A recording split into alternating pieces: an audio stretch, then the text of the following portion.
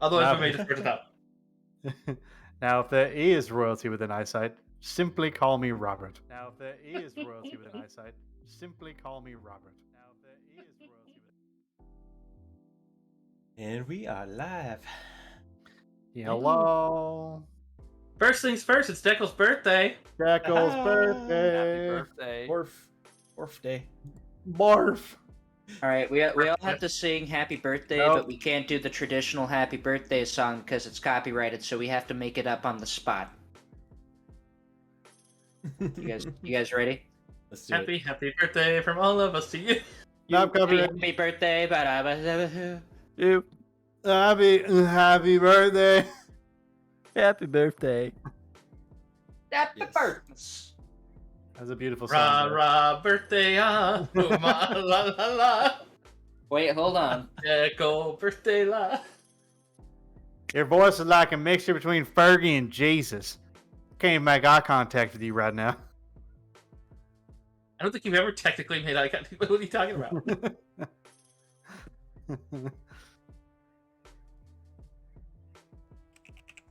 All right, but as far as stream stuff goes, we're moving into another book, although we're going to be going through some downtime activities. I only have one of them from you guys for anything that needs screen time, but if you guys had other stuff to do, please let me know before we get too far if you want something that's like role played out and done cool, you know? I think background stuff. I think Crash went off and started some amount of a rebellions, like so some amount of a rebellious cell amongst Wookiees somewhere that are enslaved. That's about it. No. You've liberated Kashyyyk on your own. No. More like went to some amount of a salt mine and then started some shit and then left. So you're saying he's salty? They blew a hole in my armor. There's a hole. This is brand new. I'm missing an eye right after I got my armor. Like, this was kept by Saboba himself, and they fucked it up, those bastards. Imagine if you hadn't been wearing armor. Oh yeah, it's been a Come bad on. time. Gabriel's swiggity sooty coming to that drow booty. Oh. Hello. Gabriel, looks spicy. Hello, Gabriel. How are you? So my OBS is dead, so we be chilling. Cool, Aw. cool. What is it Nice. doing? Why you do this? I don't know. What is Louse pudding? This keeps crashing, so whatever. Does it give you an error message? Something we can look up? Like 10 houses? I wonder if that's the same error Koala's having. I know he said his stuff was. The country. It says LAOS pudding. Louse pudding right now. I don't know what that is. Oh, it's on chat. Tapioca balls, sweet coconut, nut milk, plantain, bananas. Sounds That- great.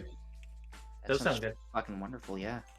That reminds me, I have a can of bubble tea that I have to try, but I have to chill it. So I should go put that in the fridge. Hey, Nice. hey, Brothulu. Yeah. You ever tried Chupamue? Yeah, often.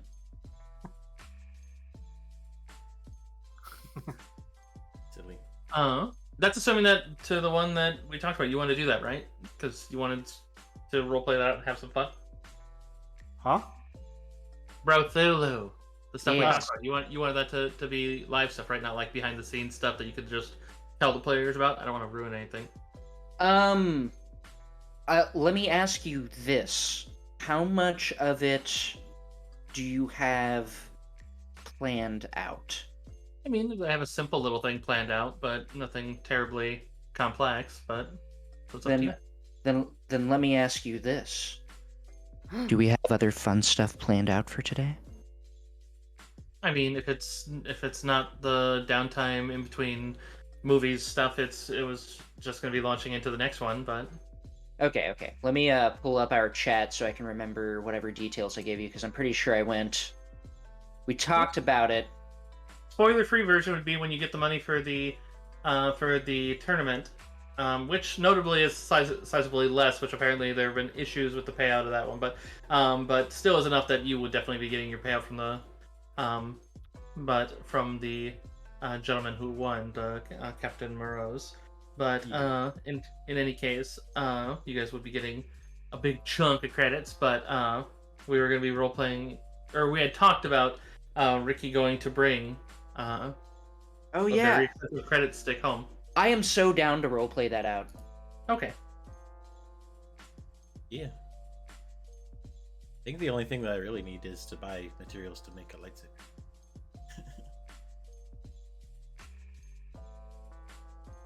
Also, Koala, what are you riddling me? Riddle me this. Oh, I love koala. Voila. Well, I was playing Baldur's Gate earlier. He was. Yeah. I saw that. Sounds like it didn't work very well. It was a little Alright. glitchy, but it was alright. And We need to do that like together sometime. Like like do the whole like group like what me and Chris did for fun one day. It was great. Oh yeah. I made friends with the brain. It was awesome. Y'all don't invite me, I'm gonna cry. Apparently, Hey, you people guys don't want to like fun Baldur's Gate stuff without Stormy specifically? Yeah. specifically without him. Yes, no, Oh. just kidding. I love him. I can't even joke about that. I want him there. I can joke about it. It's fine.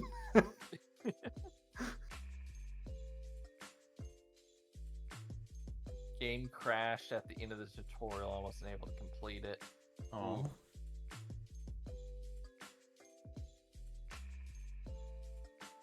Yeah, that game is pretty graphically demanding. A lot of people have to tone it down to like 1080 or even like 720 to get it to run. Even my laptop, which I was running it in 4K, I had to upgrade my RAM just to be able to have it be stable.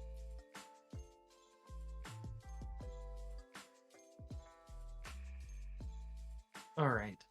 So, then I guess that would beg the question of if you guys were on the Resurgence with your payday, which, of which, let me get that.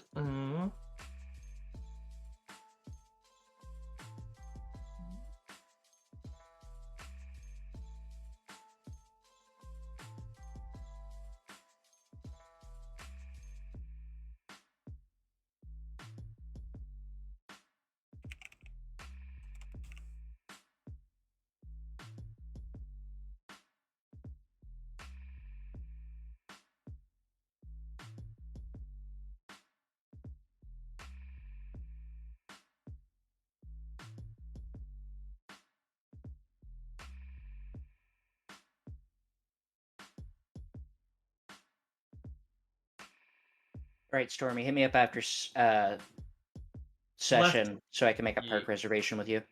Will do. Okay. So, after the initial 100,000, since that one does take up a portion of the 5% that you got from Captain Moreau's, but the split that each of you would gain after that would be a total of 7,500 credits each. Bad. Oh, damn. Yay, I'm not broke anymore. Yay. You were never broke. You were rich with friendship. And armor. Yes. Where's my That's- cellular device? Actually, there's a calculator on my computer. I don't have to get up. But otherwise, other than that, though, you note there's a very large chunk of credits that was going to be going to Ricky's clan. I believe it is on the. I think it was on the far side of Tatooine. From the let's see. Let me get the neat thing here. Once my computer stops being mean. Yes, and I owed half a chub. 100 grand. Off a job. Yeah, half a chub.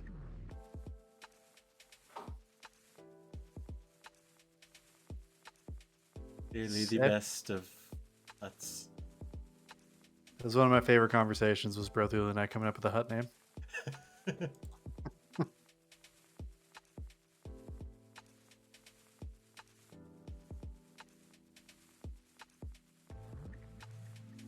Brother of Sukandis, and I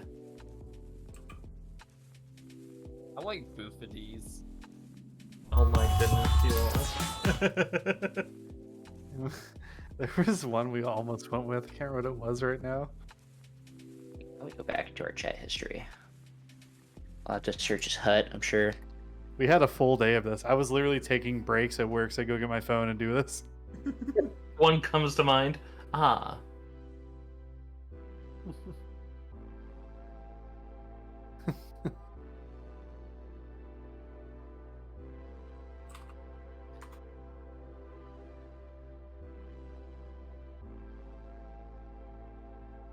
That's whenever we were talking about potentially robbing the other hut. Here we go. Help me come up with a hut name. You came up with like some good legit ones, like Praskimok, Yinvasun, Drokuvan, Tobaluk. Those were good. I came up with Yum Yum Gulp, Balls and Shaft, Oh my god, you know. Sono Head, Eat Some Deck. Yeah. That was the other Chupa Me. one. Hey. Yeah.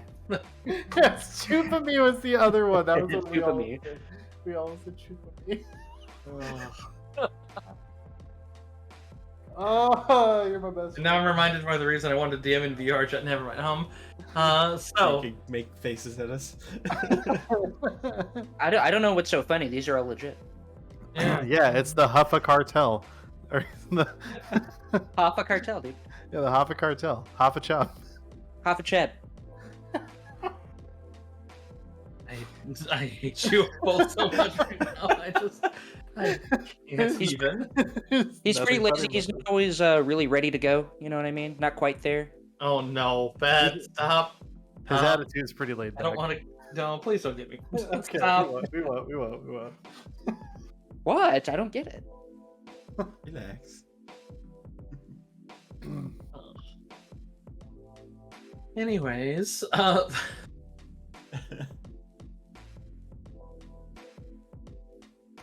I regret everything about this already. Thanks for that. All right.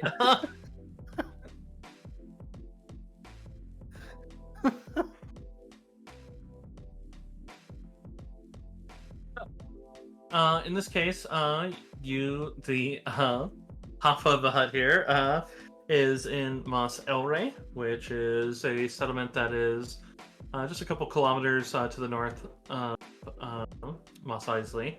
It's in the northern section of the planet, kind of between the Junlin Waste and the Western Dune Sea.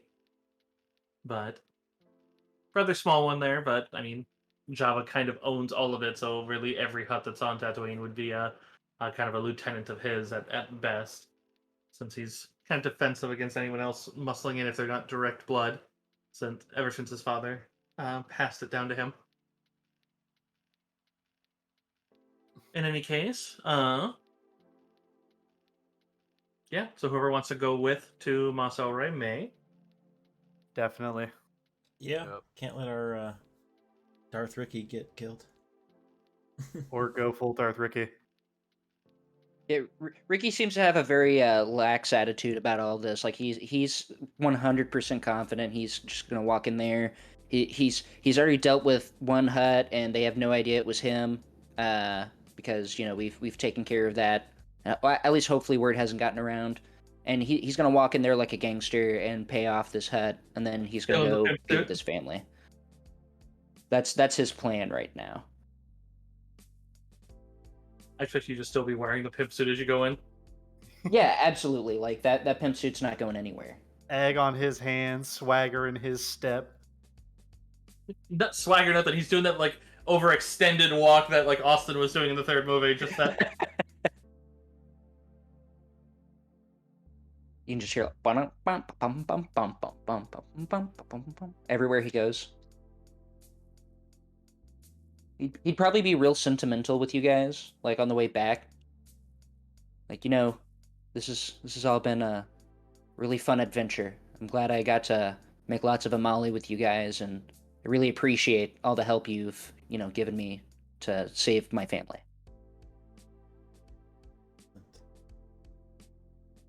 And then Ricky's just gonna like punch the Wookiee on the arm because he's just not used to being that sentimental. He has to like let out some aggression. Crash cries. Because it hurts so bad. No, I have Yeah, like negative strength. I assume you'd want to let the marshmallow. hut know so they'll tell you where to meet him up and get the payment, and then probably go back around to give your family the good news after. Yeah, absolutely. On the way, he's gonna, get on his data pad. He's gonna contact Hafacheb and let him know, like, hey, the Tavi clan has your money. I'm on the way with it right now. Where would you like me to meet? I assume there's like a usual place, like usual spot? Question mark. Winky face. Yeah, I'd say that he probably has like a. It's nothing like the palace Java has, but he often meets at a cantina that's in Mos El, right? It's nothing fancy, but he'll usually be there with a couple guards. Kind of a more rundown, kind of, kind of westerny kind of town. Yeah, after he gets confirmation, he's like excited because he's gonna get some like real Tatooine drinks. He hasn't had them in a while. Like the ones he's had lately, they've been good, but it's not quite the same without like the desert dust in it. Hell yeah. Yeah, I'd say that you get a from the person handling them on behalf of Alpha Chud, is a bit surprised that they're probably first like, well, how much of it do you have? All of it. I can transfer all of it right now. Probably just like a bit of a quiet before finally all right, yeah, we'll prioritize that and get that out of the. Probably just like a very surprised tone of voice on the other end of the communication. Ricky's like not phased by this at all. He assumes he's just like, yeah, they probably wouldn't expect like a Jawa to be able to make this much cash, especially probably- off planet. It's probably one of those things that they were like, this is just going to be an eternal debt that we can just basically get whatever we need from Jawas, pretty much. Like, Yeah. Ricky's just gonna sign and be like, "What? Just like, all right," and just like sign off, and he's like just gonna like turn happily to everybody and like give them the thumbs up. Oh, hello again, Potassium. Oh, what happened to your paladin? I'll give Ricky like a pat on the head and then go shot for shot. hell yeah. Absolutely gonna get trash on Tatooine. So, Yeah. the So are we still on our way there, or are we already there? oh, I was literally about to do the transition for you guys getting there. Then Okay, cool. So, I'm just getting something up for you.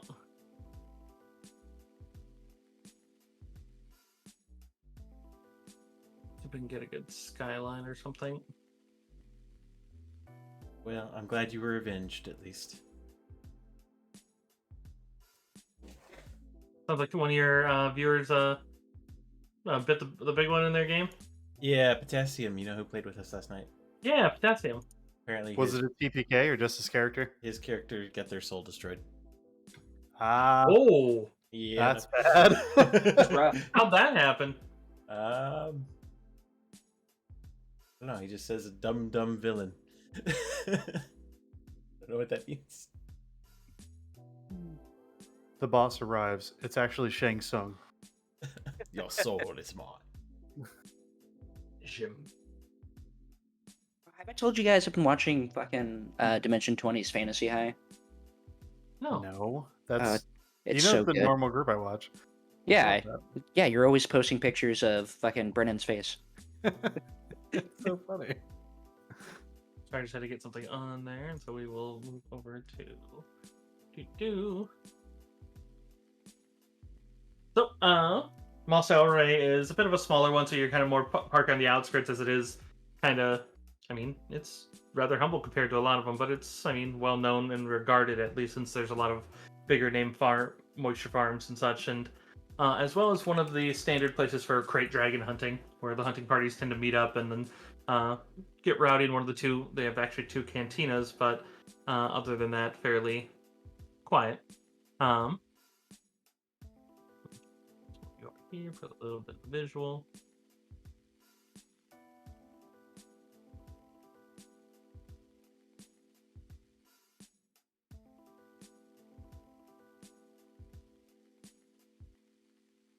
You guys are over there. That's where they will go. Whoosh. Hey. I like the ambiance. You still have the Queen of Air and Darkness at your disposal, since this will probably be before, and you have the help too if you want to find your own ship, because we also have to discuss that, which ship you guys wanted to end up going for. So this will be probably early on, since What did we do with Darka, by the way? I Got forgot. arrested. Oh, We he got gave him to the arrested? I believe we Yeah. gave him to the rebellion. yeah, the Okay. rebellion imprisoned him. Dope. All right. Otherwise, he's still cuffed to the center of a ship where I left him. It's a very emaciated worm. No, I'm just kidding. That's terrible. That's absolutely terrifying. Yeah. So It's like you one can of those easily go worms right. you find on the sidewalk on a hot summer day. Oh, Oh no. So are you saying cursive about this beautiful setting? you know, I Sorry. just you keep stunning me. I swear to God. All right, so but yeah, you can see a couple moisture gatherers in town and such, and some signs point to the cantina, as well as a guild vendor for the only real trade hub in the area. That's basically just a glorified communication hub, and then it's less that they have any sort of I mean, they have some warehousing underground where most of the housing is in Tatooine, but it's mainly just one they can communicate with Mos Eisley and get it sent over here by land speeder. A couple land speeders parked about, and there's even a few. There's a couple larger shuttles parked on the outskirts as well, so it's not exactly deserted, but a couple dewbacks rolling through. But you do spot a small Imperial presence, but I mean, it's really just, it seems like, I mean, you can tell that they're, even in this stage, having their helmets off, they seem to be non-clones, so probably new recruits, as they're just, generally, Tatooine isn't exactly in Empire control so much until later past New Hope, but they do have a couple presences and such, but they look more like just to be miserable here than after anything. Ricky's not super worried about it. He feels like most of them are probably bought off and they're just there because they have to be. They probably don't even want to do work in this heat. Yeah, most of them have their helmets off and just kind of hanging from the dewback, and they're just kind of walking along, and one even has part of his armor off. But they don't pay you much mind, other than just kind of like there's a point where whichever one's in charge with the little the shoulder command pauldron just kind of gives you all kind of like a once over, and then just immediately looks away like disinterested. Yeah, I assume you could go right to the cantina if you'd like to speak to your contact. Oh yeah, he immediately goes. He knows exactly where it is. He walks as fast as he can there. Yeah, and as you get over and you see the little entry going down, you'd see as there's a bit of a group around the opening that goes down just a single like flight of stairs, and then a little bit of an L turn into a smaller cantina. But the group standing outside seems to be private security, and you realize quickly it's like as you recognize a couple of them, and it's like sounds like a Hapa Chud maybe have come himself if there's this much security, since just someone, or at the same time the amount of money maybe they just wanted to make sure that it got properly transferred. But yeah, in any case, heading in, sure enough, you'd see as there's a kind of medium size, enough that he can actually move about on his own accord without major issue, but kind of a medium sized, kind of bluish, blackish hut that's just kind of waiting and currently talking, and seems to be having a bit of a laugh with the bartender as but as you come in, there's just this shoots a hey ho, just no, as he seems to recognize just Ricky Dicky. Yeah, Ricky's gonna throw his hands up and be like, "What? Yeah, Ricky." He's gonna be like, glorious hut. How are you? It's a fantastic day. That's my compatriots tell me that you're paying your account in full. Didn't anticipate this for at least another generation. He was like, well, I knew I had to take care of it ASAP. I'd never want to keep a hut waiting. It's such a good one. If you know if there's other things that we can do, other business, certainly a profitable Jawa such as yourself would. If there's anything you'd need, you can come and see Hoffa. Ricky's gonna respectfully point at him and be like, I may take you up on that offer here in a couple of days, but first I'm gonna get this paid off. We're gonna throw a few back, and then I'm gonna show my new friends my family. And you can see as there's a couple Iskaran and some rather intimidating looking kind of gentlemen from, I would say no one here outright maybe is too familiar, but kind of like sort of a darker kind of carapace-like skin, and then like those sort of tendril-like hairs. They're just kind of two very imposing looking ones that don't seem to be enjoying the drinks and just kind of standing on either side of him. But in any case, the rest of them are all too happy, as he does have one ring. He's like, and gets a little threatening with that. He's just that you understand, if you've drugged me out to this pit for for nothing, we're going to have a stern talk about our relationship, but I know that Ricky Ticky would never do that to me. As they bring out a little computer to take the data chip and get the credits transferred to his account, but... Oh yeah, Ricky just goes, "I would never," and he pulls out his data pad and holds his hand out for the chip so that he can make the transaction. Yeah, and he even talks as he has one of his guys do it, and you can tell he's watching his guy as much as you. But in any case, he's like, "It's understandable. You have to tell these people this thing, Ricky, or otherwise, when it goes awry, then suddenly it's not their fault, and you didn't say that there'd be a problem." And so I always make sure everyone knows beforehand. You know, it's like the terms of agreement, and then the thing beeps as it's just, and see, nothing to worry about. By the stars, where did you happen to get that many? He just kind of stops and gives a little bit of a double take now, as he seemed very confident, and he's still fairly confident now that, I mean, he's, quite a bit richer, but kind of just this look like, you get that amount of credit, so... Ricky's gonna lie a little bit and just be like, "I played a few good hands of sabak." I feel pity for those who are probably without a ship or a shirt because of your skill then. Haha. And he's just gonna bow and kind of laugh. And then he's gonna be like, "Let's get a round of drinks for everybody, since I actually have disposable income now." And he's gonna buy everybody a shot of, like, the top shelf Tatooine whiskey or brandy or whatever they have. Yeah, it's actually, I would say that, I mean, because Mos Celery is supposed to be fairly, like, their cantinas are supposed to be the most... Let me get I had looked up the Tatooine drinks. There's quite a few, actually. Tatooine actually, as far as... Oh. Did it go away?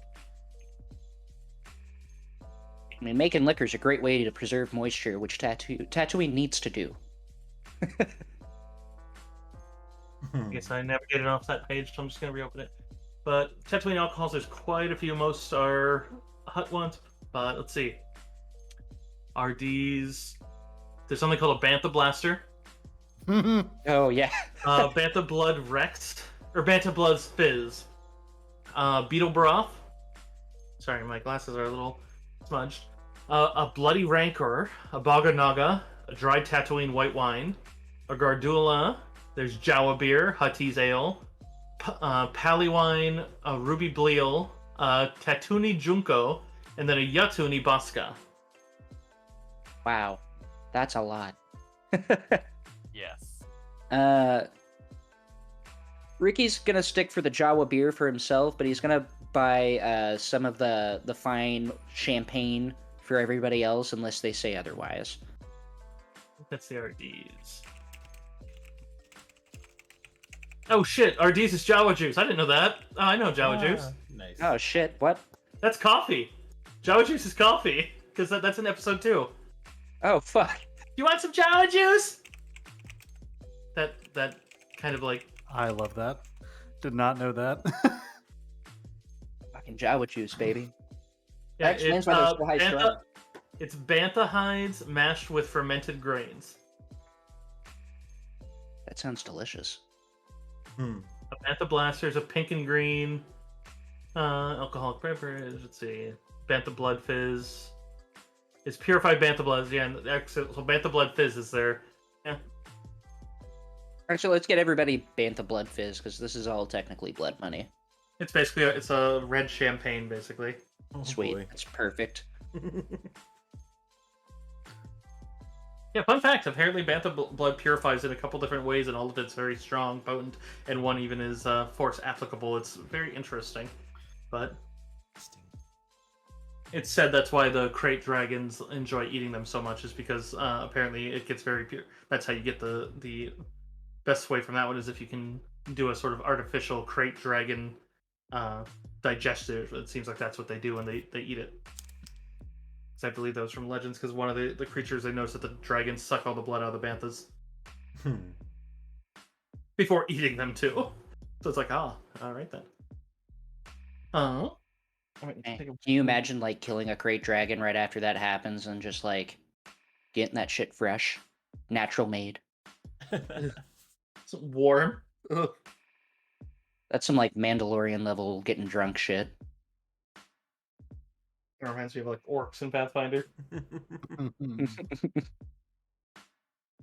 But yeah, you guys have a good time getting a couple. I mean, even a couple of Hapa Chud's guys buy a couple rounds of some Jawa beer. Probably. Let's see what's Jawa beer. What's in Jawa beer and Hutty's ale? Let's take a peek here.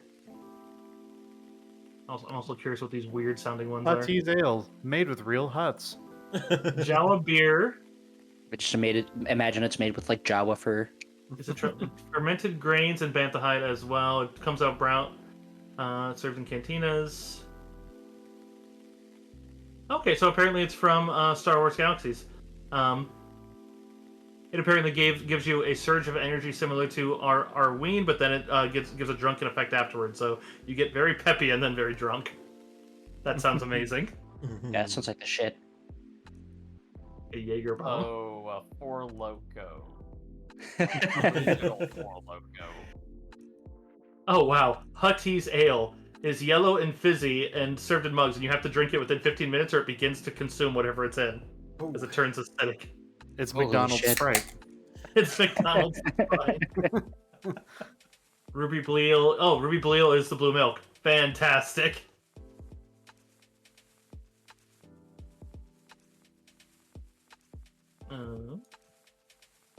Junko is a specialty hot beverage. Jatuni Baska is Dubak Sweat. Fermented Dubak Sweat. Fantastic. That's disgusting. Yeah, it sounds terrible. Genuinely disgusting. I'm not saying fantastic like I want to drink it. I'm saying fantastic like, that's interesting. No. Oh, and a bloody rancor. Hell yeah. Anything named rancor's got to be good. Oh shit, that looks cool. Is that a dog bone on top of it? What the fuck? Hopefully. It's a dark brown liquid served in a glass with an edible bone-shaped garnish on top, usually a cookie. Dark brown cover, short glass, edible bone. It's alcoholic for humans, Lantero, and Wookiees. Otherwise, other creatures just find it sweet. How do Wookiees find it, would you say? It's only alcoholic for Latero, humans, and Wookiees. Everyone else just finds it sweet. Oh, awesome.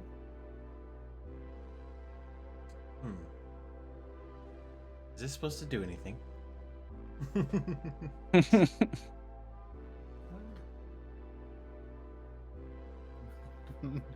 I'm not right. drunk, you drunk. Oh, and you guys ran into some Boga Noga. That was with the what was it? I think Saboba offered you some of that after you bought the drink because it's a very expensive one that like a single shot can knock out like a clone trooper. And so it's like right, because I remember that someone offered you guys that, and you guys were like, no. Yeah, we were on business.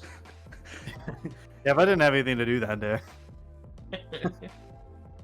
But yeah, otherwise you guys have some fun. You don't get too probably at the even and you know, just for fun, just because like there's not enough of them. We'll say that like, you know, apart from the fact that he was like, you know, I mean, actually that makes it all the more fitting that there's a hut that at the same time that he was entirely exploiting your clan, but you know, he seems pretty chill in person. He's like, you know, at this point he's just trying to kind of be palling and just kind of like having a good time with you guys.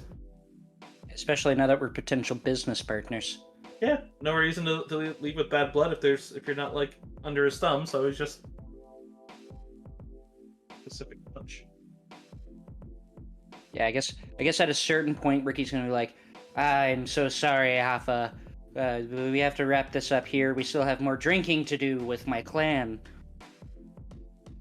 Oh, as you wish. Just simply do not forget what waits for you on Tatooine other than family, eh? Of course. And then he's like gonna round up the rest of the party and do like a Midwestern goodbye where he's just like saying goodbye the entire way out. It's like, fuck, this is taking forever. Yes, my family is notorious for those. Crush has already done an Irish goodbye. He's like Passed out. outside. He's been in the ship for 35 minutes.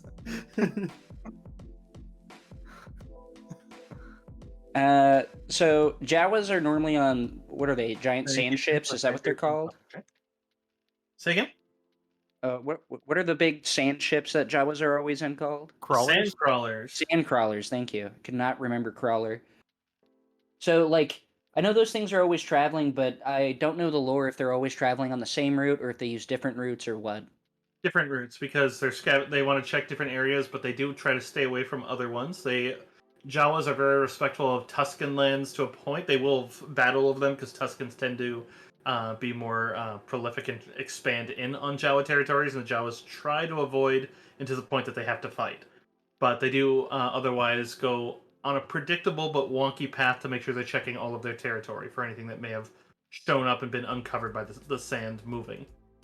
Yeah. Okay. Cool. So Ricky would have an idea of where they might be, generally speaking, Yes, because he wants to Kinda like a surprise them. pretzel.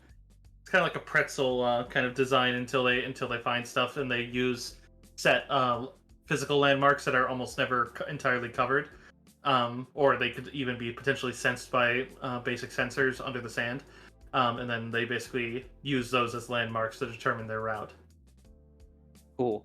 Then when Ricky heads back to the ship with the rest of the group, he's gonna like slap Crash away, give him some water, and he's like, "All right, we got one more stop, and then I'll be saying my goodbyes to you guys because I don't really want to help out the rebellion. That sounds awful. But we're gonna go drinking. We're gonna go drinking with my family. Wait, is this actually the end of Ricky? Yeah, I mean his whole purpose was to get money, Do you have another character lined up? dude. Of course. You think I Okay. would come unprepared to a session? I Come on, was dude. so sad. I was like, my guy. Okay. So I get emotional before they just. that's why he was being so sentimental before. Like, yeah, I guess we could role play this out. Like, yeah, that's why I was thanking you guys. I thought you understood what this was. Like, I wasn't in this for the rebellion or anything. I had a mission. I've completed my mission. Well, glad you were able to take care of what you needed. Well, I didn't do it. It was a good time doing it, guys. Come on. But first, we meet my tribe. We have even stronger drinks in our sand crawler. We're gonna get triggity trashed. He says that in Jawiz, which is like, what tiggity da? It's like. And then he's gonna like set like the general coordinates for where they are and like start like taking the ship over there. Yeah, you would know that there are a couple clans, or usually multiple clans, that live in what are known as an enclave, where it's usually at least 3 that make a permanent settlement, but they have to be well supported for that. And with the advent of the resettlement of Tatooine, ever since with the Old Republic, that's been harder for them to maintain. That's more of a thing from like the ancient times. So yeah, mostly they're all just insane crawlers now. They're just kind of nomadic. But so yeah, you guys head out in that direction as you do. How do you want to get out there? Are you just gonna fly over in your ship? Yeah, of course. He's just gonna like get the bird's eye view and like look for, the sand crawler he knows and loves. Yeah, so easy enough to do with your sensor thing. You do see a couple other ships in the area. You spot like the designators for the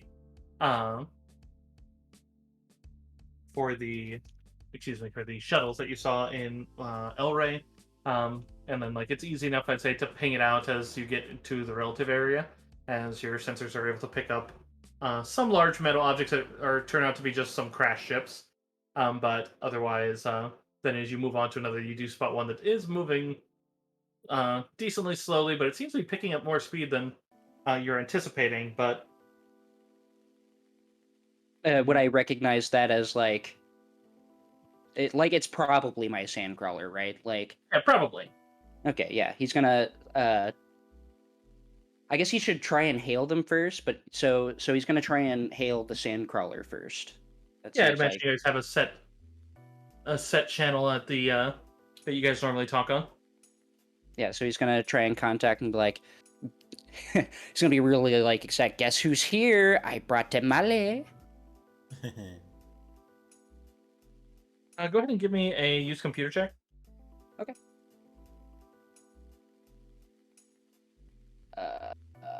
Hold on, I got my shit all collapsed. Ugh. There it is. 26.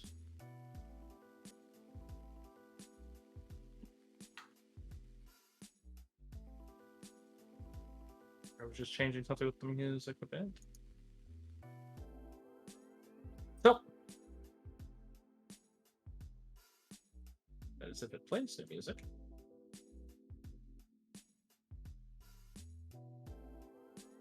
Okay, so as you play with the computer bit, and first there's no response, and then another part where it opens up and seems like it's still not connecting, and I'd say even some of the other people on the ship with you are like, it's not. But you realize and you stop as it's just like, it just seems like it's connected, but kind of silent. Don't worry, guys. They've probably already started drinking. It's a little late in the day. He's gonna like pull the ship up, and like, how big is our ship compared to the Sandcrawler? Just wondering. If you're since we said you're still using the assault freighter, I would say it's sizable. It's not quite as large because sandcrawlers are freaking huge, but it's sizable, like about 3/4 the size. But heavier armored, you would know that thing. Yeah, yours. Would I be able to park it on top of the Sandcrawler? Yeah. Okay, cool. That's exactly what Ricky is going to attempt to do. You spot though as the contact on your sensors is still moving, but it seems to as you get closer to it and kind of fly over, you'd see as there's other small signals that seem to all be kind of just zipping over to it as it seems to have stopped moving, and it falls off the sensors as Star Wars ones are generally movement based unless you're in space. Uh-oh. That seems a little weird. As you guys look, and some of you go into the front and kind of look out, you do see what looks like a very large smoke plume in the distance. Wait, hold on a second. Ricky actually has really dope goggles on, so he's gonna try and like see out in the distance what the deal is with that smoke plume. He's gonna like fuck with his Give me a like perception. little goggles. Press some Stormy buttons. specifically, give me a perception as well. I have something for you. 16. You're quickly closing as I'd say, who's flying by the way? Probably Stormy? He's kind of Yeah, probably. Mm-hmm. Stormy, would you mind giving me a perception? All right, 1 second. And I'd say, as you guys pick up speed. Oh, look Nat at you go. 20.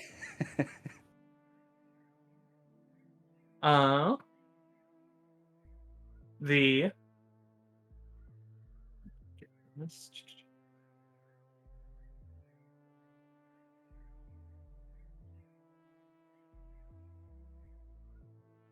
gotta get certain names of.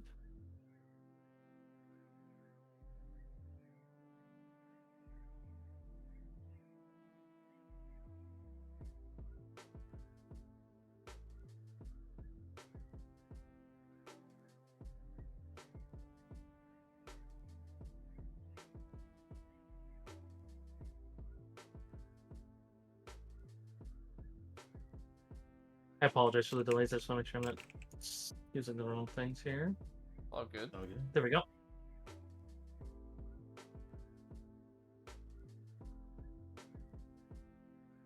So, I would say, Ricky, it's hard to really tell about what exactly is that smoke, but it is very large. You're able to tell that it's coming from something, what seems like probably a very large sort of fire. Although you are able to make out enough that it seems to be an oil fire. But moreover, Stormy, you hear on the comms that Ricky had opened that had just seemed to be just this open. It's not static. It's just this open, but you'd hear a soft clatter, and you can hear some. I don't believe you actually speak Jawa, do you? I believe I do. Let me double check on that for you. Please do. By Yeah. my languages. Yeah, at least Jawa trade language. I'm trying to see where I. You know, I took the linguist feat. There we go. Jawa trade language. Okay. Which, yeah, you'd hear a little bit that seems to be in the actual Jawa, but then you'd hear the trade languages. They seem to be repeating themselves as it just seems to be a haggard voice that's just simply saying, "Run! They're looking for you. Run!" It sounds very haggard and sounds injured, at least from your perception. Hey, Ricky, I think we got a problem here. I'm getting on the comm radio in Jawa trade language from up ahead. They're telling us that they're looking for us and telling us that we should run. What do you think we should do, buddy? You can't see through his goggles, but his eyes have widened. You can tell that he's like kind of stuff, and he's like, fly the ship down there right now. And he's like, he just immediately runs to like the hatch where the doors are going to open. Cursive, are there turrets on this ship? Yeah, you guys have turrets. I'm gonna man a turret and prime it. Okay. All right, 10-4, buddy. Yeah, And I'll take I'll, I guess, continue. Yeah, this is the same ship you guys fought against the that you had like the Huddy's pilot fly when he was doing the Bantha rush and stuff. So Then yeah, I'm gonna get on a turret and just be ready. yes, you guys get up to the area. First, what you would spot is a rather horrific sight, as it seems that there is a open on the side sandcrawler that is utterly aflame. It looks like it's basically the first two decks. If you've ever seen how the side of those things open, or if you watch, I mean, that happened in Mando. But it's basically kind of got this like open, depending on how big they want it, hangar, and then a couple decks that are kind of U-shaped. And it just looks like there's two of the decks are just utterly aflamed, as if someone had sprayed some sort of accelerant in there, and the flames are licking higher, and the smoke is probably choking out everybody in there. The cockpit itself is utterly blown out. You can see what looks like at the end there's a sort of kind of currently landed but shuttle that's making a bit of a sharp Y, as it's what the wings themselves seem to be folded up for the landing, as it definitely seems to be a bit higher grade than a standard like Lambda or even others. As it's in the distance, and you'd see that it seems to be an Imperial force. Looks like there are some. You can see a couple errant. Actually, it wouldn't be a couple; it'd be one. There'd be a chicken walker that is currently walking and moving in, as it looks like it's basically latching into the bottom. And then there's a ramp that looks like there's some troops moving as they're stowing something on the walls. That I guess a couple of you who would, you guys have enough knowledge that they're probably. I mean, if that was an entire strike force, they had some speeder bikes too, as they're basically in the process of stowing it. But it does look like they've spotted you as well, as it seems like you can see that the top turret of the main dorsal fin seems to have come active and has locked onto your vector as well. Oh yeah. Upon seeing that, like Ricky is speechless. He just immediately runs to a turret and is, as soon as possible, just guns blazing. Yeah, Yeah. you guys kind of have the drop on them here. They're not moving, so the shot is very easy. But What do I So, need to roll? this Glorious. is deal. kind of an ambush round for you guys. I don't even really have a map just yet, because we'll see how you guys do in the first one. If you guys want, you can give me a roll if you have any sort of knowledge that might help you identify the shuttle you're looking at. Otherwise, you can tell it's an assault shuttle. Would knowledge tactics apply? Tactics, galactic lore, Heck. tech, all three of those can apply to Imperial craft. 21 for me. 17. Okay, so you'd recognize that that is an Omicron class Imperial attack shuttle. You would know that it has two frontal laser. Oops, sorry, hiccups. Two frontal laser cannons that are attached to the lower wings that are currently up right now, which means they can't currently fire. And then the top dorsal one is known as its aft laser turret, but it actually has a full 180 degrees on anything they can angle. It just can't roll lower than its point. And then sometimes they have missile launchers on them, but you can tell from your approach that this one doesn't.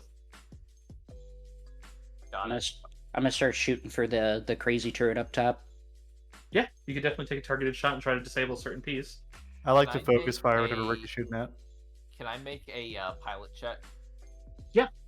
All right. So what's the relative position of that craft in relation to the Banshee that we're on? Am I able to get lower than its firing level? If you want to, with a piloting roll, you could certainly dip the ship down, and your guys' turrets aren't really.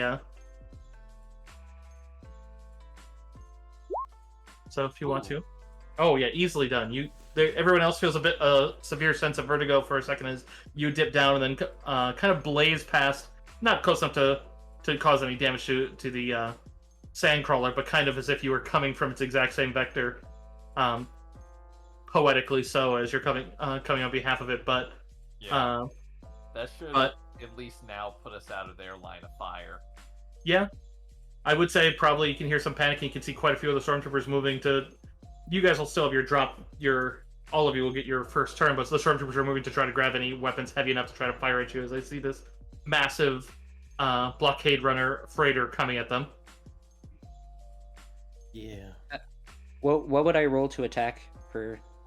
You can do piloting, or you can do a ranged attack roll, just like what you did in the space combat.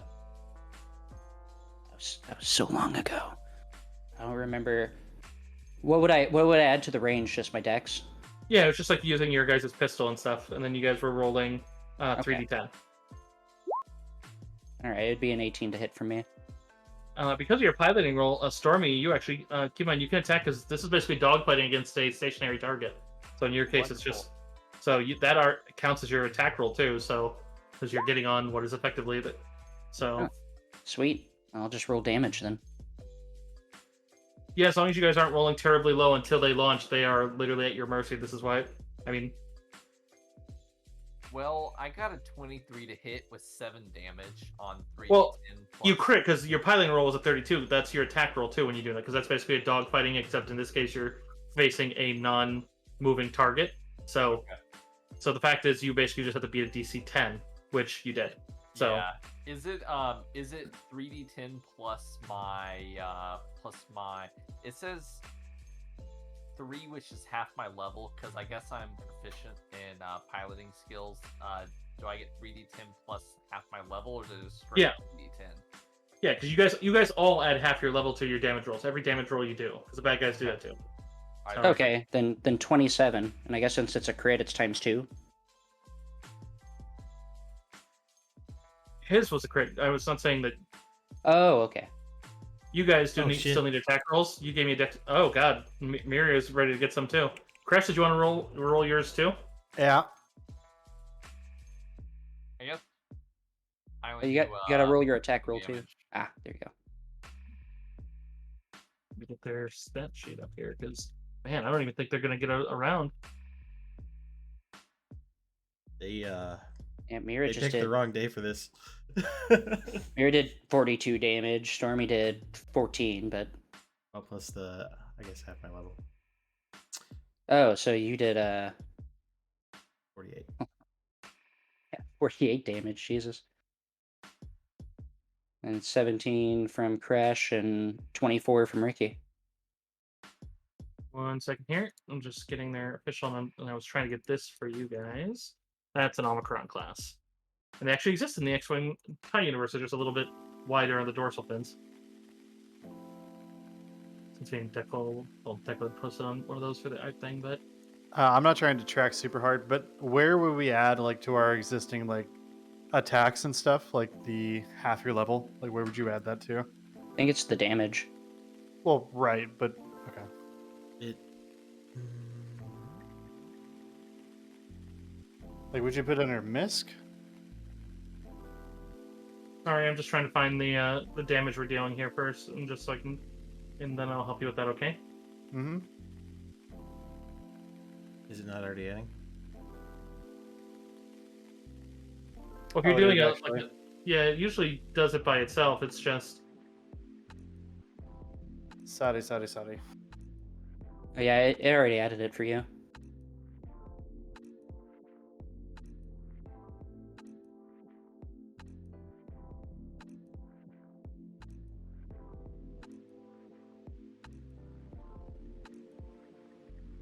okay. There we go.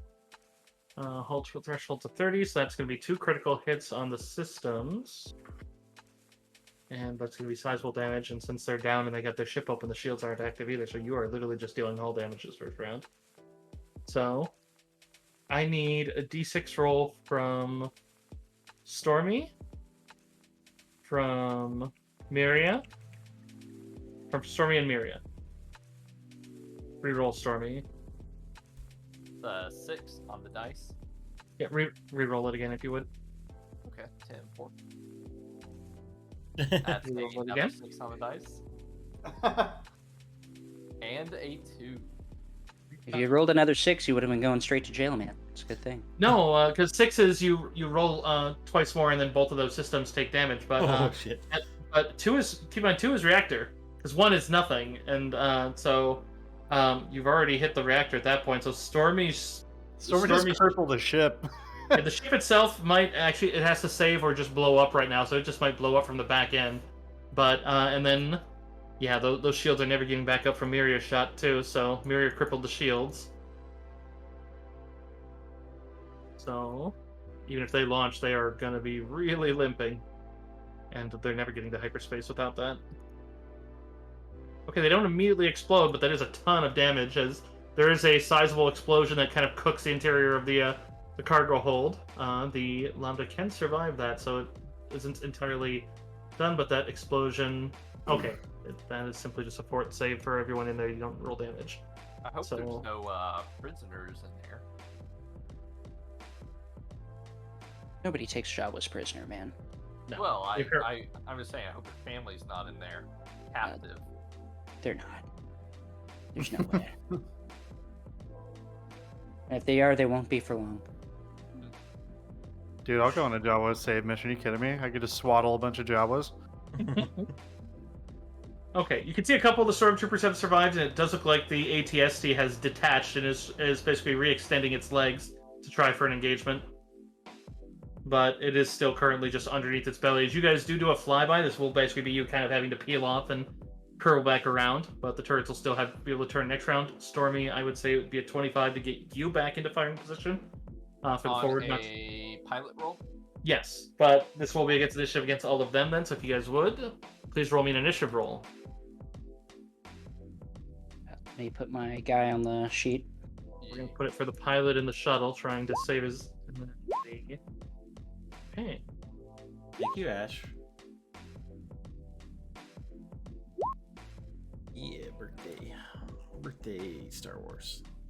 Hello.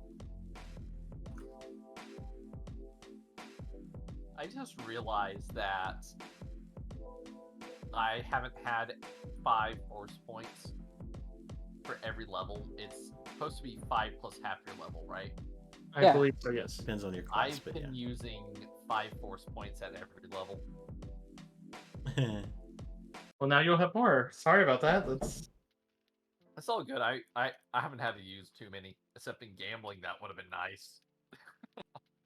So in this case, basically, for him to activate any system at this point, because the reactor is down, takes a roll, and everything that would be considered taxing for it increases the DC, which basically means that, and then on a critical failure of any of those, this is then a fort save or it blows up, or just, and then on a success, it just shuts down. So that ship is in dire straits. Good. All right, so the ATST effectively got a 22, shuttle got a 25, and we're trusting the shuttle's going to try to launch, which first he's going to have to try to get it to work before he even does his piloting roll to take off. This one I'm just going to treat it as the stormtroopers inside are either too crippled or dead in order to do what they were going to do, because they had plenty of heavy weapons to try to fire back from the ground, but you guys kind of decimated the cargo hold with the reactor explosion. Yeah. Okay, he does manage to get up and detach from the ATST and does close his cargo ramp, but that's going to be the extent of his entire turn since he's unable to really turn away. He does get to defend himself in a dogfight since that is a Starfighter class shuttle, so it basically means it's maneuverable. So he has a chance, but it does mean that he is going to have to roll on his reactor when he goes to do that. So he could just shut down the moment you try to dogfight him. If you go for a dogfight, or you guys could just attack from distance, but you know they're crippled, so...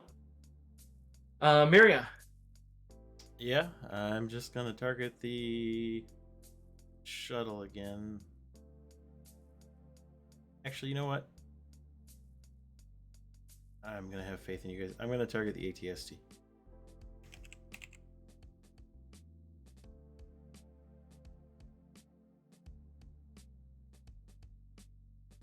Which, with the starship cannon, that'll hit, since our AC is factored for small arms. Alright, that's ×2 on him, since he doesn't have a start.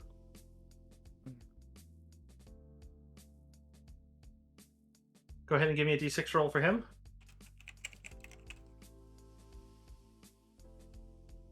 Oh. Alright, and the chicken walker just stops moving as its locomotion stops. Well, Nice.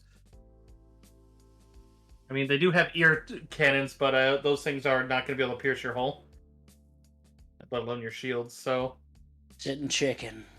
Those things might as well be decorations. Like, I don't think I've ever seen one fire one. I mean, they do, like, and if you're watching the remastered of Return of the Jedi, they definitely do, but They're basically anti-personnel. They're basically just there to shoot people, not anything else. Only the Right. chin cannon has any firepower. So that'll push to Ricky. Oh, Ricky is only feeling hatred right now. And he's gonna keep shooting at that big ship that he was shooting at before. You'll Lambda. Oh, let's do a force point. You never know. Wait, is that an attack Okay, roll? it's That's- not destiny for me to hit this time. Unless a 9 hits. Well, you That's- forgot you don't have your base attack bonus on there either, but you should have Yeah, that. you just rolled Oh. a dexterity. Oh, well, my base attack bonus is 5, so plus to the 14 total. Plus you get an extra +2 due to my intelligence because you're rolling a force point on an attack. 16. So Stormy's bonus makes a difference. Sweet. Give me another 3d10 plus half your level, and then keep in mind these things do. Since you are hitting Holland without any shield, that's dealing double damage. 3d10. Oh, God damn it. Hold on a second. Sorry. So 3d10 times 2, and then you add. Or 3d10. Plus half my level would be rounded down 3, so 28 damage. Go ahead and give me another d6. Yeah. If you hit reactor again, he's just toast. No, okay, that's just weapons. Yeah, that shuttle is literally now just. It can still fly because he says so, but it has no weapons and no shields. Perfect. He's having a bad day. I mean,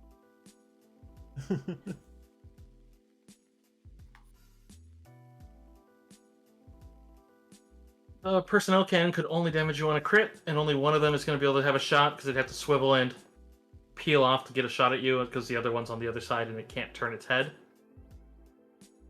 No crit. Thematically, since it's supposed to be a rapid fire, an auto fire cannon, it probably just sprays across your shields and you guys see barely a % of damage. Awesome. No. Hey, Noel's gonna make another pilot check to do another, I guess, to strafe the shuttle again. 25 or more will get you to where you'll get another attack roll, which it does. 30. Very nicely done. Yeah, so go ahead and give me the damage for that then.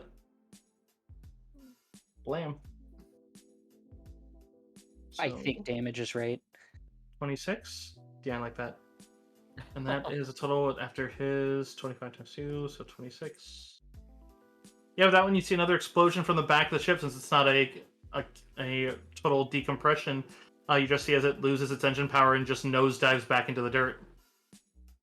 Very good. It And kind of then, explodes out the back and starts on fire itself. Then, because I forgot to activate it, I activate foreign leader. Another +1.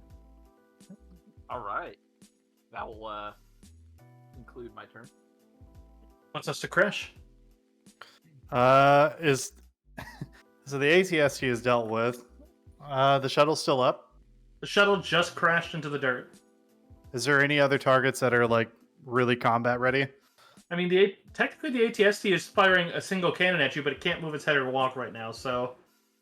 But that's it? Really? Just the ATST Yeah. and the shuttle? Yeah, because You they know explode what? everything else. Just insult to injury. I'm going to fire at the ATST. Yeah. Blow him up. Dirty 20. Yeah, he doesn't have a whole lot of damage left in ×2 on since it's just hull. So, yeah, that will just explode the cockpit of the ATST as the legs are left standing. Oh, is it ×2 if they don't have shields? Is that what it is? If it's just hull, and the hull is not rated for your cannon, so basically a starfighter versus a starship, so basically like X-wing versus a Millennium Falcon is going to deal just its flat damage. An X-wing versus an X-wing deals double because their cannons are made to go against their armors, and there are basically lesser ratings. Because like starfighters versus most land ones, like an AT-AT has starship rating, so it's like it's basically ranked like a cruiser. So it's like, yeah, you have to hit it with really heavy shit to damage it. Yeah, it's But- like basically we just shot a Humvee with like an artillery cannon. And so it's either doubled or it can even be halved. But most of the time it's just ×2 because starfighter on starfighter. It's basically to prevent you from using your lasers to shoot down an Imperial Star Destroyer. It's like Gotcha. that'll take you forever. It's possible. It's entirely possible, but Man, I heard a bunch of teenagers blew up an entire planet-sized, death machine. So. Stop that.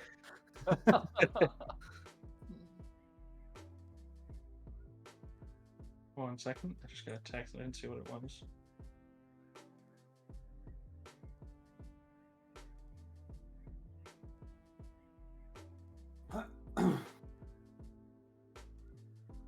Gross.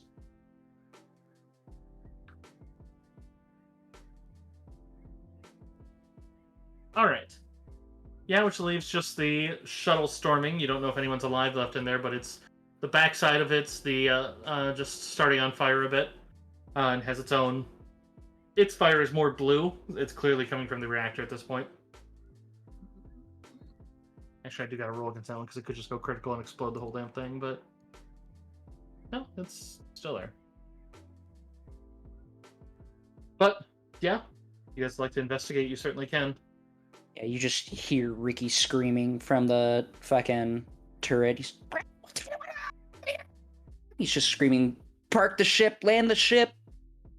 He runs out there. Ship. I'm gonna try to tail Ricky as close as I can possibly get. It'll be easy. He's not fast. Okay.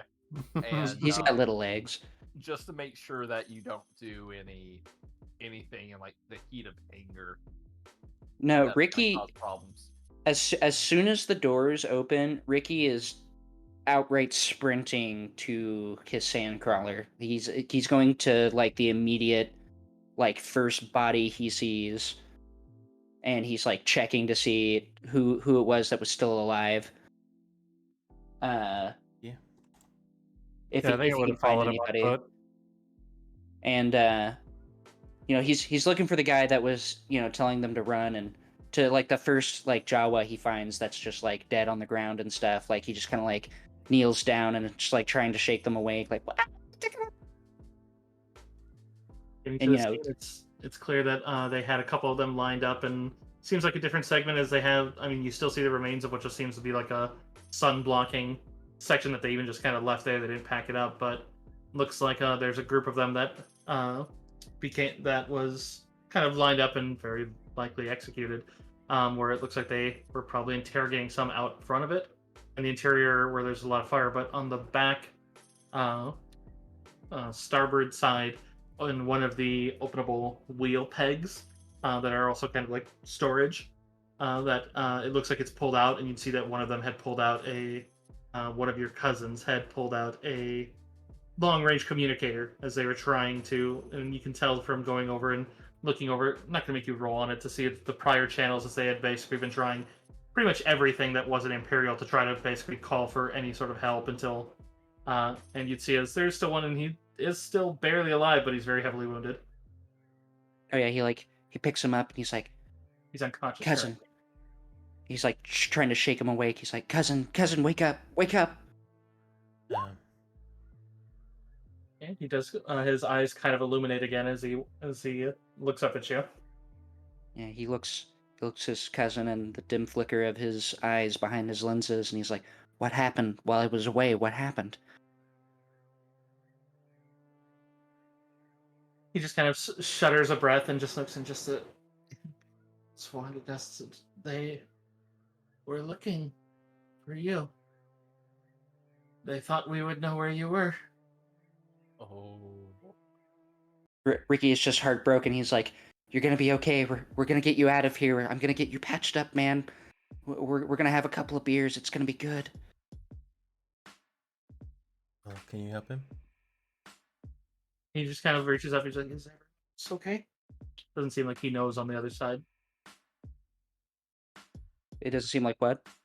He didn't. Sounds like from the intent, he doesn't know what's on the other side. He knows. I mean, the fire's hard to miss, but Where the heck's my medicine check? I can do it. I did follow Ricky down there.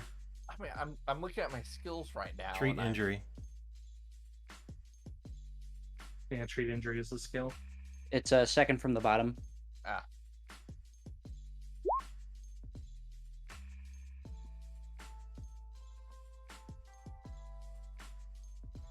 There we go with a 16.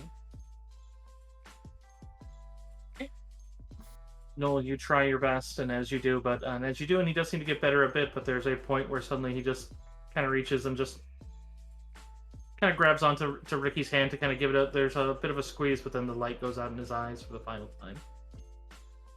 Ricky, he's like visibly shaking right now. And he's real quiet, and he's not moving, and he slowly lays his fallen brethren down. And he's just sitting there on his knees, and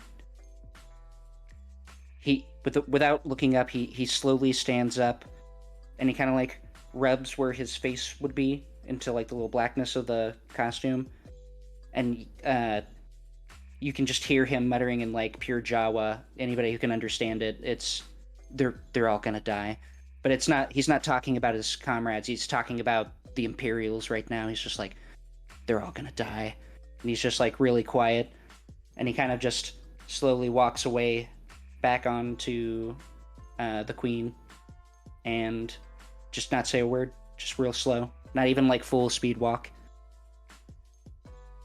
Oh dear.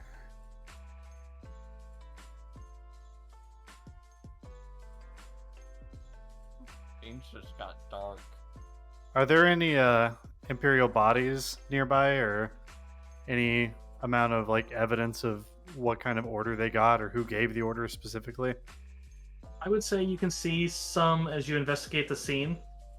There does look to be a little bit of scorch marks that look fresh enough in the sand, as the sand would quickly cover anything after a little bit of wind, and even a little bit of burnt blood, as it does look like the Jawas defended themselves to a point.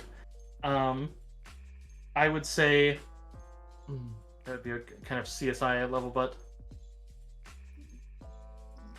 it does look like there was a point where the sandcrawler was fighting back, as it does have plenty of turrets on the outside itself.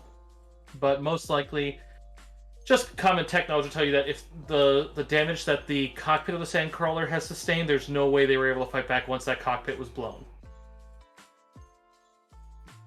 since the sandcrawler is wholly reliant on that to stay functional.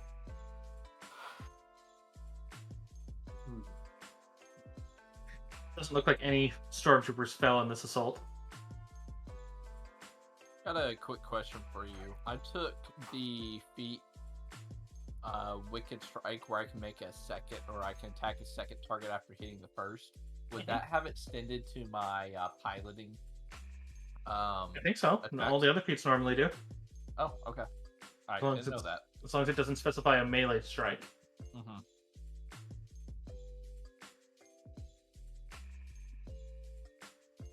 Which is funny because you think there are no starfighting melee ones, but there are a very rare few in the, not in the current age, but in the post New Republic ones. There are fighters that actually have melee strikes in the what's it called, the Yuzon Vong War. Well, is a ship ram technically a melee attack? Those technically, although I can't imagine the scenario where you could cleave. I'm just thinking of Precious Cleave. Part of me is that Bantha Rush cleave two ships. Oh, the crash is about to take so many levels in piloting.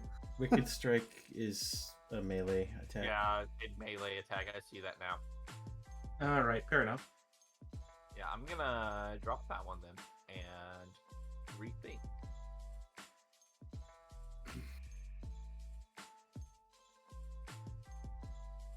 Let's check my chat here real quick.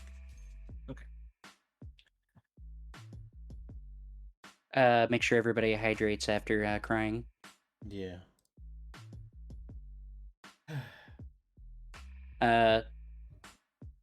So that shuttle erupted, right? That shuttle's completely blown up. Like I'm trying to find actionable evidence of like a specific MOF or specific like order that was given for these Jawa. You could try to get into the Imperial craft, but it is currently on fire. You'd have to put out the fire. Okay. Yeah, and the reactor might explode at any moment, I think. Yeah, that's why I was asking. Like, what kind of state is this in? I mean, you could easily find deployment orders if you could get to an Imperial. I mean, you saw those Imperials in town, so I mean, you could try to get them and find about if they might actually like. I would say it stands out that like, yeah, if this is the closest settlement to this area, so standard Imperial MO would be to go there and establish a point near the someplace of great communication so they can report back if something goes awry. Speaking of which, somebody probably knows about this by now. Yeah, we should probably get out of here, but Yeah, luckily Yeah, Tatooine's not an Imperial-controlled one, so they would have to hyper here, unless there's a ship that's maintaining them here. But that shuttle has hyperspace capability, so it's likely a strike force. yeah. Given that the Omicron's a fairly new craft, it was basically introduced during the Clone Wars and only for specialized commando units. So, and then it gets folded into the Empire shortly after. So it's like, yeah, that's still a pretty high-class ship, so that's definitely someone just sending out a strike force. Well, we should probably get out of here, but I don't know. I think it still might be worthwhile checking out the nearby town, see if we can find anything at the Imperial garrison, their outpost, more like. Yeah, if you want to. It's really up to Ricky. I mean, As you guys look over to Ricky, he's actually messaging like one of the neighboring clans, like simply the coordinates of the broken sandcrawler. And he just says, no, all of the Imperials must die. If we're going to kill Imperials, then I say yes to that. But if not, then let's just get to killing them quicker. I think the other clan would mention that they'll get there to recover the Sandcrawler and perform rites for anyone they find, but for anyone who doesn't know, the Jawas don't build the Sandcrawlers. They're actually things that they found. It's that they find them very much theirs, because they're very good at repairing them. But Sandcrawlers are much more ancient than even the Jawas in the Kodor day. They can be destroyed, but they can't be, they can be destroyed to a point, but they're put to a husk that then the Jawas are very good at repurposing.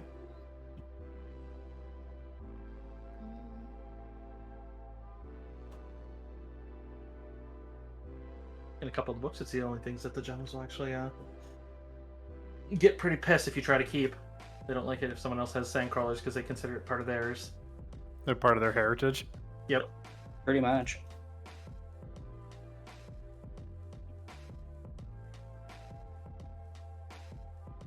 So, that's a yes to the going to confront the Stormtrooper patrol at Masa El Rey.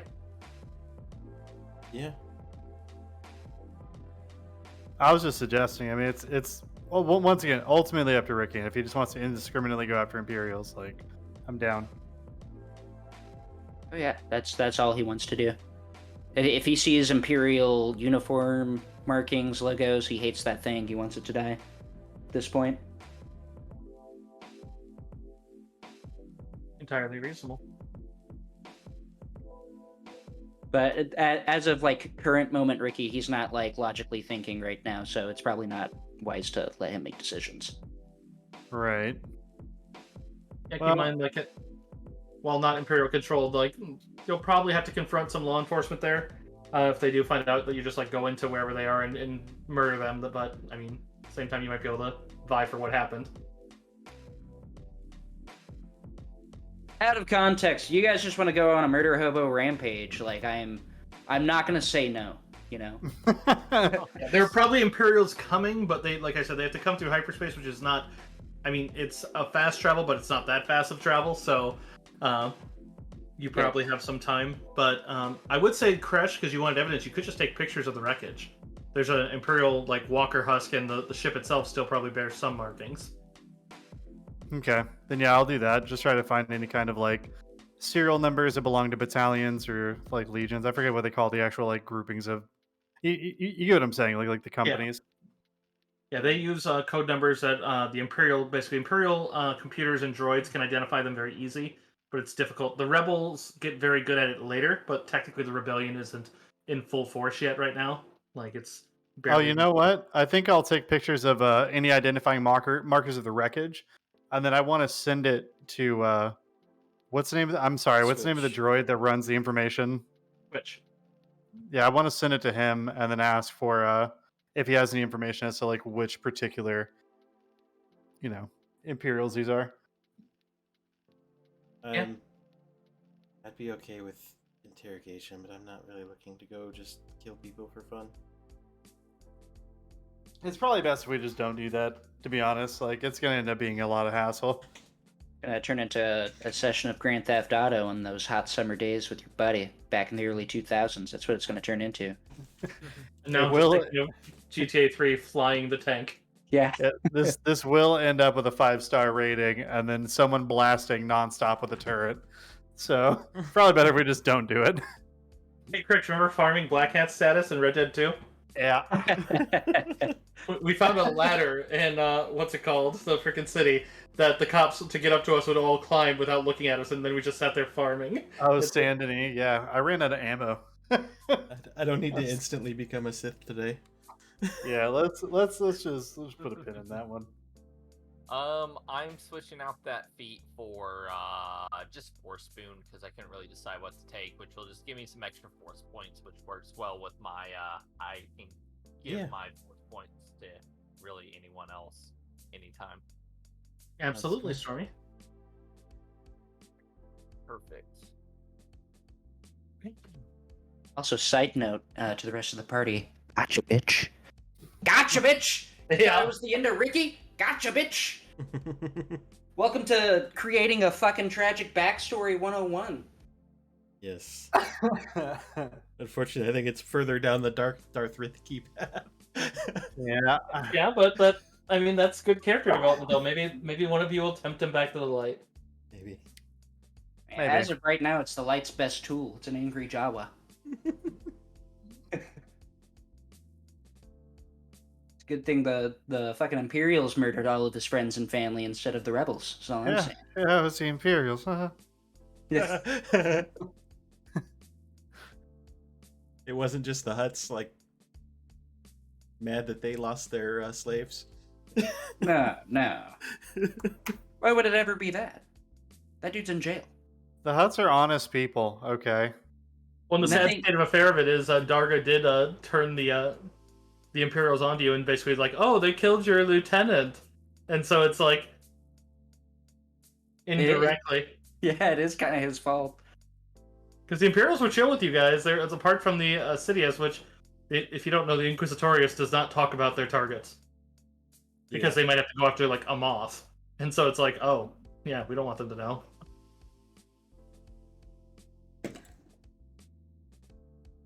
So it's like, literally... But in any case, yes, this is a drop in the time between the sessions, since it does take some time, but unfortunately, as the days pass, it comes to that, you find out that quite a few of them are hunting, and it does sound like they got decent intel, as if maybe the Inquisitorius is relying on the Imperial Navy proper, and any of you with any other exposed family would find, like I would say, especially Noel, since your family's more public-facing, that they're facing what effectively are and any planet that they are, the companies being investigated for any sort of tax or business impropositions, and they're kind of like definitely some accusatory emails coming from some higher ups in your family of like, what did you do to piss them off so much? But Uh-oh. Just uh-oh. Uh-oh. Like it's like a fucking Disney family sitcom. The audience goes wild. Oh, shucks. Here I go killing again. Right? I haven't really seen the family this angry at me since my last spring break in Tatooine. I mean, I guess on the plus side, I don't have any friends or family. yeah, you're a very rare race. If you said you had an extended family, I'd be like, so all the Miralukans, you say? Right. So I think I That's- technically do, but I have never known them. So yeah, I same. was a Padawan. I was taken as a baby. Yeah, the Imperials are like, so it's a Jedi. So it's someone Vader missed. They're like, don't say that out loud! I swear to God, Terry, he's gonna purge all the Inquisitors again, and you're not gonna hide this time. The door opens and you just hear the theme, and you just see everyone else staring at him, and the guy's just eyes rolled to the back of his head. Fucking, I can hear your eyes rolling to the back of your head as he's just. Terry, I told you. We had an HR meeting about this, Terry. Just could you imagine Vader in an HR meeting? Dude, the idea of Vader with a clipboard is so funny. Says here you've been showing up late to work. Everything all right at home, Terry. You've been late 3 out of 4 days today, or this week. Do you have any home problems, Terry? I know that I just killed all the women and children, but...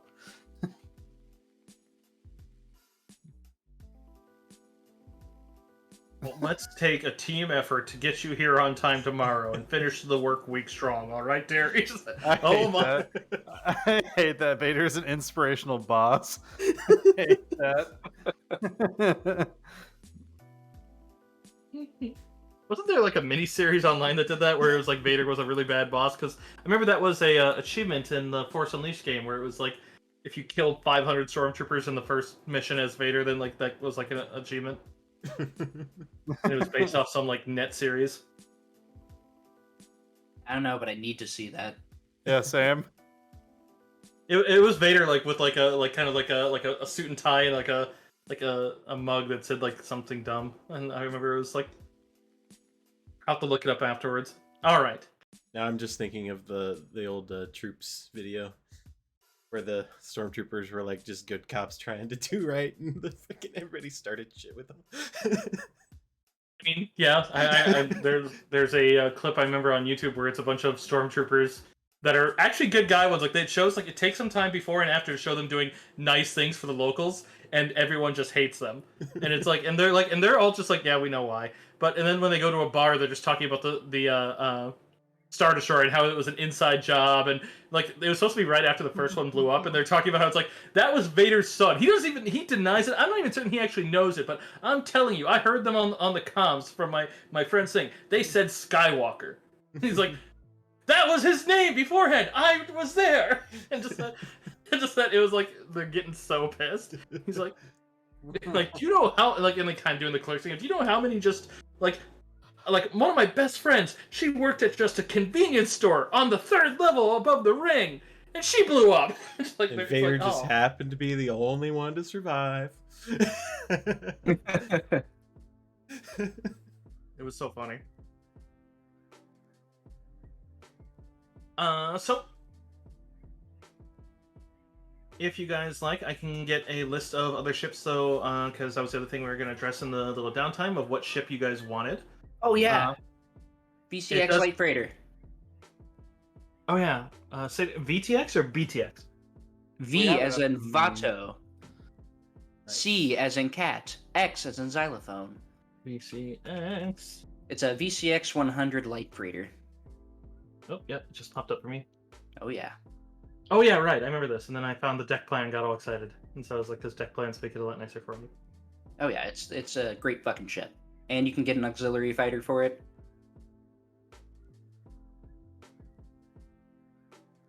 Okay, let me see if I have that in the... Oh, go ahead. I was just going to say, see if our Z95 will work there. I don't know, actually. It might.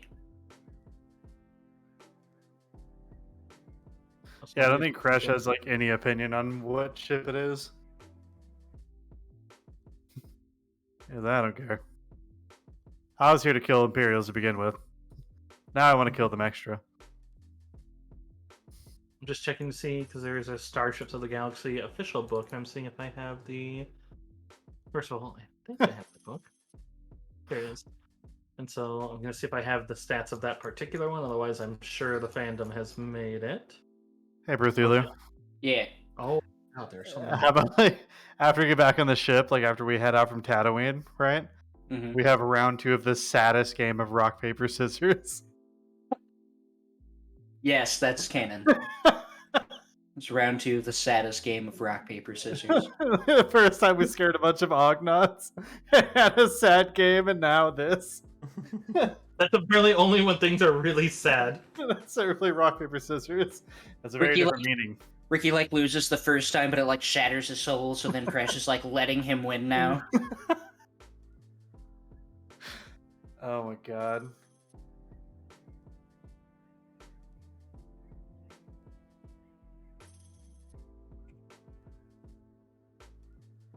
Oh, yep, we do have the freighter statistics for it, and yep, it is CL7, so that's within the realm of what you guys can get.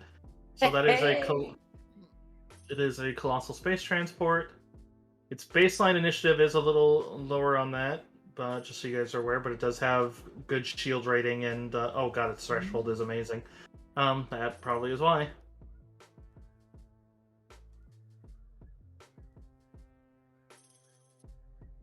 All right, let me double check its weapon systems. Got a few cannons, I think. Yeah, standard one. It does have a class 2 with a backup 4. It does have a navigomputer, which is nice. That's not always a guarantee. They have a standard navigomputer, a baseline if it has it, and a ship one means that it can take its turn to calculate. Nice. Helps you get out of dodge faster.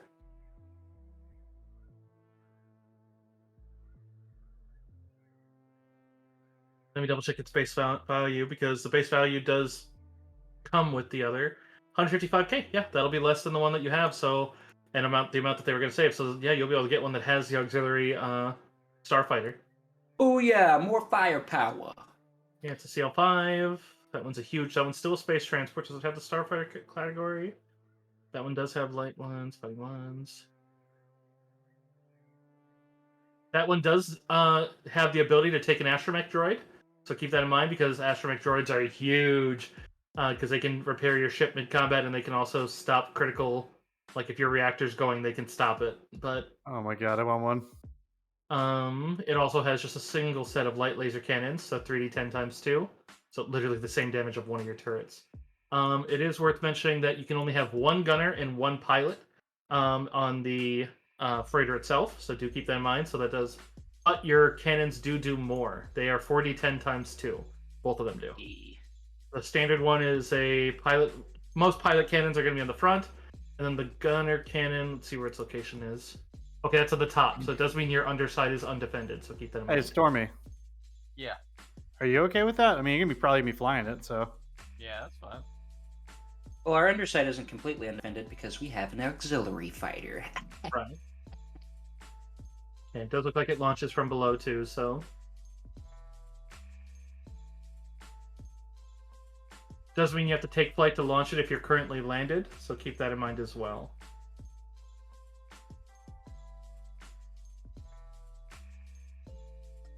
I guess then the only other question would be to name it. It'd be makeshift face. Ricky, what was your clan's name? Tabby clan. What one? It was the Tabby clan. Oh, Tabby. TAVI, right? Yep.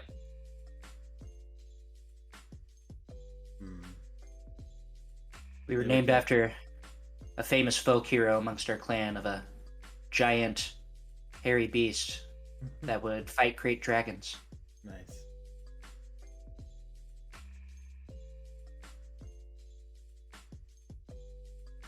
I'm actually named after that beast.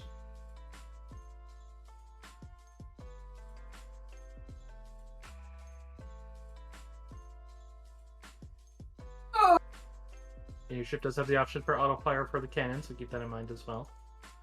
So here's the baseline stats. And baseline stats of the. Does it show the cargo? Cargo 50 kilograms. Yeah, so yeah, that fighter is not terribly. Does it show any for passenger? Passenger 4. So yeah, it does mean that you guys could actually, like, also, if you get an astromech, technically you could leave the astromech too, or you could also get a piloting droid. But let me get the. There's that, and then.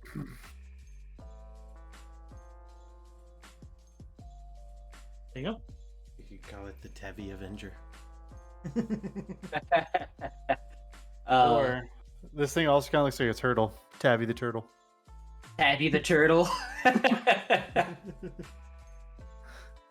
I love both of those. This ship has a plus 36 to grapple. Yeah, that was like that's its save against for like that move object check that Deckle did, where it said they get a grapple check against it, and Deckle decided to do something different. That's what they would have rolled against it, because it's basically how hard it is for the ship to be moved by an outside force. Because like a crane that tries to grab your ship also has a grapple check. Can we pin these messages? It's under Yeah. base attack bonus grapple plus. I mean, what I could do is I could just pin the first picture, and then you could just scroll down to the other ones. So basically, the ship data. That's Actually, I'll perfect. do it with the first fighter one. 'Cause then there we go. So if you pin that one, then you know that the picture's right above it, and the other ones are below it. Perfect.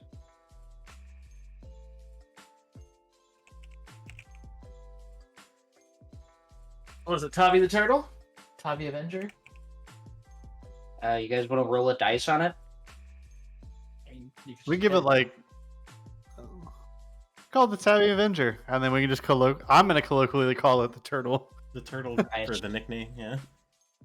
I like it. Tabby the Turtle. Tabby the Turtle. Tabby the Avenger.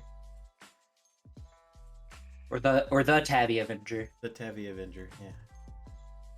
Usually during long periods of time, I also usually offer people to, in games like I've done it in my Zeitgeist, where I offer for you guys to design a single. You don't design from scratch. I don't think this is like leadership. But if you give me basically a one sentence description of an NPC, it's usually one I'll add to like your contact somewhere. You don't know what the next adventure chapter is really about, other than the name and the crawl we did. But basically let you choose someone there. I would also say then you also have a good number of people that you met too. So I would say you can use them. Those ones are more likely to.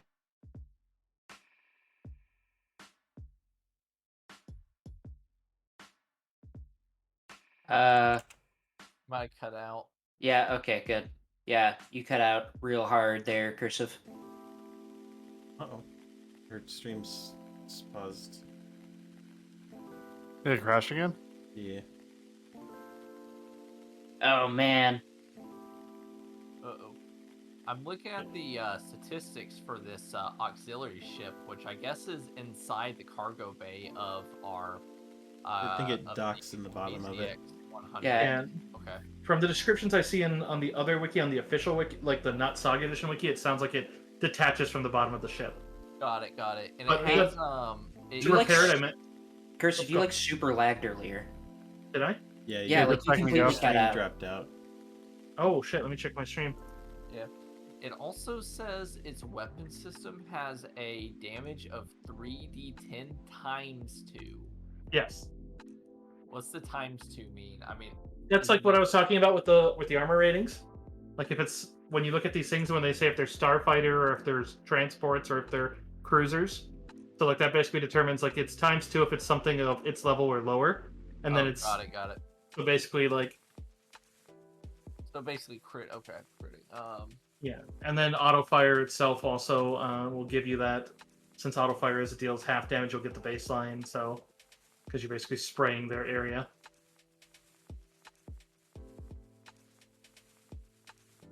Shit, I didn't realize it lagged. That sucks. What was I saying then? What was the last? You were talking about the NPCs we can use. Right. Okay. So, yeah, you guys can design like an NPC somewhere or someone. It could be like obviously keep it someone that you would potentially meet either through this, through other things, maybe a side mission that we didn't put spotlight on. Could be on the Resurgence. But then do keep in mind that we have quite a few other ones because you have like the gangster girl as well as the lizard, the Trandoshan, like that was actually like fairly chill. You would have a couple like maybe the security boss of the pit boss got canned because of what happened, but then like maybe he's actually fairly chill with Crash. Who knows? I have HUD connections. Yeah, so it could be a gangster or a mercenary of some sort. I'm just gonna get real creative with Hafachet later. Keep in mind these ones aren't leadership; they're not going to show up and fight for you necessarily. I would say if you use any of the existing ones, that might. I generally am more generous with those, but then I play them off a little bit more, with a bit more personality as well than I would a normal leadership one because it's like, but then keep in mind that also means like you could be like, hey, like it'd be reasonable that you talk to like the researchers like, hey, could we get like a pilot droid? Maybe they wouldn't be as good as like they would be nowhere near any of your guys' skill that put even a point into it, but like they're not like Crash. but at the same time, they could also like keep the ship in orbit if you wanted, rather than parking it, stuff like that. But, Well, our ship could only hold 4, and I know I'm small, but I think that counts for a full 1. well, the shuttle, could- Yeah, the shuttle's 4. Oh, can what? hold- yeah, the big ship takes 4 crew and then 6 passengers and can carry 180 tons, so it's sizable. That's right. I forgot. This fucking ship rules. I wouldn't mind like procuring an astromech if that counts towards what you're talking about, because I always consider R2D2 a pretty fun character. As And you astromechs should. are fun. Yeah. Cool. I was gonna also offer you have your warden droid because it's a fun flavor. You could potentially reprogram and even like move him to a new chassis. Like maybe like your astromech is him reprogrammed, because then that also means like if shit were going down, I would totally make it that droid would whip out something like, because those droids use tasers, and then suddenly this one just pops out with 2 tasers. Like, I'm ready. Yes, that's exactly what I want to do. What did we name? I have a character sheet. The warden droid. We named him Droidy McDroidface, didn't we? I believe so. Oh my That's God. right. He's DMD. I totally want to make DMD a fucking astromech. Holy shit, I forgot about that guy. We've had him this whole time. That's gonna be Ricky's grief hobby. Is turning him into an astromech. I imagine the first like month of it is you explaining to him that this is an upgrade, and he's like, "What? How is this an upgrade? I used to be like, I almost kicked your ass. What are you talking about?" Bro, you didn't even come close. I think connections as far as Crush goes. I think like in the downtime, I think he's just like pursuing bounties generally, because that's what he was wanting to do after a while. Like mostly bounties that were being like hosted by the rebellion, but yeah, mostly bounties. And I think he probably would have tried to get a hold of that pit boss because he was really cool. And then maybe that Trandoshan, maybe, because it's very odd to find a Trandoshan that like isn't about slavery. So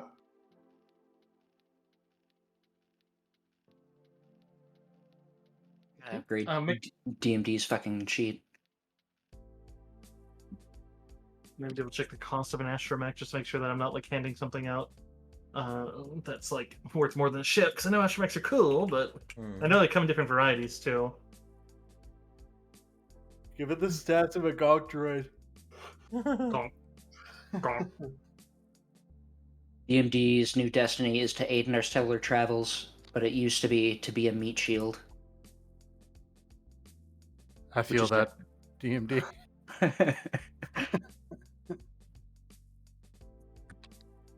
I'm changing his gender too to angry British man.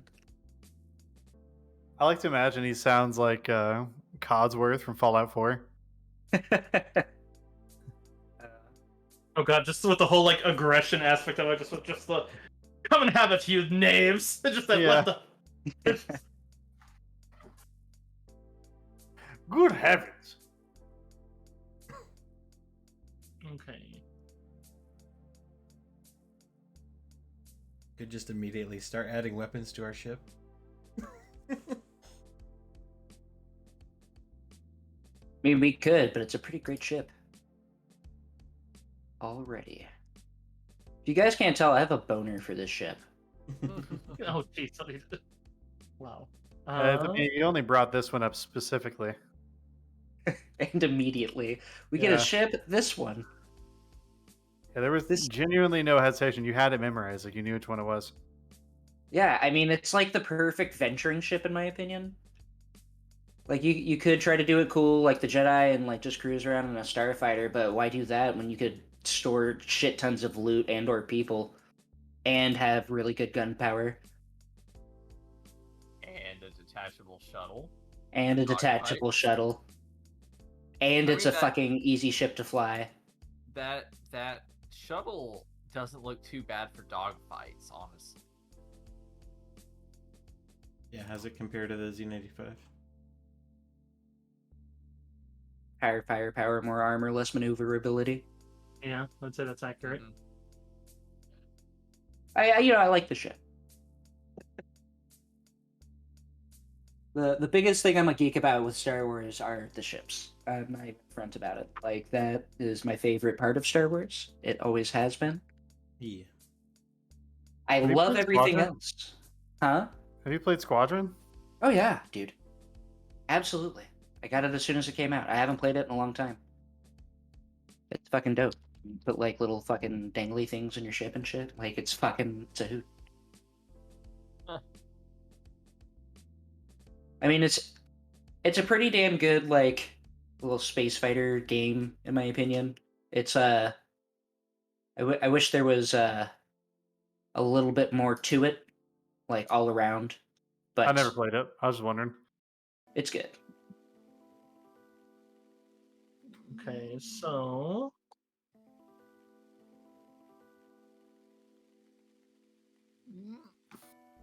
the R2 series is fairly restricted, but I'm taking a peek at the R3. Basically, R2s are rare, and it's because they're just generally seen as superior. I'm just double checking there.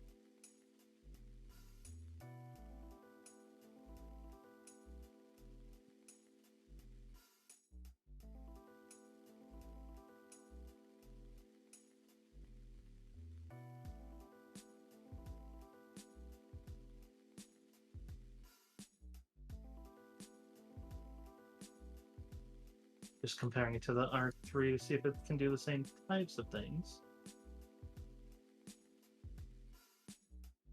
Just for my own simplicity, we'll stick with the.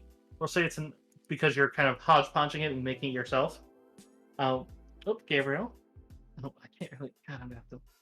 Oh, and even Stormy. All right then.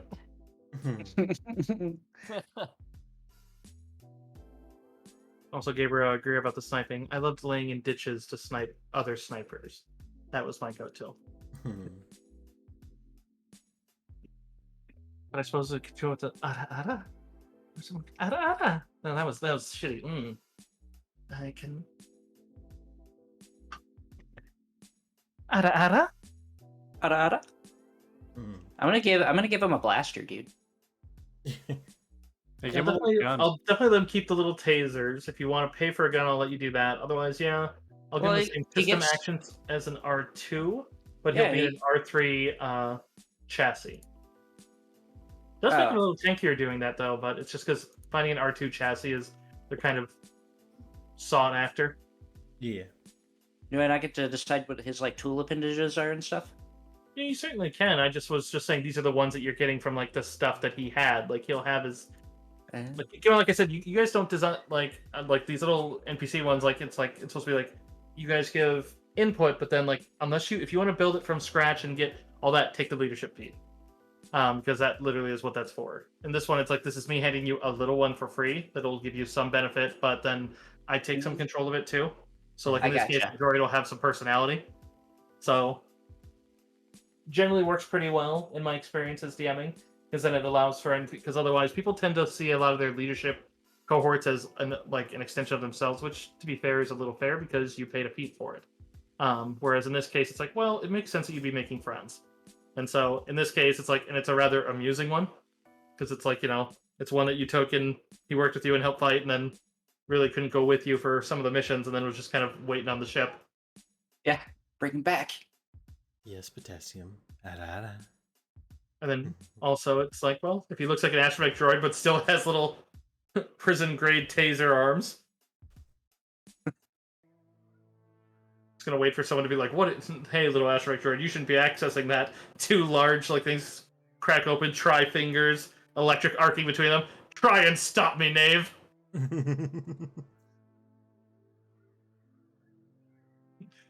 Who owns the orange astromech droid?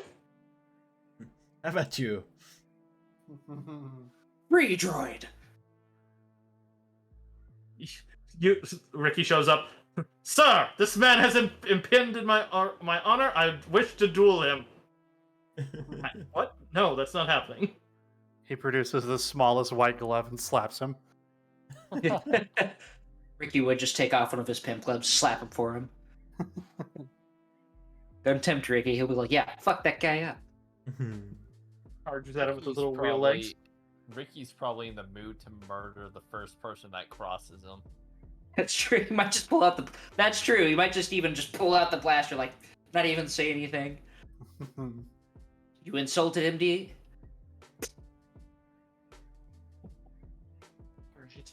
So Wait, does anyone else feel free? You can put it into the chat too. It doesn't need to be right this moment because I did kind of drop it on you here, but I did kind of consider over the week of like, hey, I was wondering, it's not really something I can do like entirely by the books.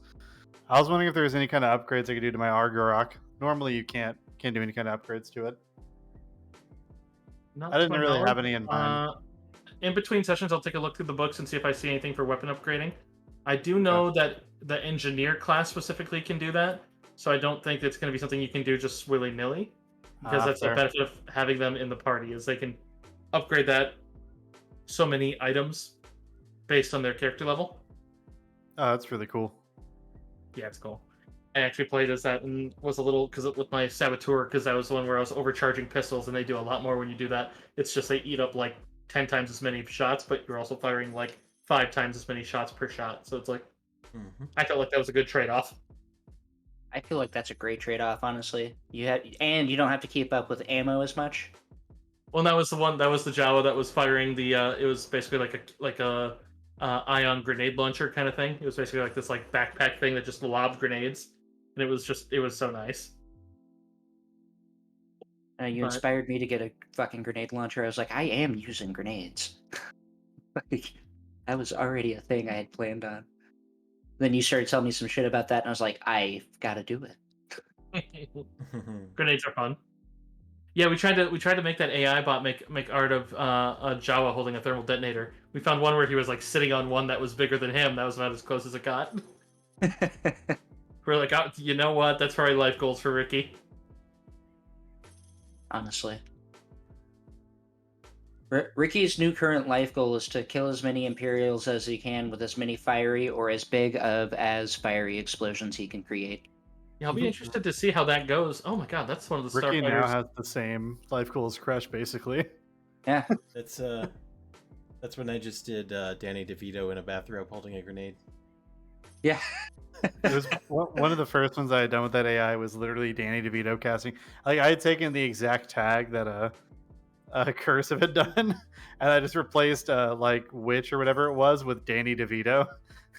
It's awesome.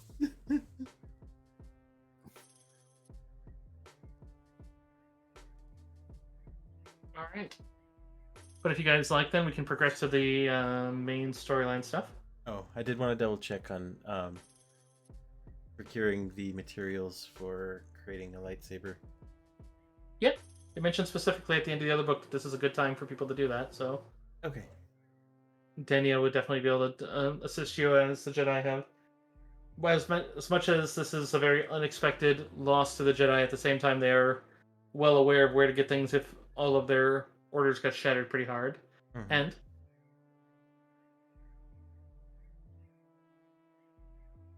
yeah, after you get that done, she asks that once you're done assembling your own, she'll and no, keep in mind she would help you with the baseline if you basically you do still have to pay for the like any relevant costs if for any customization, but then it's not considered rare or hard to find for you at this point. Okay. But so whatever one you want to go for, just make sure you mark it down properly for as far as cost wise. Sounds good. There's a lot of fun options. I know Crix, and I think Deck will know, but I'm very partial to the Dathomir, which is just because the light whip is badass, even though It's fucking badass, dude. It is really cool. Although I will quote Rick in that one where it's there's no way you don't slice your dick off. Yeah. 100%. The moment I heard that and someone said that about that and then likened it to the Night Sisters, I was like, hey, you know what? At least most of them don't have that worry. Right. That's true. I gotta find that meme where it was just something where it was making fun of the new Star Wars cartoon, and it's like why is there a planet of Amazonian goth super Jedi women that actually have like cool respectable values, and we keep focusing on the desert? It's like, oh man, I love the witches. They're cool. Night For sure. Sisters, less cool, but you know they're still badass. They're awesome villains. I also love that they're like Sith, eh? Well, that's a fun concept. Go die, please. All right. So, again, after Miria manages to make her new lightsaber, which, by the way, what color and type are you going to go for, just for the sake of, I'm curious. I think it's going to be another normal lightsaber, but Describe your lightsaber to me, child. Stop that. you know, Do it. for this one, since I'm not probably going to be going for a rare crystal and figuring out where to find that, I'll just go with another blue one. Does the handle look cool? I can do some handle upgrades to make it look cooler. I wonder if that, yeah, dude, yeah, hell yeah. That's the coolest part. Like, I love Dooku's. Dooku has a cool one. Did you know that it's actually based on Charlemagne's real dueling sword? I heard that it was based off something special, but I didn't know that. Yeah, the actor, I'm sorry, I forget his name right now, incredibly famous. He's a direct Lee. descendant. Yeah, Christopher Lee is a direct descendant of Charlemagne, and actually is very proud of that heritage. And as a result, Dooku's lightsaber is in fact modeled after Charlemagne's dueling sword. I did recognize that he fought with an actual style. Like, he wasn't like the rest of them fight with they try to replicate how like the writing shows like certain styles, but he definitely was using like a more of a fencing. And I was like, that's cool. It's so much fun to watch him fight. Yeah. Yep, fun little fact for you. Because like, Yeah, his style Surprise is... go ahead, Deckle. I was going to say, his style is particularly based on dueling other individual lightsaber users. Whereas most of the Jedi are based on, like, blocking blaster bolts. Blaster bolts, and then also facing someone with two weapons. Yeah. Or two attackers. Because, like, the whole, like, parrying one, and then you're supposed to immediately put a parry behind you in case of blow. You're supposed to put your sword, like, where, like, if you're, like, you know, this is for, like, I don't know if you guys know, but they're in Minnesota, there's a group that does, like, I mean, they do it all over the country, but they're based in Minnesota, in Bemidji, that do a lot of the cosplay and, like, a lot of the particular, they like to go to, like, hospitals and, like, charity shit. And they have lightsaber training courses, so they can actually, like, choreograph. And one of the biggest ones is supposed to be that, like, after you parry a shot, you're supposed to, like, get used to, like, whatever is your most vulnerable spot, go and do a point. Like, basically, like, try to block that spot. Because, like, it basically allows you to fight multiple without actually choreographing it. Right, you're just, like, automatic. And then you can actually do it impromptu, because everyone will basically just always go for your most vulnerable, and then they'll know that you'll basically be timing your blade to come that way, and then they can just... It's like, it's pretty cool. It's like, okay, so there's actually a way you can do this as a sort of improv. And I was like, that's actually really clever. Or you can be like Anakin and Obi-Wan and just spin your lightsabers generally around each other. Yeah, for no reason. What the fuck are you guys doing? But yeah, because if I ever got to my ideal body shape and goal, I would love to go, because they don't have... They had a Darth Talon, but she moved away, and I would love to do Darth Talon. Ooh. But I would want to do it a bit more covered. Because Darth Talon's cool, and I absolutely love her body set, and I love how cool she is. But it's like, a big one is, like, my family had a lot of stuff with, like you know, we had a lot of cousins and stuff that were sick. We've done a lot with hospitals, and I'd love to be able to help out and go do cool stuff and with anything, but I wouldn't want it to ever be inappropriate around, like, you know, as far as, like, anyone else. I wouldn't have to worry about who's there. So it's like, if we did something with, like, because, like, the 141st does a lot with, like, you know, the Minnesota Children's Hospital. It's like, well, I would love to be able to go with those, and I would, because, like, they're like, yeah, Darth Talon would be too scary. I'm like, I bet I could be a nice sort of fun evil, like a kind of Saturday morning cartoon, but there's no way any of the standard Darth Talon. And they do allow for opposites, but it has to be a canon outfit. Yeah. And so I did find one that is where she's kind of robed and she looks cool. And I was like, I would totally do that one. That's that group where they do all the stuff all around the United States. Yeah. Yes, and they're headquartered here, but they have a website they also you can look up any one of them and they'll show you where to buy on Amazon to get the entire cosplay in a snap. And so you can just like, boop. One of my buddies, I think I dropped his stuff on the group chat. He's one of their armors. I think we talked about that once. Yeah, and there's one of our guys in the Site 67 group is in that group, and we were talking about it, and he's the one that pointed out that their Dark Talon is gone, and they really want another one. And so I was like, that'd be fun.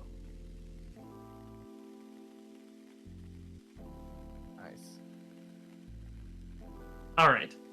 But yeah, once you guys wrap up with some stuff in a couple, I think it's 2 months later, it's a bit of a pause. You guys get your new ship and you go about and do some, I imagine some of you go along with some of the bounty, maybe not on the bounty mission itself, but to the planet and just kind of crash and hang out. And you guys get, and don't worry about getting all your, oh god, I'm gonna sneeze. Pardon me. Sancho. Thank you.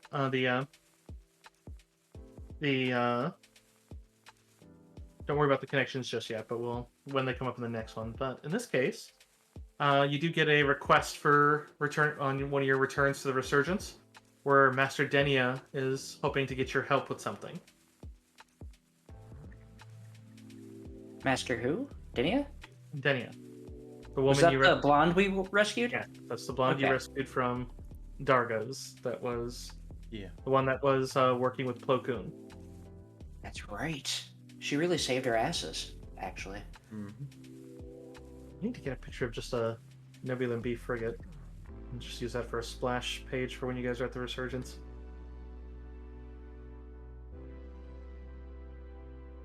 I thought I had her as a thing in here, but I know she's in the channel. But in any case,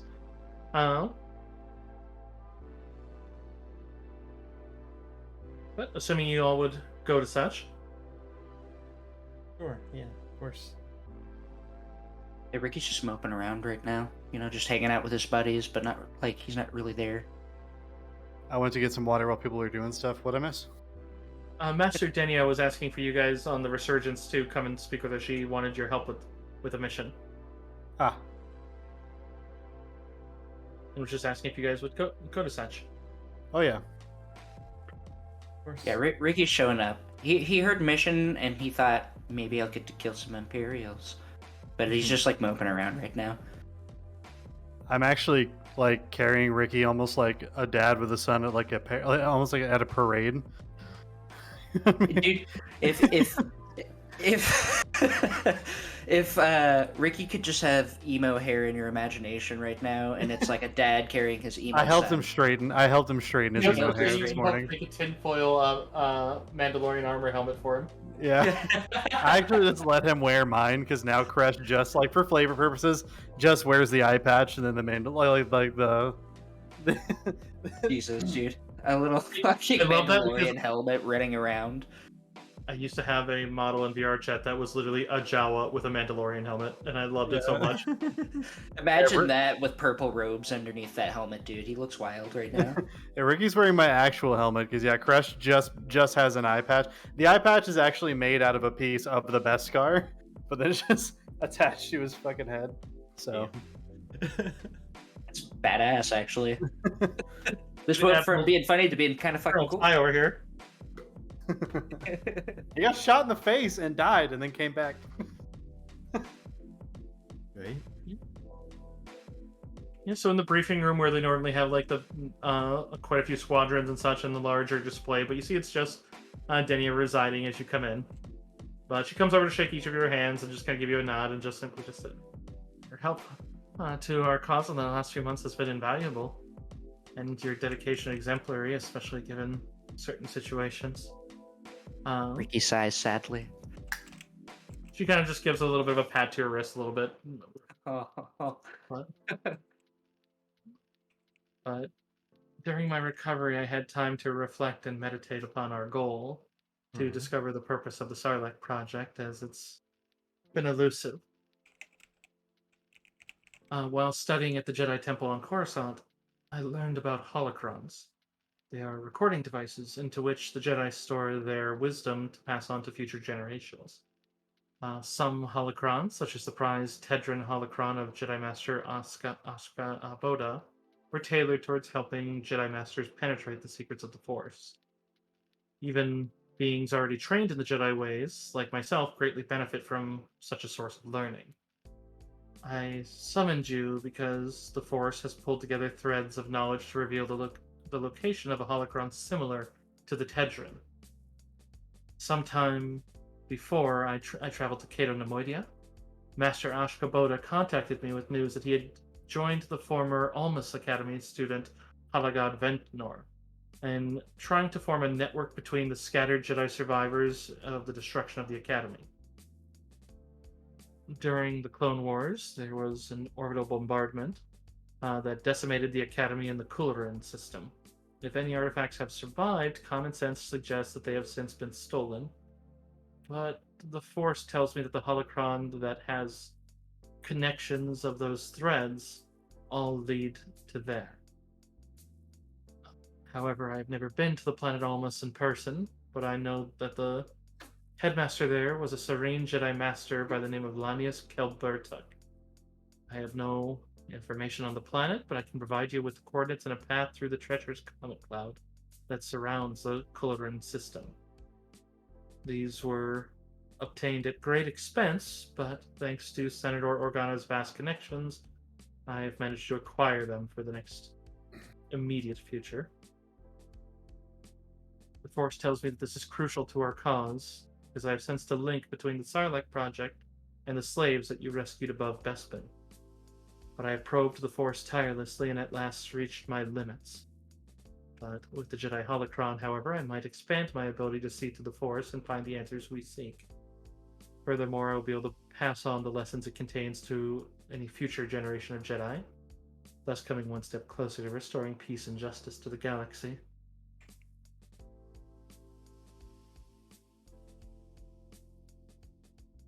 Ricky looks down, assuming he's still on the Wookiee shoulders. He looks down at our resident Jedi. He's just gonna look down at Miria, just to, like, see what she has to say about this. Well, we will help find this holocron.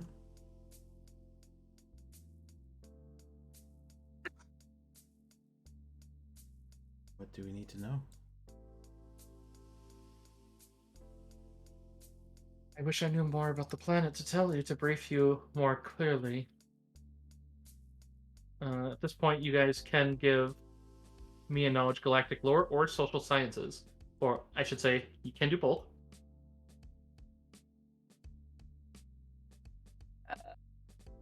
She I'll knows take the a basic crack at stuff that. from the computer. Its climate is a desolate wasteland with temperate Calithan grasslands. It's a high oxygen planet in the expansion region of the normal gravity one moon by the name of Doruma. The length of day is 38 standard hours, but the year is 5,547 days. God. Jesus.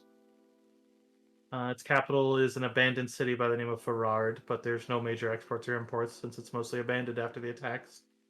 Still some creatures living there, but mostly abandoned. Alright, let me take a peek at what you guys rolled. So I see a 29 on Galactic Lore. Anyone for Social Sciences, or...? I don't. Do we have to be trained? We No. do, don't we? Oh, No. okay. Ah, yeah, I mean, I'll take a crack at it.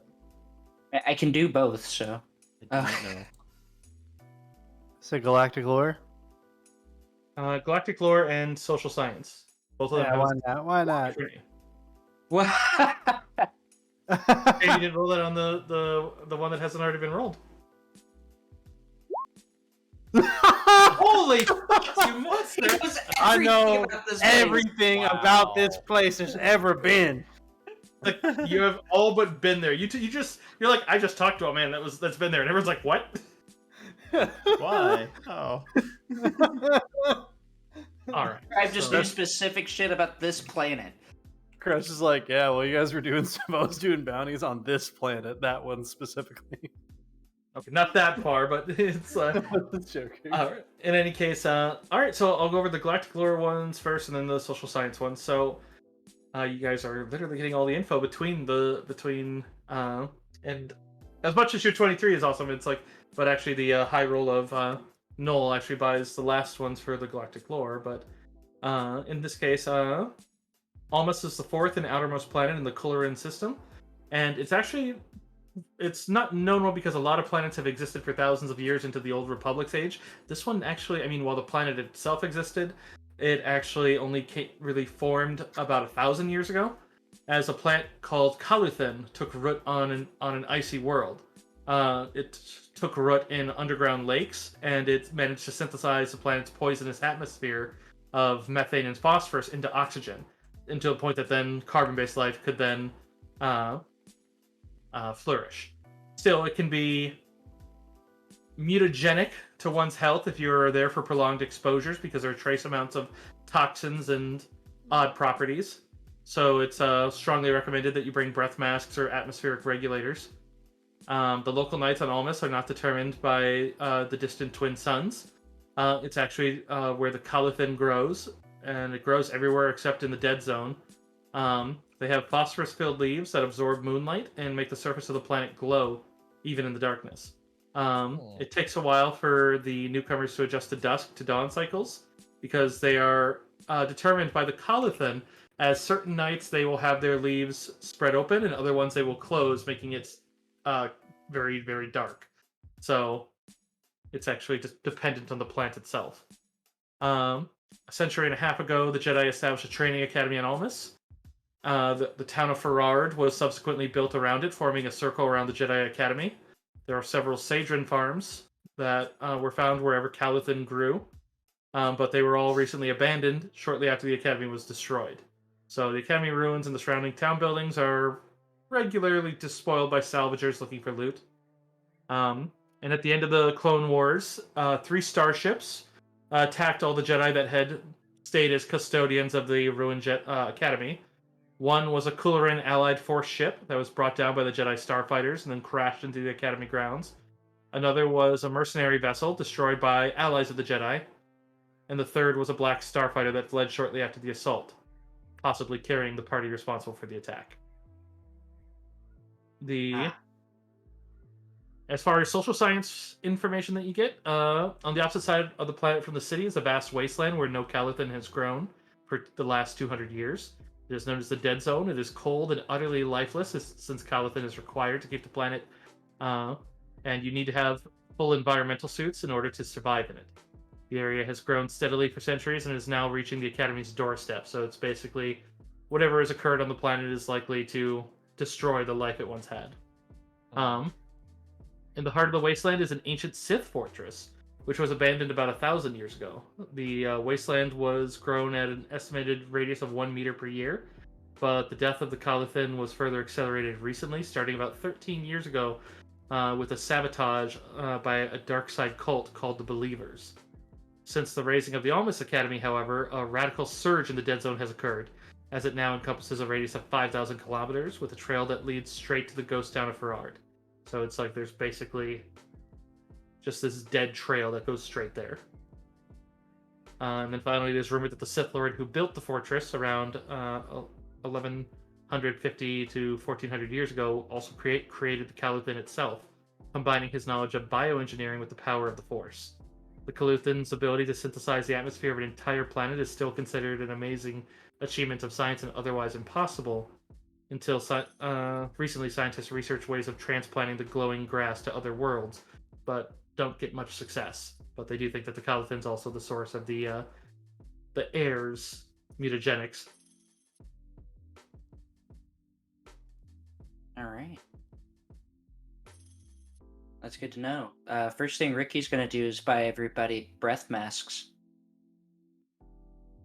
Definitely doable. And I also want to get Ricky's breath mask affixed to his computer interface visor, aka his goggles. Hell yeah.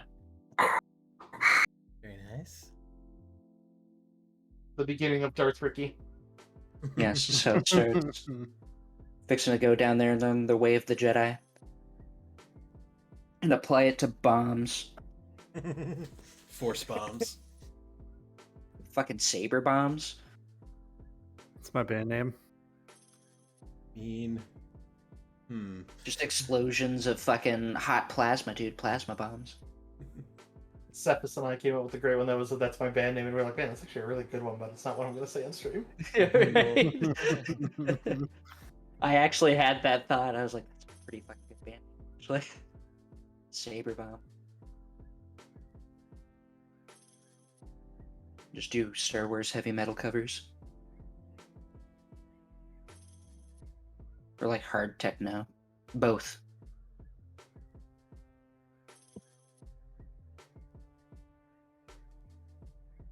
All right. So yeah, you guys can easily get some breath masks. Just make sure you pay the credits for whatever supplies you want to buy.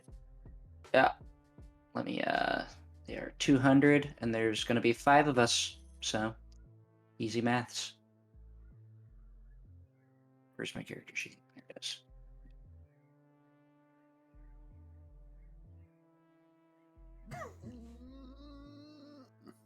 What are you thinking?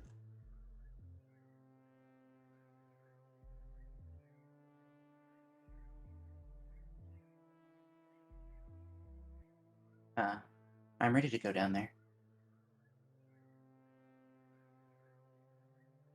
Very well. I'm gonna take DMD with us.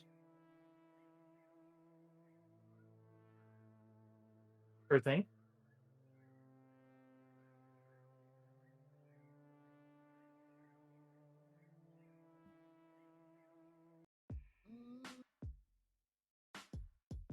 What about you guys? You guys trying to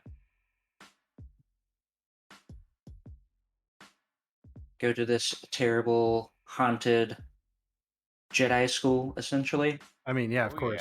yeah. Yeah. Okay. Yeah, Ricky's just going to like silently prepare for that, like he's super down. It sounds like there's probably going to be Imperial bullshit going on there, so. Plus, there's probably loot. Lots of loot. And Ricky still does love money. All right. So, if you guys are set on any other materials you need, Yeah, I can't really think of anything. Yeah, just grunt. okay. So, Alright. you guys go into hyperspace, leaving the Corellian run. It takes about a couple hours, several hours actually, to make the trek to Omus. Your starship exits hyperspace at a calculated point just outside of the Coolerin system. Exactly as you were warned by Master Denier, you notice innumerable comets of all shapes and sizes, even occasionally colliding with each other, forming an enormous cloud around the system. Fortunately, the sensor package and nav data analyzes the erratic patterns and has a safe path through the cloud, and it seems to change every so often if you linger before taking the first one, and suddenly a new one pops up as it gives you basically is good for about a week of about the current ones, but then at that point everything's become too random for it to predict. But once past that danger, you'll have to do another short jump, because otherwise it'll take you weeks of sublight speed flight. But it'll also be very tricky because there are overlapping gravity wells created by the dense planet's cores of the other planets in the system as well. But it's no worse than the Kessel Run, because the Maw itself is a cluster of them, and plenty of rookie freighter pilots can do that, and it's always a rare occasion that a freighter actually gets lost in it. But it takes you about an hour overall to skirt around the comets, and then the jump itself is truly short. Maybe about a 10-minute jump at the very end of it, as you again emerge from the hyperspace skip to the planet furthest from the Coolerin's twin suns, lambent and mysterious as Almas lays before you. The first thing you'll notice from orbit is a strange luminescent that emanates from the planet itself. Has a bit of a corona of a glow around all of the planet, not just the sunlit side. The twin suns are too distant to really illuminate the planet noticeably, and you are approaching from the side facing away from them.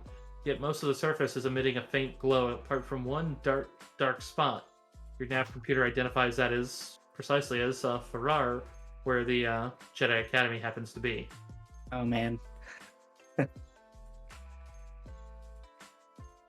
But you do hear a sudden just trilling of beeping of a nearby ship, as you would see that from using the cover of the planet's moon, Daruma, is a rather large ship that is moving towards you. It's a bright crimson with a blue stripe, and it seems to be a consular class cruiser. Would that be like? I feel like that's pretty recognizable as a ship. Would I know anything about that? Could I give like a tech galactic lore? I mean, I've probably been on one. I'll do a tech. Go for it. Yeah. Nat 20. Oh my gosh. Man, the day of 20. Let's Holy shit. go. Okay. Oh shit. You would know those ones as far as they're definitely not as maneuverable as you guys, but their shield rating and their HP and their shield rating is massive. Their hull is actually weaker than yours, even for being a combat, because that's a missile cruiser. That's a missile assault cruiser. You would know that they have a massive damage threshold. You would know that their maximum velocity is faster than yours. And worse yet, they are armed with not just laser cannons, but both of their cannons are a heavy and a light turbo laser by default. You can tell this one does not have missiles. You can see that the missiles have been replaced with tractor beams. You can also tell that, I mean, those ones, you know, generally have around 10 to 15 crew. They can hold up to just 400 people. They also are made to carry like everything with the heaviest assault vehicles. Like they can carry multiple ground vehicles of a large nature. They also have a very sturdy. Their escape pod is the actual cockpit. It's basically known as the salon pod, where the it has one of the two turbo lasers on it, and then when it ejects, it leaves the other with the ship, and they can actually still fly it and engage. It was a potent one. Fun fact, out of character, not that you actually know, you would probably know just because technology, because it's fairly famous. One of the lead moffs of the Empire, who's up and coming, and probably who is very likely to become a Grand Moff soon, made his name as he commanded a group of these things during the initial, as he had transformed and kind of gotten their status. This would be recent, basically like late Clone Wars, aggressive naval news. But basically, this is where Tarkin cut his teeth, was basically commanding a group of these things. But would I? Okay, you said it had like a red and white stripe on it. a blue stripe on the top of it. A blue stripe on the top of it. Could I roll galactic lore to like know if that's like pirates or something? Like it. Yeah. That sounds like a unique trait. 12. I mean, could be. If it's pirates, so probably. I mean, if they're any sort of other people can roll on it as well. On galactic lore, 1 second. 16. Good, because you're flying the ship, and it's better that you already know that that thing could fuck us up. I feel. Judging by the looks of that. And it's like built to pull us in. I'm like kind of scared. Kill it? I don't know yet. We're rolling for that.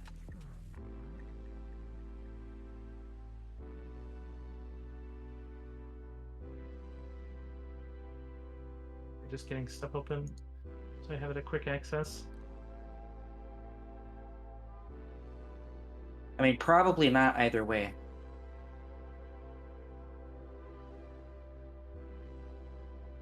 Sorry, give me one. Yep.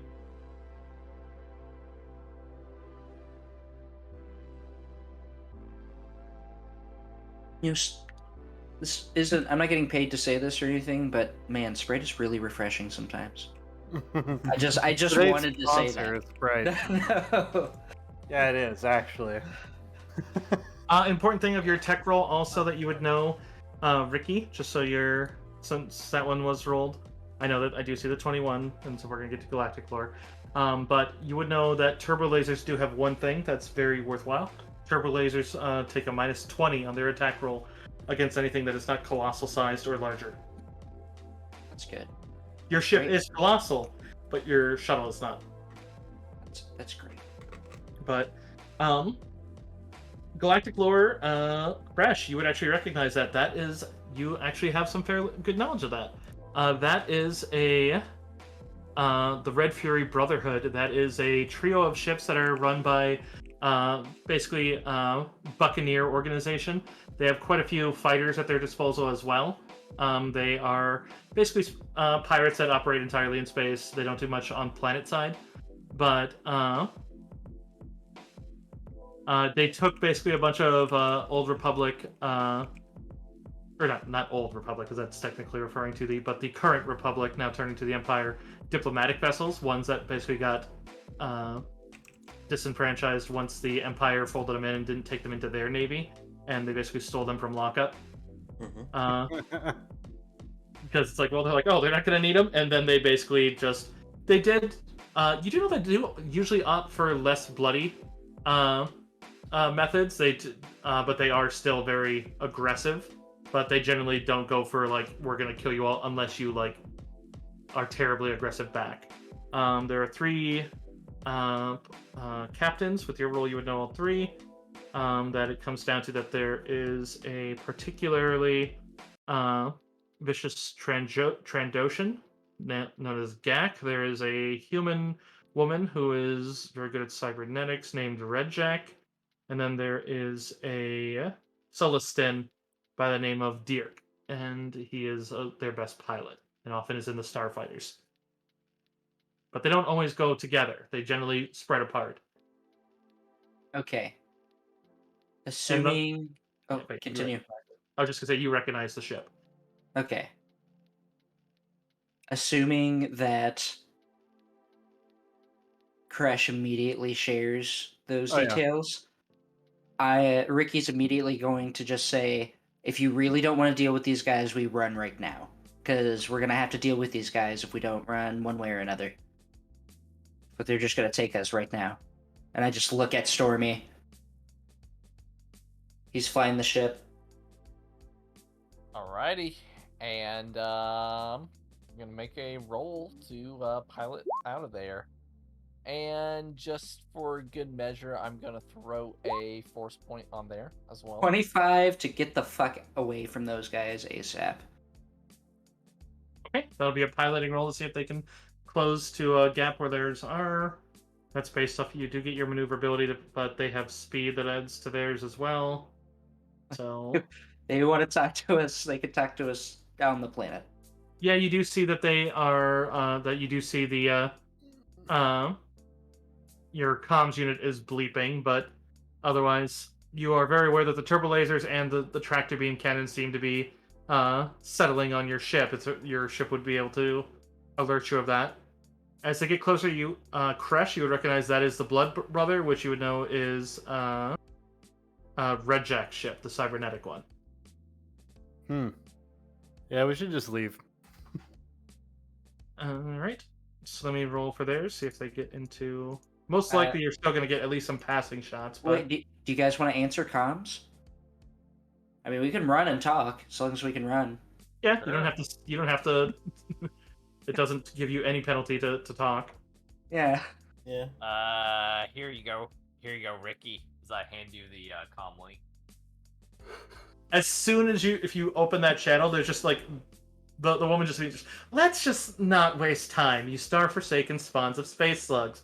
By the authority of the Red Fury Brotherhood, you're now Captain Radjak's prisoners. Cut all power and cease this escape, or the Blood Brother won't blow you out of the stars. And then you can prepare for the pleasure of being boarded. Hey, Ricky, give it back. Hey, Ricky. Wait, hold on. Hey, Ricky. I've got. Give it back. Hey, Ricky. I'm like crackling up. Hey, Ricky. That's who's on the. Okay, Ricky is just, going like, to talk back. He's going to try and convince them that we are not their prisoners and we are going to the planet right now. That's what you're gonna Jedi mind trip through them. with persuasion right now. Ricky's gonna be like, no, we ain't got nothing you want, and you certainly don't want us. No, actually, Ricky, tell him to rad Jack off out of here. That's just muffled in the background, like he's like over here. I don't think that's He's the like, right you really do not want us. I promise. We're not gonna stop. They can board us. They can board us on the Nolan's, planet. Nolan's visibly upset. No, you gotta say the thing, Ricky. Say it. I'm What are pretty you sure. trying to say? I'm so confused. It's I, Why is our pilot Zap again? Ricky is like, you do not want us, so we're just going to go. Okay. Oh my god! Absolute force of chaos. And he said all of that in Jawa. What? Just so you guys know, he said all of that in Jawa trade language, and then gave the mic back to Noel. oh no. You probably just hear that and you'd hear Nutty's just the, what the fuck language was that? Hey, It's like, fuck, hey, I can't reason Radjack. with this person. Hey, Still hey, here. Captain Radjack. Still here. Hey, you should go Radjack off out of here. All like, right, I'll remember crackle, that. like, click. Tractor beam's on. Unfortunately, their piloting roll was fairly good as well, which means that the tractor beam is going to get a shot at you guys. Oh shit! You get a piloting roll against it. This is going to be your defense, so go ahead and give me a. All right. But I will warn you that. Well, here, go ahead and give me the defense first, and then I'm probably going to crush your soul. And Alright, then I like that. I'm gonna go ahead and roll a crush soul force A point. You know, I was going to 29. allow you, since normally the attacker rolls first and you get to see it. I just really wanted you to roll first. I'm going to give you that force point back because Oh. Oh, Ooh, what the Yeah. heck? that's its grapple roll. Also, yeah, hey. Huh? I do have a grapple defense. now of now you know why ships have a grapple. I mean that's fair. I just like the idea of like ship wrestling. So Wait, What's he rolled my- that. He rolled the pilot roll, but doesn't our ship have a plus to grapple? Yeah. Yeah. Well, hold It's on. not one that second, high. Mike. Let me find it. It's a plus 36. You're right. 58, yeah. So you guys would just feel a lurch as like your engines are going, but they have good they also, it's clear they have very nice ones. And then you just kind of hear that the comm is still open and she just tilts her head and just care to revise that statement? I mean, before we Ah, meet face to shit. face. Ah, shit, Ricky, why'd you say that? You actually see she laughs. She seems at least to have a good sport about it, but like it doesn't seem like she's like, I'm here to murder you. It's like, tell you what, we're here, this is happening, and we're just after your cargo. You show us what you got in the cargo, and we take it, and you get to live. Oh, this is gonna be a Otherwise- quick trip. Okay, I have a question. We don't have anything. I have a question. What do we have in the cargo? I think you have nothing but a droid, which it's like, and even then you could probably argue or try to hide it. actually, I think Crush is gonna go grab the droid and then hold him up to the comm link and be like, "Hey, they're actually wanting to capture you, little man." What? What them? Oh, can the droid understand me? Yeah, he's a droid. He can talk. No, but like I speak Jawa trade language. Yeah, I'd imagine if you programmed it, you made it so that it could talk to you. Can I have him tell what I said to her? What did you say? I forgot already. Well, I just mean like in general, because I did too. Yeah, I don't you can have remember it what I translate said. for you. It'll do Okay. it with a posh, like slightly threatening English accent. An aggressive high collar Englishman. Cool. Can I still use? Can I use my persuasion roll for more persuasion right now? I mean, sure. It's just understand that they still want to come on and just be like, we're here for your. I mean, it's rather amusing actually, because like, yeah, they come on. They're just gonna like, there's not a whole lot of cargo here. Right. Yeah, that's fair. You're right. We have a we don't have very anything. empty All right. freighter. I guess we're just gonna deal with them. I mean, they can lose some men in the boarding if they want. There's There's definitely nothing for them here, so yeah. Noel, there's Noel death. puts Death his is for hand them over here. the Noel puts his hand over the receiver. Is like, hey guys, we obviously don't have anything, but they might. You wanna? No. Reverse He's gonna be pirate? like, no, not yet. maybe, Okay, but when? maybe later. Maybe we- later. We're Alright, trying to no help mission. somebody. Yeah, We we're have a trying to help mission to somebody do. right now. Yeah. If they grab us again, Yeah, we're gonna let him off scot free this time. I'll just say Alright. that. You're currently tractor beam being pulled All towards right, your ship. all right, Look, Pinky look. promise. Ricky's gonna stick out a little pinky. What is that story? They're discussing how if this happens again, they're going to board their ship and take it.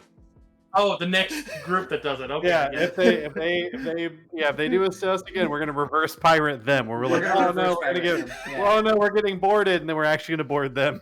You gotta just act. You gotta like. You gotta put like a blanket, like a sheet over your head, and act like a. Just, oh my star, my clutching pearls. Just like, Oh no, all of my riches. What will happen with them? and then you literally counter breach your own door. Exactly. So, anyways, we'll let them go scot free this time, but they do it again. Yeah, then we'll take it, but not this time. It sounds like this group is literally coming in and just like you guys give it like, yeah. So here's our empty cargo hold.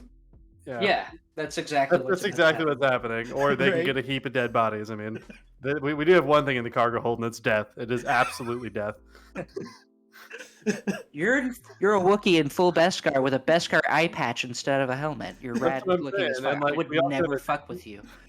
Ever. I remember our group is incredibly lethal. Like, they can totally come on board. I have a grenade launcher with quick draw. You're damn right I'm ready, dude. I don't care what they have. Put us all in Hey. the void. Actually, before we do open up the doors, can I have Droidy McDroidface hold 3 things? Why? Can I have hold? him hold 3 ion grenades? No. Sure. Thank you. I like where this is going. I don't. He's probably temporary. He's like as long as I don't trigger them, sir. I'm gonna reassure him. You'll just be handing them to me later. Hopefully not. I'm gonna tell you right now because this is the Hopefully not. personality you're putting on. I'm literally gonna go. I absolutely love.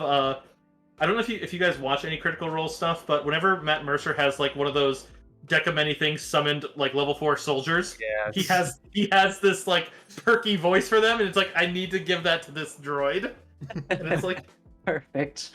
I made this droid an obscenely tiny backpack, and that's what he's got the iron grenades in. ooh. I mean, That close is the part where we all died. Maybe. that's Like a basically little what a tool slot is, I guess. Like so a sure little enough, bag. there's a little screen near your boarding, where your door is, and it pops open, and you just see the other side where there's just, and sure enough, you can see it looks like there's probably 2, like 6-man squads, and then it looks like the captain is right there. There's just looking up at the camera, just like this. So, are we opening or are we cutting? We'll open. Fantastic.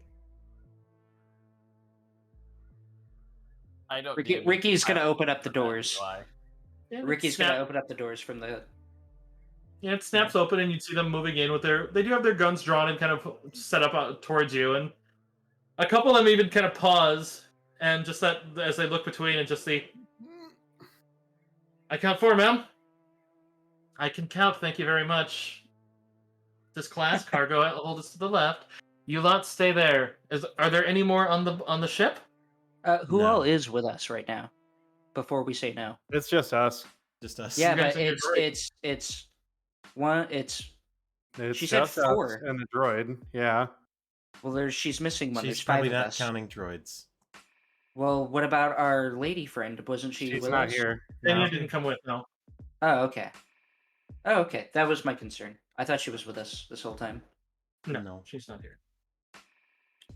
All right, then yeah. No, I don't think there's anybody else. If you're not counting droids, I say in Jawa trade language that they don't understand probably. Depends. Oh, astromech. Is that an R2? No, we scrapped together our 3 parts. It's actually a warden bot. Yeah. There's probably just a pot, like she puts like the one seemingly unarmed but glowing like left hand on her hip, and she's like, "Say it again."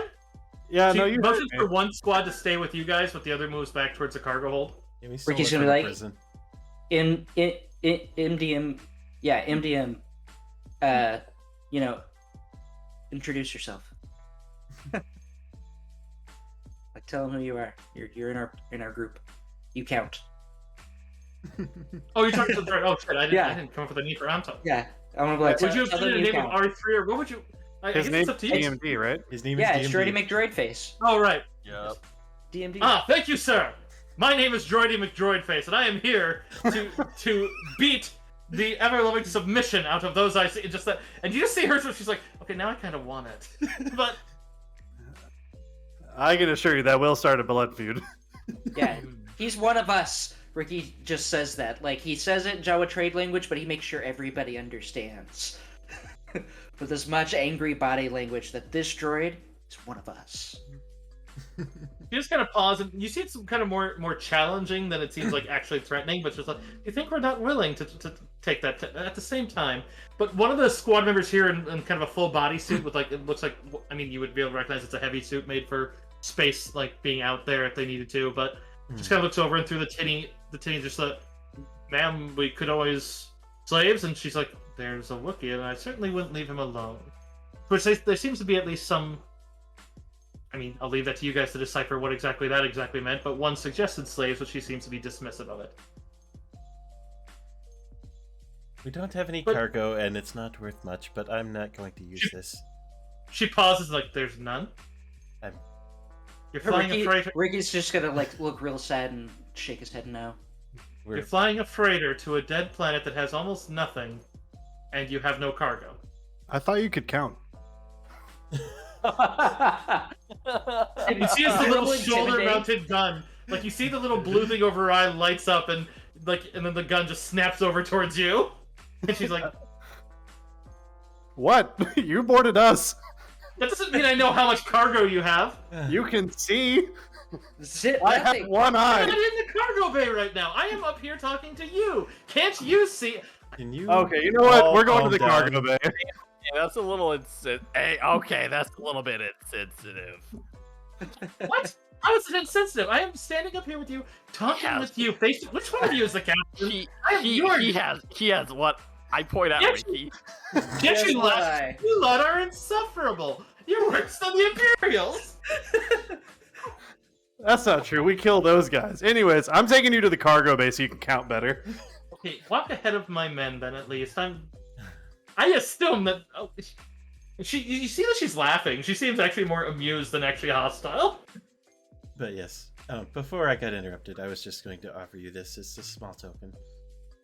I'm assuming you could use it. I just hand over the 2 doses of spice that we were given a long time ago that I have never any intent of using. Yeah. I don't think she goes to look at it in space, but Glitter Sim would be very bad for someone with cybernetic implants, but she does all the same though. Kind of look at it and goes to kind of like, I don't think spice you actually taste. I think it's smell. I think it's actually how it's supposed to be. But in any case, we'll say that she goes or maybe hands it up to one of her to look. She's like, this is actually good quality. Are you spice runners? Because if there's spice, we'll happily take spice. No, that was just something somebody gave me. You don't partake. No. Is your lightsaber visible on your belt? Probably. yeah, we were chilling on the ship. No reason to wear a robe. There's probably a glance down to that. She's like, do you know how to use that? Very well. There's probably just that moment one as you guys are walking back. Noted. As you get to the cargo bay, kind of up to you, and then one of the guys stops, his gun still kind of up, kind of looks to like probably crash at the front of you, kind of points back and just I need to talk to my... Ma'am, they have a docked ship. She pauses and she's like, this is a VCX. Yes, ma'am? The VCX shuttle and this... Have you modified your shuttle? She says rather just sweetly. No, we just purchased it. Was it stock? Yes. You can tell she has like a little...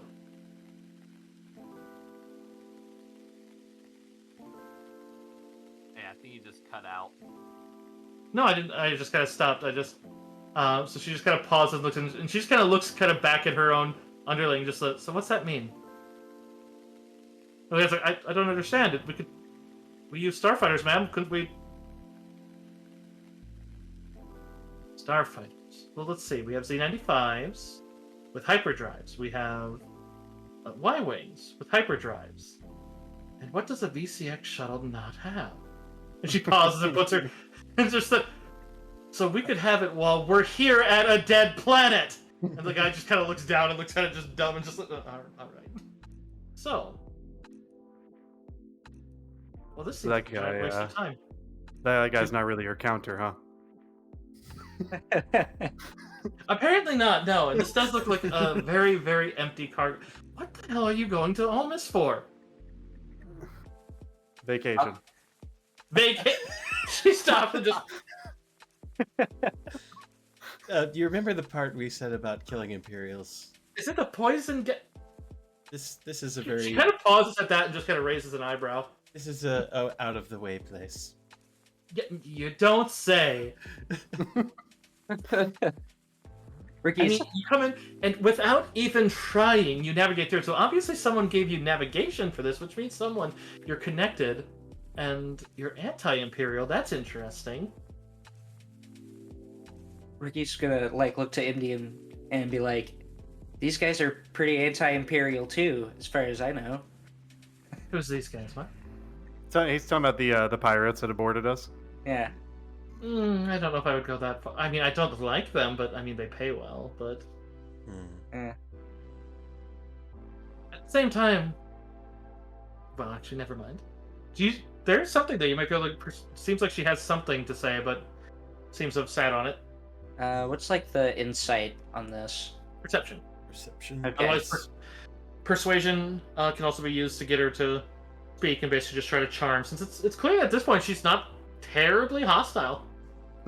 Despite Null's best attempts. 23 on perception. Oh, I I mean- also want to perceive. 1 second. Keep in mind also, it's like, pirates have their own, like, if this were like a normal person or like a military, they probably would have gotten very offended by your behavior. Pirates see this as you're defending your ship. They respect that. It's like, all right. It's like you don't have like any like they're like I could fight you for what looks like maybe 1,000 credits. That does not sound like to the death. I'll lose people with more gear than that. No. Yeah, this isn't worth your time. Yeah, I mean, to be fair, we've been honest and compliant, just not in the best way. Yeah, and like- and then she's being very straightforward too. That's the one thing is she's supposed to, of the three of them, she's supposed to be very, very to the point. It's just she has her own flaws, but most of them are very doable in social situations. In combat, she's terrifying. But Yeah, Ricky's gonna ask MDM to like translate for him because he just likes how MDM talks. So he's gonna like ask him like, "Hey, will you translate to her for me real quick?" absolutely, sir. Speak away. He's gonna be like, "Look, I tried to tell you that this was gonna be a waste of your time, that we had nothing, and that we were just trying to go to the dead planet." Understand, people who have a cruiser's worth of credits in their cargo hold say the exact same thing. How was I to know? That's fair. That's fair. Understood. I'm sorry you had to deal with my my flyer. If the damn over TIE there. fighters had hyperdrives, I'd get one of those because apparently they can scan through your damn hull with just a pass. That's awesome. Have you considered just like kind of like attaching one, just kind of take the wings off it? Right? You know, it's a lot harder to get them. They're kind of built like giant flying cans that blow up with a single shot. They're difficult. fair enough. And currently, well, Ricky's gonna be like, "Yeah, that's why we have one of these, son." with your perception, the way that she keeps alluding to like not wanting to engage some Imperials, it sounds like she might have done a recent job with Imperials, which might, I would say with your guys' perceptions, and because you did it fairly well, and even though you can tell that she is very good at lying, it also seems like she doesn't seem to have much compunction to lie unless she has a specific reason. I.e., you can tell she could be lying if she wanted. It doesn't seem like she really wants to. But in any case, in this one is the perception one I was going to lead to is that I would say it's not a terribly long jump to realize, well, there's also a question of why is she at a dead planet? Because I would say, with what you know, it's like they like shipping lanes. This is not a place with a lot of Yeah. crap. Ricky is gonna ask that actually. Having MDM translate, he's gonna have him basically ask, "Yeah, why are you guys here at a dead planet, like, and trying to steal from us? Like, if you're not like just resting from like a recent run, like alluding that why are we being boarded?" Well, the truthful part of it is simply this is a wonderful place if you know how to navigate the comets, since pursuers, you will see them coming. You will have to, even those with the proper data, such as yourselves, we were able to get through the outer layer before having to do the jump inwards. But so basically, you always see your pursuers coming. But she kind of lingers off. Give me a persuasion, or anyone can really, if you guys want to do it. But A persuasion. I mean, a good reason to be here, isn't it? Why is my persuasion so Oh, low right now? Stormy. Mhm. Is that Stormy? What are you going to say for that? I mean, you already got it. So I mean, Uh,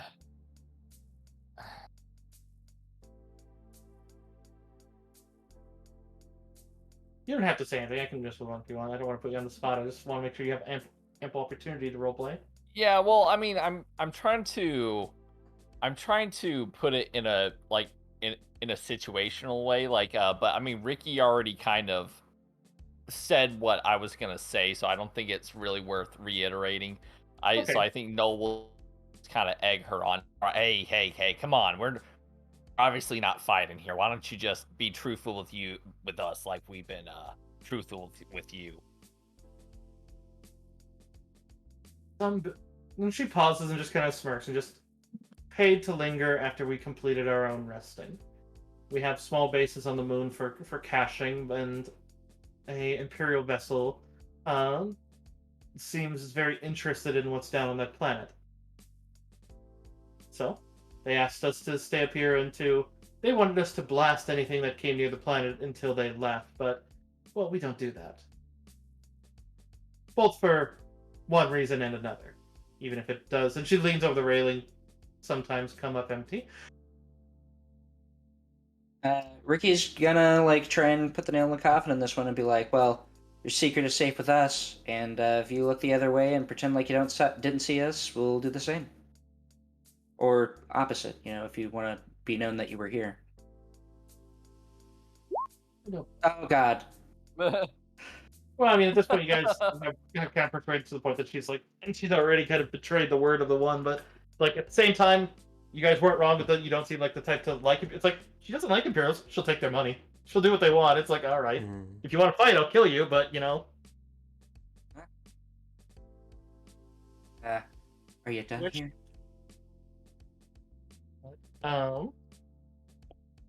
She would give you one piece of information though that is maybe a bit damning. It's just as far as yeah, they'll probably be pissed about that. But at the same time, the only ship they had that could pose any major threat to me couldn't make its big fat ass through the comet field. So I'm not exactly afraid of that. It'll be some time if they want to try to blast their way through, and we'll surely just find a way out the other side of the system. Oh. Do you know what ship that is? I remember that the title had ass in it. What are the other people in the one of her squads is the Assidious. Oh, joy. Of course. Noel kind of snickers. See if you can. Now, just makes a mental note. I want to keep like a eye on them, like while we're down there, like through some sort of way. I don't know, technologically. On who's them? On these pirates, because I want to know when they leave. Okay. You know what I mean? Like while we're down there on the planet, like if something's coming to make them leave, depending on what the hell is going on. Oh, okay. I thought they meant like leave our ship while we were boarded. Right. No. Hey, No, like As while long we're on as the you're planet. near And if they anything that would leave, have a then good sensor, like if you were near your ship, you could. Otherwise, it would take a roll. I mean, even on the atmosphere, like I'd say with your skill, it's sizable. You could track them, and that's if they stay where they normally are, because they tend to hide from the people coming in. So basically, between she'd even be pretty clear about that. Yeah, they hide between the planet and the moon, because then no one can really see them from most directions. Makes sense. Leaves only a ring, and the moon does have a very close orbit compared to most. So, hey, so Cap, how much are they paying you to linger here? let me take a peek. I think it does mention that. Because I want to see if it's like advantageous for us to just have her go. Because I don't necessarily trust her. Because if she figures out who we are, and that the Assidious is after us to some extent, She could try to turn you in for money. Yeah. She will 100% turn us in for money. She's still fully a pirate. Mm-hmm. Yep. Oh, I give everybody their breath masks Yeah. at some point, like before Okay, this. it looks like it doesn't right? actually give me the value, but We were simply paid I doubt it'd be a terrible one because like giving them a enough. Well, even just enough for that would still be a sizable chunk. It's like just telling them to linger until someone left, and since he doesn't plan to be there long, so we're currently being paid a retainer of 5,000 credits a day. Oh, okay. That's all right. It is Much Okay, for my blood. all right. Wow, that's a pretty lucrative deal. Not gonna Imali. lie. Imali, dude. Hmm. That's about all I got. All right, cool. So they get So to just do we kick it there. Can we leave now? Are we good? I mean, the other option is try to. I will offer this just because this is a function of the system. Do you mind improving attitudes is something you can do in the system, which basically it's like, well, clearly they already dislike the Imperials. If you get them to the stage of not one but two, basically you have to have. In your guys' case, you would need two people to succeed or one person to critically succeed, on basically just that check. Or basically it's a but that I'll tell you right now, it's like she's effectively neutral. It's like unless you have something she wants, she's not after you.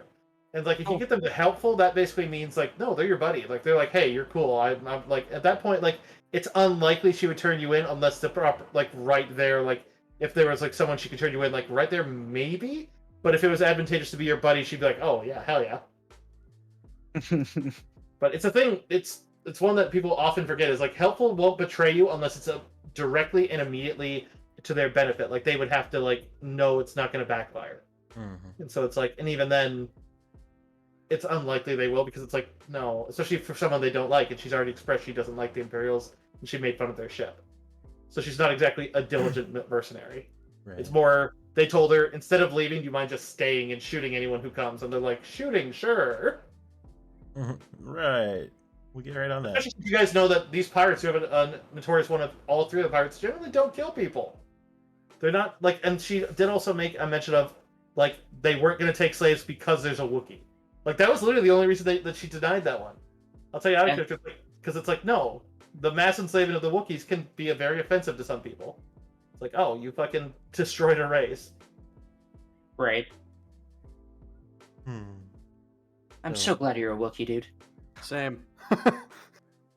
I mean, I'm down to try and persuade them and get like, on helpful terms with pirates. Right. Yeah, I mean, I got a plus 12 to persuasion. I think Ricky and I might have the best bets to continue those checks together. For sure. All right. It's a set DC too, so you guys will know what it is because it's a set system. So basically, what it does is it takes her charisma and adds it to the DC based on what she is. At neutral, she's a 10, and so basically you just do that plus her hit dice plus her charisma, and that's all just you have to beat. Which does mean then you'll know basically if you're close with force points. So let me get back to her character sheet. Yeah, Ricky's just gonna have DMD translate for him again. That Oh gosh. Okay, so that's 7, 19. That's a 19 that you basically have to pierce. You know what? Do you think force points are worth it at this point? Do you want to be friends with the pirate? I mean, it's definitely I worth it think for Ricky. Yeah. Because I kind of want to be friends with the pirate. I mean, I guess the upside is she's also flying a cruiser, which is much more dangerous than your ship. Damn, Stormy. Oh, I didn't mean to roll perception. Fuck. Well, that's a 20, and then that 18 plus 5 is greater than 19. Yeah, you guys definitely. So, I would say I would like to ask what you guys like. Maybe each of you doing something that would necessarily endear someone to someone. But I guess I'll leave it to you guys to flavor it how it is, and it could be more than just like words. Like if you say like you guys break out some booze or something, or you start like you decide to like go over to their ship and actually like not try to rob it, but do something basically something positive. Like Well, I've always thought of pirates to be, kind of. I don't want to say like bad mouth, but they kind of express their endearment with each other by kind of bad mouthing each other. So I think we'll kind of continue the friendly banter. bantering that we kind of Yeah, had definitely. early in the beginning, and I'll probably like, hey, you never apologized to my Wookiee friend there. For what? What did I do to insult him? I didn't. Yeah, no. You clearly made a scene joke to him. I mean, you could clearly see that he has one eye, right? I fucking I forgot will. The about that. counting. I guess I'm a terrible person. With my, how would I ever be able to get along with somebody for having only one eye? How could I ever see eye to eye with that? And she goes up and starts tapping her cybernetic eye. I just said, You're just not mentioning the fact that her face is covered. Yep. That's actually it. Remember That's who was actually it. fully blind? Like, Ricky that's what Ricky I was audibly basically getting at. laughs. Ricky audibly laughs like that's the funniest shit he's ever seen somebody do. It's that kind of is. Can't see eye to eye, tapping her own fucking eye. I like to imagine Miria actually does like that Toph thing from Avatar: Last Airbender, where she like waves her hand in front of her face. Right. Yeah. so apparently we're the half-blind party, and you have a fully blind compatriot who never seems to take her at least quote-unquote gaze off me. That's unnerving, I want you to know. Not that loud when I step. That one is, and she points at one of the bulkier guys. I mean, I looked at them Man. too. Oh. On the one hand, I am so just disappointed. At the other hand, I don't know. It's crazy, right? If we see any big loot down there, we might let you know. Oh, I like the idea of that. All right. If you so have any issues that a Z95 might be able to handle, you let me know. I have a couple good pilots. oh, That's that's good good to to know. Oh, like you want to exchange channels? You know what? Yeah, why not? All right, cool. I'm gonna like set up a channel. If you see an Imperial with this stupid ass single-eyed visor, I don't know why they do that. Even if you put a camera in it, you're never gonna see as well as at least two. Like, why would you ever do that? What happens if you need to shoot a gun? But if you see one that has a stick up his happy little basic speaking ass, then do me a favor and make sure he doesn't leave that planet. Ricky's gonna do his best Jawa wink and thumbs up. Yeah, that's pretty guaranteed with this one here. Fantastic. I am just... Because then there'll be actually no issues, and it's like, oh no, the one ship I got through, but they happened to kill the guy who paid in advance. Oh shucks. Also, that's a thing. A word of Paid advice. in Don't- advance. Yeah, don't pay pirates in advance. That's Oh a my terrible God. idea. I mean, maybe it's because I also don't usually renege, but at the same time, they ask me to kill people. And I don't usually... I mean, I'll kill someone who tries to kill me, or if I think they're going to kill me, you know. I'm gonna secretly make her contact my datapad the jackoffs. Oh, jeez. Anyways, we're all very professional here. Yeah, if we see him, he's definitely gonna not leave the planet. Oh, damn, you're professional? That's unfortunate. Jeez, I thought we were hitting it off here. Well, we were. Oh, shucks. Is it time for the duel then, sir? She looked at the Pardon droid me? like, Oh, Our R3 droid very much likes to kick people's asses, sorry. that's an odd trait for an astromech. Like I said, Yeah. used to be a warden. duels today. That's just Ricky in the background while those two talk. Just no duels today, man. We're not fighting yet. We're not fighting. Blast! We like these guys. No blasting either.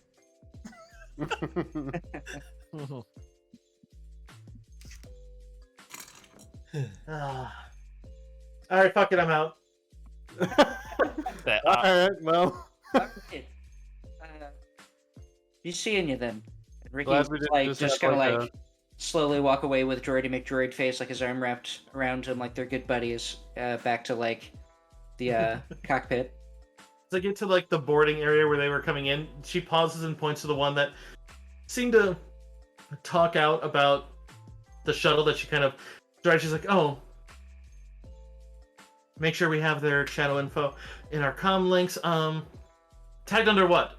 The ship name? No. Do ugly 2-B.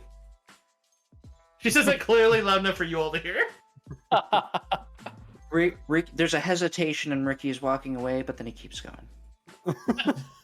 He just keeps He going. almost He's spilled like, the beans. It's okay, Ricky. It's not worth it. Not worth it. This isn't the worth it. one. Hey, and I hate to break it to you, but you know she's lesbian, right? I mean, it's a female commander of pirates. Come on, man. Ricky has no idea what that is. It's fully- He has no it's fully a concept of what that Jawa. is. Yeah. Has zero concept of what that is. He's like, is that some kind of egg dish? Yeah, like Yep. That's it, buddy. All right. So now he's gonna go around saying he's gonna try to order lesbians at the next restaurant. Oh my god, what have you done? Well, let me write that down. Can I get 3 of your finest lesbians? Oh god, hopefully the next person I see is a hut. Then it'll just be weird but cool. You just I'll get imagine what I want. For what? Well, I'm gonna. Where are the eggs? Never mind. He brings that to Where are the eggs right now? Sir, I asked for... Why did you send 3 waitresses and no eggs? Yeah. Made to see your manager. Where are their clothes? This is unsanitary. Why would they not have clothes just because you ordered lesbians? What the fuck? You see an What inch are we of gonna meat talk about? unclothed, skin is filthy. Terrible. I hate this conversation. This, All right. that was very funny, but yes, moving on.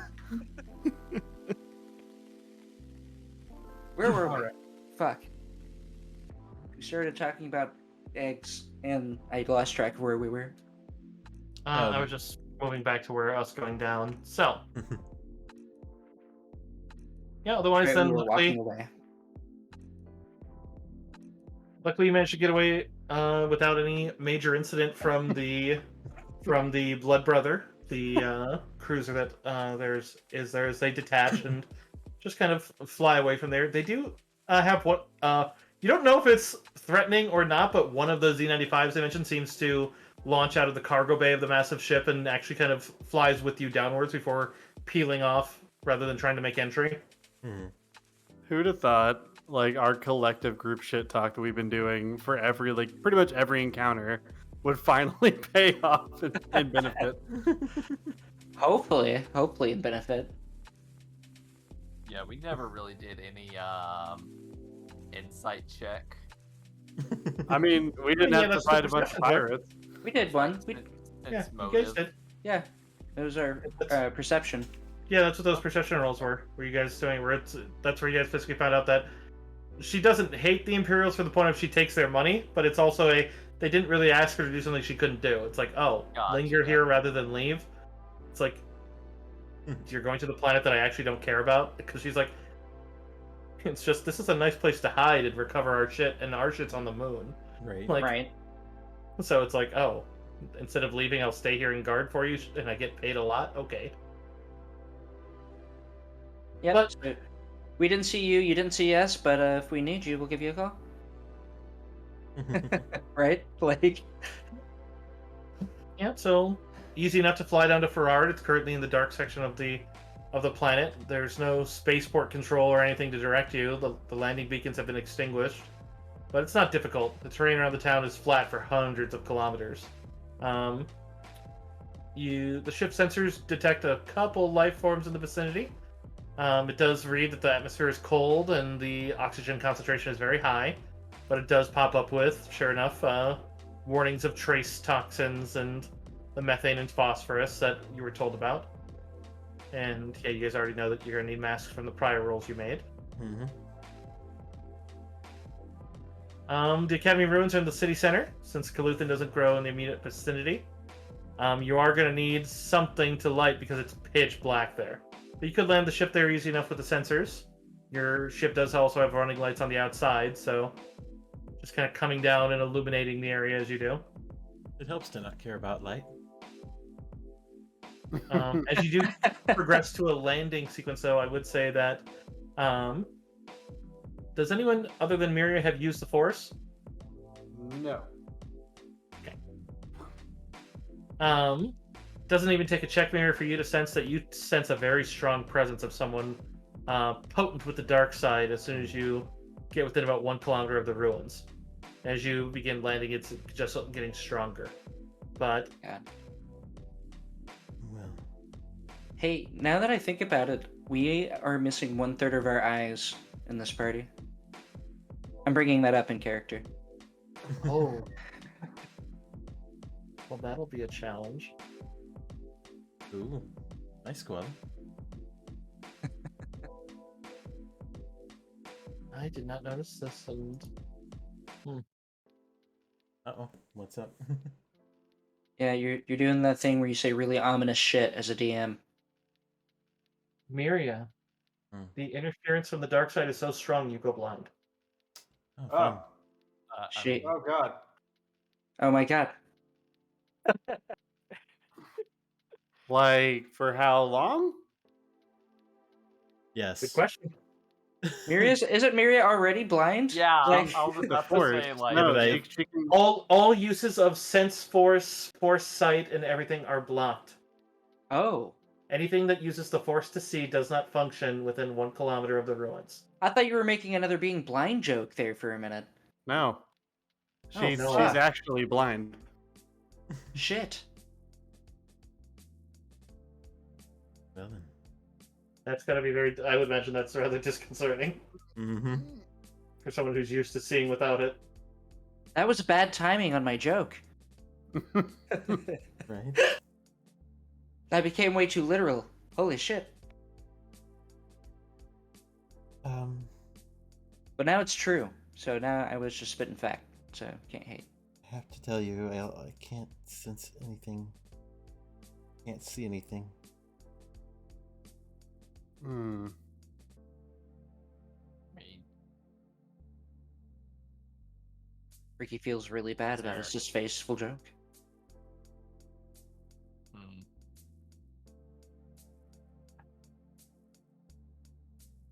We I can don't think there's really anything that we can do.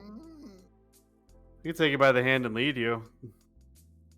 But Well, maybe it'll be good to keep you on the ship, I guess. I can leave you with Droidy McDroidface.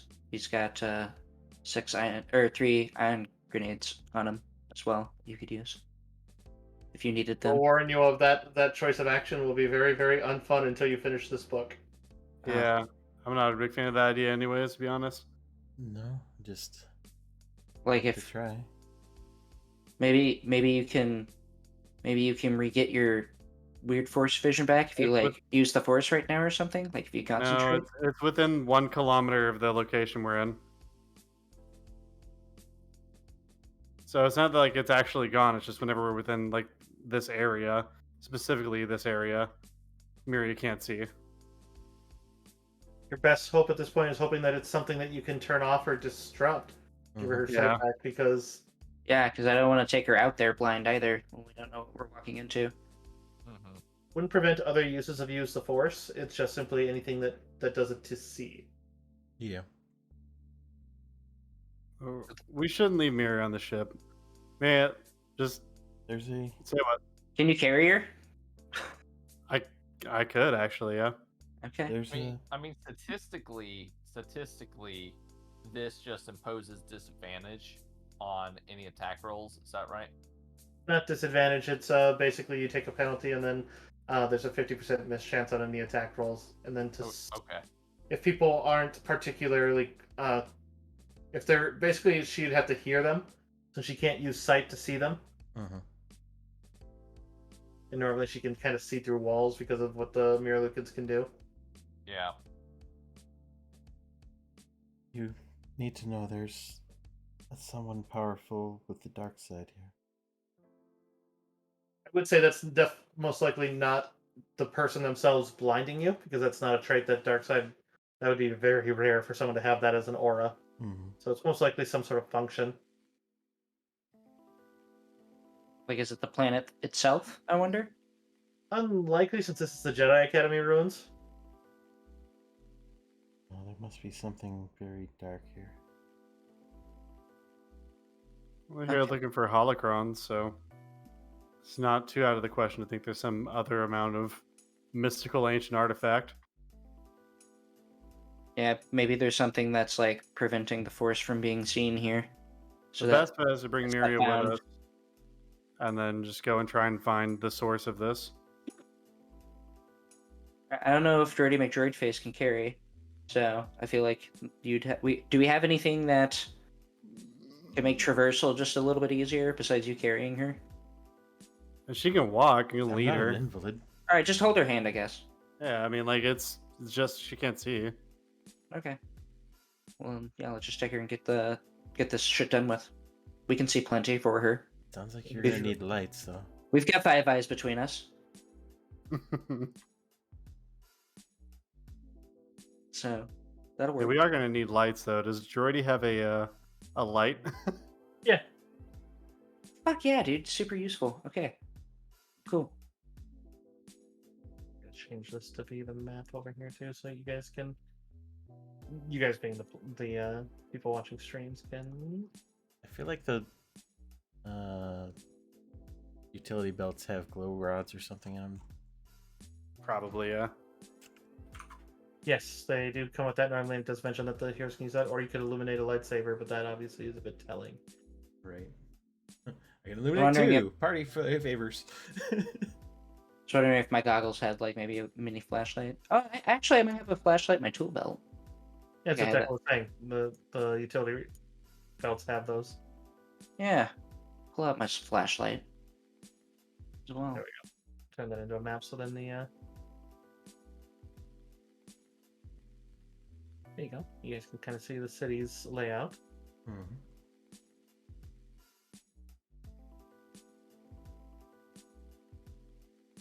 It's a glow rod. Mine, or I will help you not.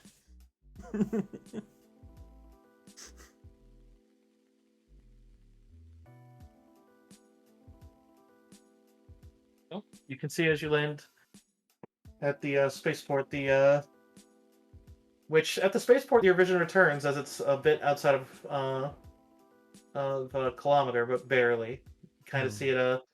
And for you, Amir, you'd see it as this just dome that just is just kind of void of interference.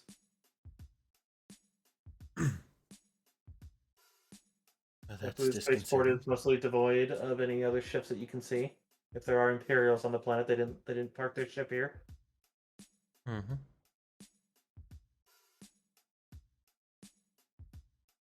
Okay, so all right, so we're on the planet. Yep, you're at the spaceport currently. There's nobody here. I'm gonna do some sort of search check. Yeah, the city is empty of men, women, and children. There's a hostile wind, but Maybe we're looking for some weird Jedi artifact. There's got to be something around here. How about I gather information? it's not dark on the outside until you get within a kilometer of the. Basically, after the first block, it'll become dark. But the first block is glowing because there's plenty of Caluthin still. Mhm. But it doesn't mask. It's growing about 2 meters tall in some parts of the city. But there are some strewn debris and occasional decomposing bodies, calling cards of looters and bandits. But what are you searching for, by the way? Are you just looking around?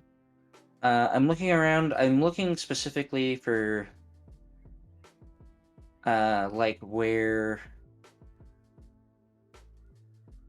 because we're looking. All I really remember is we're looking for a holocron, right? Yes. And it was supposed to be hidden somewhere in the academy, and I feel like that's all the information we got. Right. So I'm just gonna look for some sort of entryway or area where the academy was, like where things may have taken place. Maybe a library, some amount of books, and entryways into more underground areas. Okay. You're not there. This is like you like basically. There's still some traversing between here and the academy to do. So hold on that one. I will let you use that roll for looking around here because there was a perception roll to be asked. Okay. So let me just get back to where I was, just for as far as flavoring and description. So, but this would take you into the area that you can't see the mirror, since it would be only a block away from the port. So you only get a pretty much where the light of the plants are, you can see, but where it's gone, you can't. It's rather disconcerting, actually, how that is for you here. You don't know if maybe that's literally it. But in any case, as you walk through the discarded old lives of the area, you do see what used to be a children's school. To the left, there's the rest of you can see that there's a graffiti on the wall below a sign that reads Remembrance Hall. But you can see red letters that say Death to the Unfaithful. But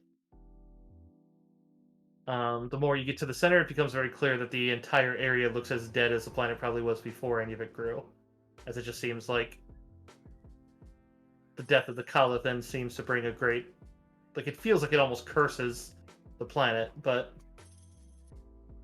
Yeah, I'm glad I'm wearing this breathing mask. I will say, Ricky, for your perception, that I said, you do notice that there is something in the area.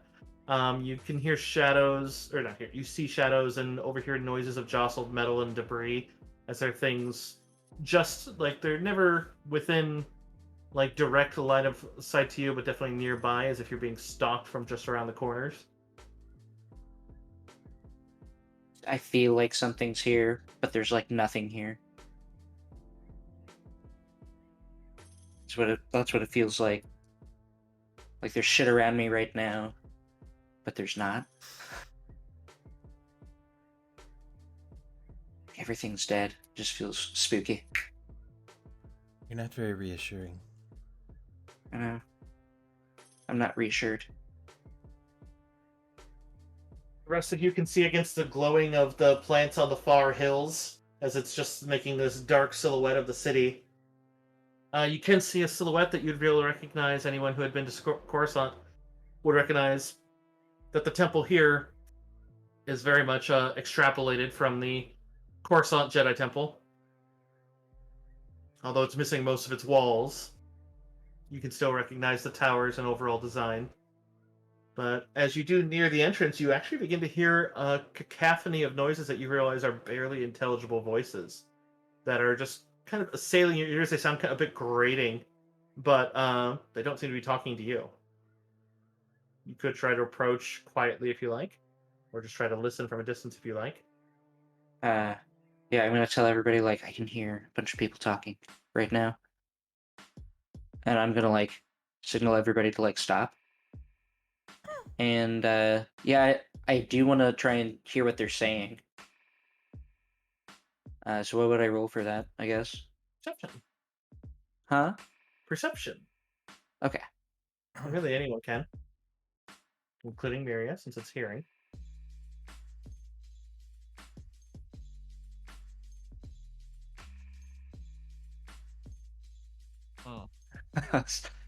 Oh, my sweet All right. summer child. Darby's like, it's too dark to hear. Turn down the music. I'm looking for my turn. That's so accurate, I don't even like it, but... Yeah. So, you can hear just what sounds like, oh, please, stop, just get your unholy soot up out this holy artifact, squid thing. From a dead cold paws of the Agor fiend being, we did the location finding of the silverish pretty some treasure pre-secondary. It is unfortunate that the Jedi Master Lani has never programmed me for the denouement of this particular design. Hey, Bio! Sounds like it's an argument. With a Jedi droid? Potentially. Yeah, It's a very polite droid. I'm gonna sneak over. Give me a stealth. I would say as you round the corner, you can see what looks like 35. I got a 35 for stealth. Oh my god. No, it's not in that 20. It's close. As you go to round the corner, and maybe the rest of the group kind of like just pass it just so they stay out of sight, you would spot what looks like in the dark there as you're and you can see that one of the Rotund beings is actually carrying a light, so plenty illuminating them, but it seems to be 3 rather rotund beings in spacesuits with full visors, so you can't really make out exactly what they are. They're towering over 5 what look like maybe native creatures that look kind of like rabid canines with blue fur, except they seem to be able to rear back just a little, and their front paws seem kind of hand-like, but otherwise kind of wolfish-looking muzzles with longer ears. But it looks like they're in a tug-of-war over what looks like the upper half of a tarnished silver protocol droid with a rather gas mask-looking face.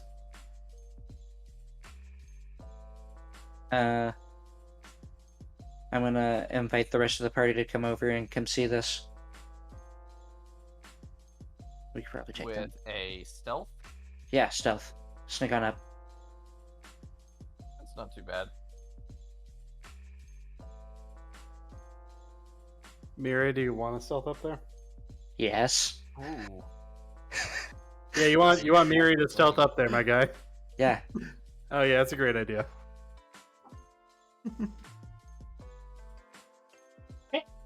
I will roll. Oh my god, the nat 20! Right? I Yep. take what I said. Here, watch this. Very- Nat 1. Nat 1 right now. Close. 19. Still a 19.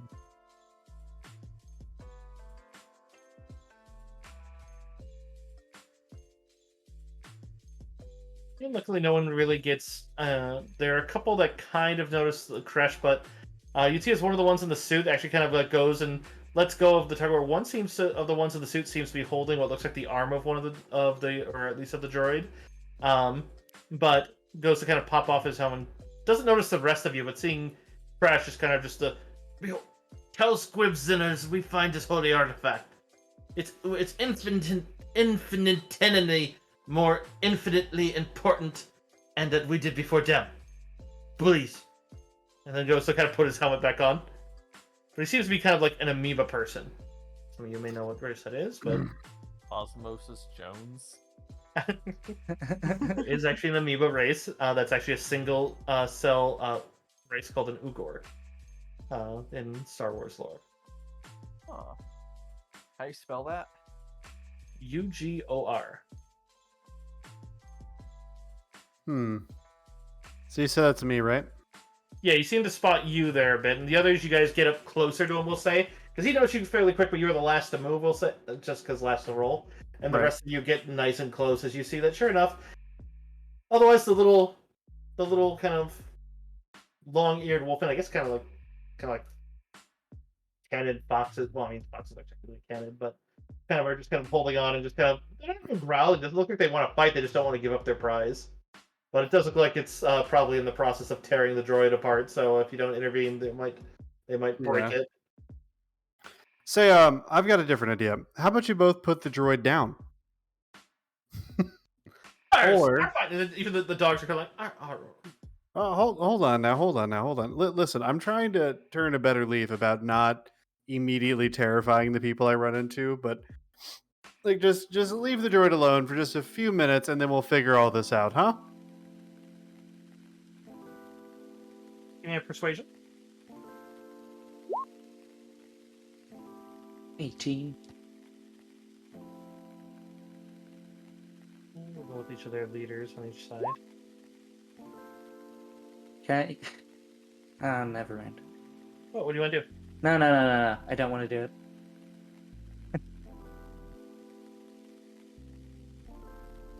If that doesn't work, I'm going to try and intimidate them. The dogs seem to kind of stop as they go to kind of set it down, and one even kind of pats it.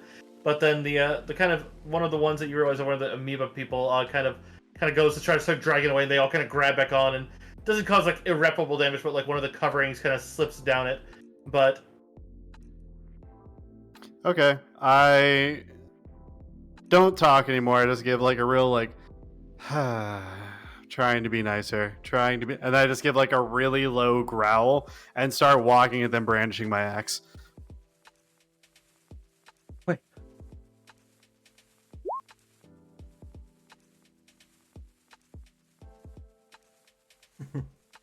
That's also favorable circumstance because I have a Beskar.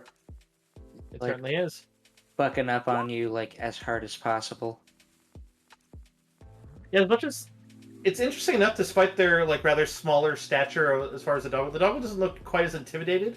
But as I see that the amoeba one looks definitely terrified, as they kind of like even drop the arm and kind of like, hey, we don't want to fight. We're just here to find. And you do see the dog set it back down and kind of look to you like because your persuasion on them worked. They just didn't want to lose it to the people who weren't going to say no. But Right. in this case, though, I'd say that the Ugor probably. In this one, it's basically one side or the other most likely becomes more favorable versus this one. Since I'd say since you use scary, intimidate on the Ugor, they'll probably be the ones to lead. So they just this is not worth. These ones are heavily armed. We'll find other ones. Yeah, yes, others. Just find squibs. Enjoy your droid. One you see is one of the dogs actually kind of blows a bit of a raspberry at them as they go to walk off into the darkness. I tried to do this nice. I really was trying to avoid this. It's kind of hang my head and then just like call the group over. Like these dogs aren't going to pose us any threat. Like, Yeah, Ricky just pops out of the bushes, like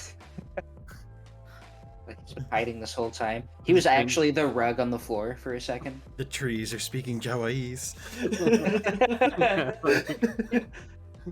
Otherwise, the little dogs are known as squib, which just the. Do you want to talk about the shiny treasure? Can we? I'm more than a shiny treasure, sir, ma'am, sir. I was gonna say, we just wanted to talk to it. Yes, I'd very much like to speak to it. Talking treasure is best treasures.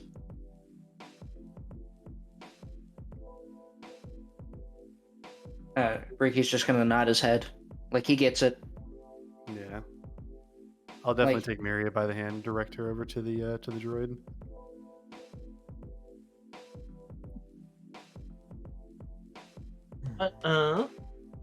Yeah. Otherwise, the squib leader is known as Jimmy. That's funny. Jimi. Squiblita. One of them starts talking to. I don't see why the ogre are so mean. The possession is 991 thousandths of high squibian law, and they kept saying that like they had found it first, but we had it. It just doesn't make sense. But otherwise, they don't seem to be that as long as if you just want to talk to it, but otherwise I mean, Crash has no interest in keeping the droid. I know that we need information from it, and like, so yeah, like I said, I just lead Miria over to it. Ricky wants it. Droid, what is your designation?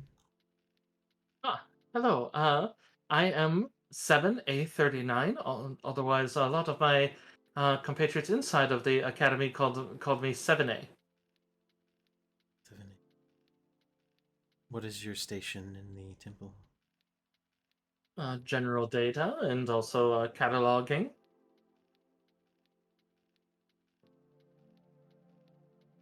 I am quite skilled in the lore of the galaxy, bureaucracy, as well as even diplomacy if the need arises. Guys, out of character. Yeah. We gotta get this droid on our side because then we would have an astromech and a fucking protocol droid. Right.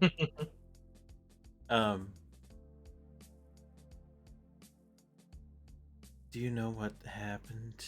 Like, when was this temple abandoned? It was abandoned a while ago, and just you hear a trilling, I would say, of this that just sounds different. I mean, and you'd see that even the squibs seem to look around and look a bit, as it's you can see, those of you who can still see can see in the dark, as there's some things that are casting off a little bit of a red glow on their spines. It seems like some sort of reptiles are emerging from behind broken chunks of the Academy Tower. It's just kind of a sorrow, and you can hear the squibs just the unholy ones, unholy. Watch. They seem to be reaching for their own weapons. Hold on. What are those? What do you mean unholy ones? Let's see how they would describe them. Sorry. Ricky's gonna ask the droid if he can take us through the academy. Trey, I don't know if maybe you missed the combat is about to start. There's monsters coming. I have quick draw. That's why I'm asking this. Let me get the thing. They would just refer to them as servants of the Dark Ones. I would say Miria, you can feel that it seems like there's definitely a... I mean, the saturation of dark side energy does feel very strong coming from the direction of where you hear their noise. The creatures themselves... it's a giant reptilian, black as the void. And it's just kind of galloping across the ground with long claws on each of its hand. They seem to have about 10 centimeter ebon teeth. And they seem to be drooling a very thick tar. Oh my god. How far away are they? Let me get to the map, and I will tell you. Wait, does that give me a map? The fuck is this? Wait, a counter map. Okay, use the map of... Okay, totally different map that you use for multiple things. Can't believe we're fighting my ex. Oh no.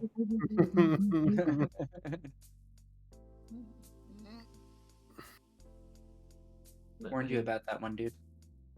Yeah, family reunions are the worst. By the way, my cat is in silly mode right now. So if you hear screaming and banging and like cat noises, it is her galloping and bouncing off of every wall. It's the absolute zoomies. Yep. I always love reading the memes where it talks about them getting that at like 3 a.m. while you're asleep, and it just... Is it a Robert? No, it's just your cat. And they've been possessed by Satan. Right. Yep.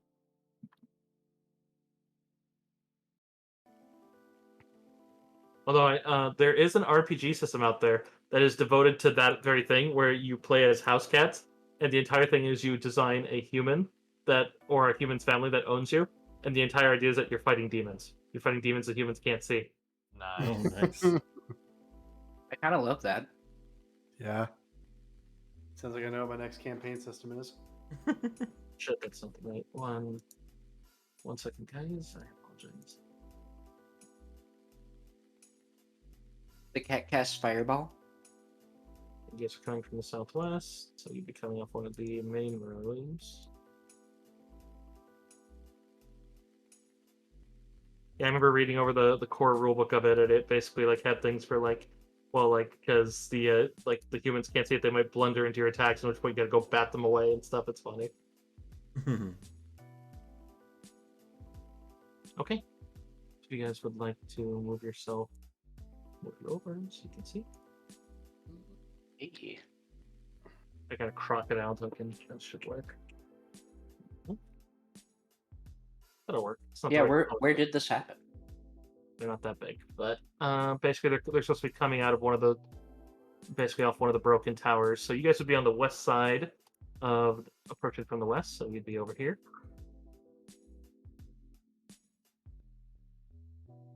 I'm just gonna copy this one. This was a token I used for one that had a crocodile familiar. Ma'am, that is my switch. Don't chew that. Alright, so and then you also have some squibs, which I guess I'll find some null tokens for that, since they're basically like small sized nulls. Small knolls? Oh boy. Yeah, and one's named Jimmy. What a blend. I knew this day would come. It's like that Rick and Morty episode where it's just where it's his dad and just all the different clones of him at daycare. Oh god, yeah. While we're still setting up, just full disclosure, I have every intention of doing like the C-3PO Chewbacca thing, like this mission where I put like, like that scene in Cloud City where like C-3PO's in a bag being Yeah. carried by Chewbacca. You know the funnest part about that is if you have somebody of a high enough strength, the squib have a net for someone to do that exact thing, and like they even use that as the reference of like a character who's strong enough could do that. So you could literally put them on your back. It's just you have to basically convince them that, to let their treasure go. But Yeah. We'll get to that after the lizards. Okay, so there's a total of 4 of them. One of them does seem to be bigger. You guys can see that it doesn't seem to be overly larger, but it seems to have more markings on it. Definitely seems to be kind of like an alpha unit. Seems to be the one leading the charge over at you guys. So I will mark that one with a red. I.e., you can tell that the pack has an alpha, as they all seem to be kind of following it down to gallop after you.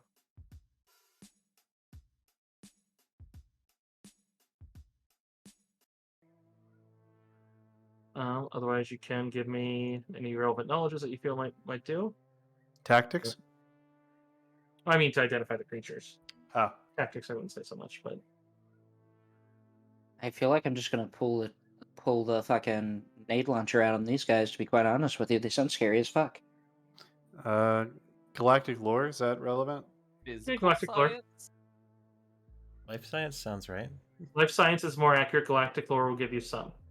I was thinking like life science or physical science. I don't, but All right. Life science gets you the most data on it, but galactic lore just tells you about their use. All right, so the galactic lore is tells you that these things are basically used as they're basically a living animal that was known to have been infused with enough dark side to that it went hostile from a creature that wasn't, but to the point that it actually encased their biology, to the point that they differentiate and even view their progenitors as prey after that point. Life science, you would know that these are basically variants of Hissis, or I think that is Hissis. Yeah, HSSISS. That have basically been drenched in the dark side to such a degree that their eyes begin to burn like coals.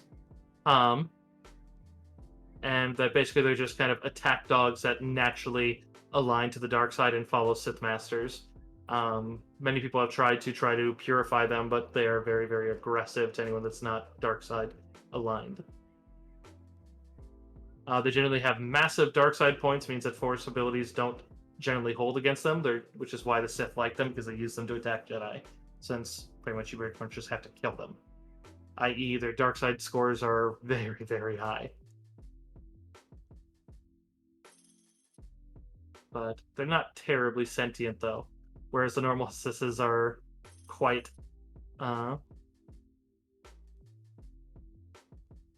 intelligent as far as lizards go. These ones tend to be a bit more piranha-like about that level of intelligence. Time to feed.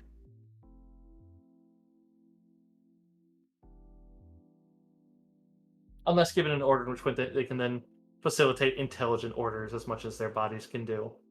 But they're very strict. Anyways, this will be initiative of everybody on the board.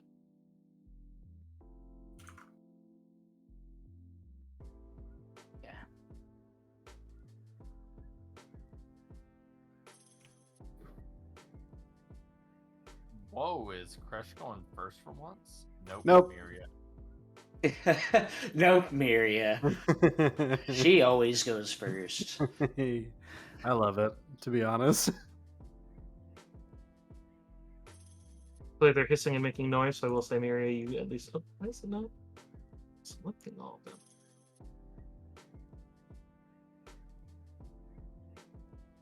There we go. Got them all in there, and that's going to be 7 rolls for me.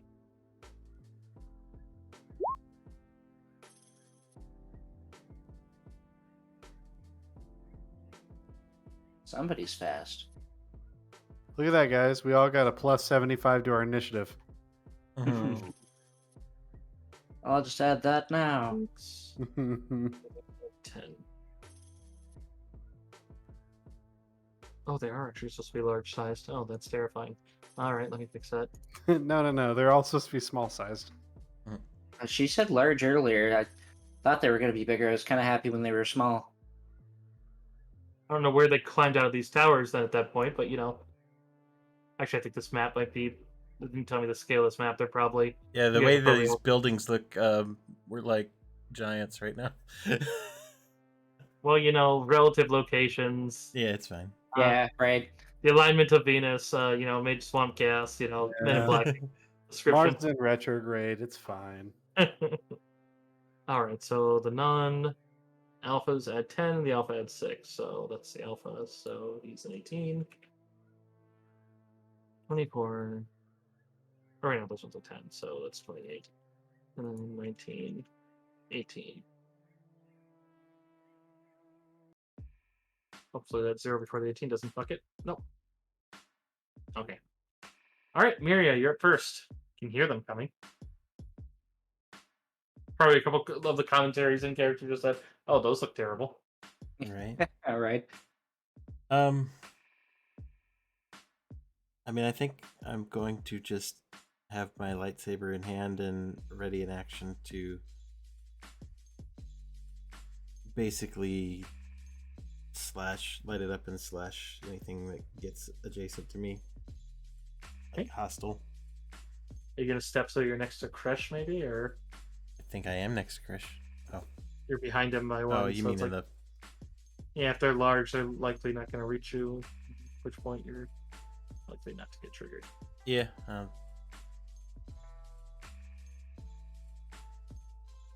Okay.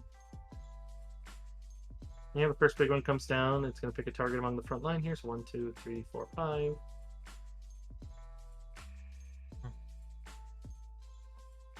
He comes charging down, actually even past the alpha as it kind of crosses in front of him.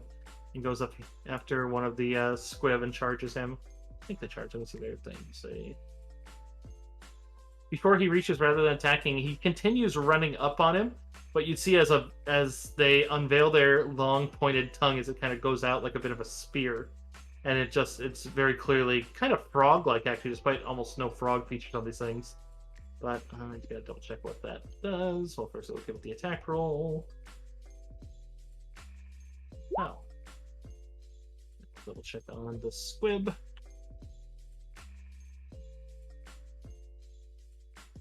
Squib Scavenger has a reflex of 16.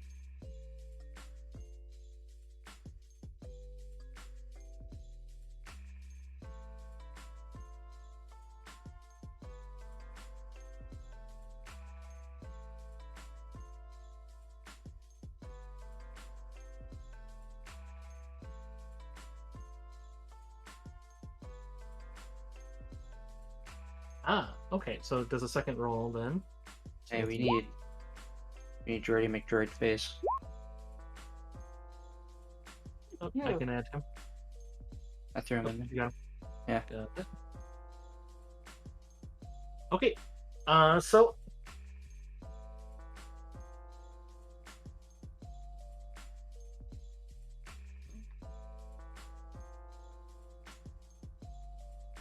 it does grab onto the squib, but the squib manages to at least avoid one aspect of it. As basically, as soon as it grabs on with its tongue, the tongue goes to coil and tries to immediately pin him. It looks like they can do it as all one fluid motion. As then they basically close up to kind of, you can see in the part of it as it basically opens its mouth threateningly as if to just try to bite and consume him. But he does manage to free himself from the pin, but he's still grappled by the tongue. So that one are grappling. Crash, you're up. Well, I think I would probably relay just generally like what's happening to Miria and like their general locations. Just trying to be helpful.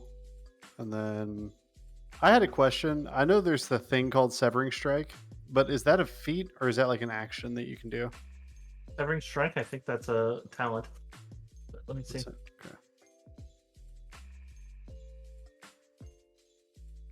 I'm only asking because I might try and cut that thing's tongue.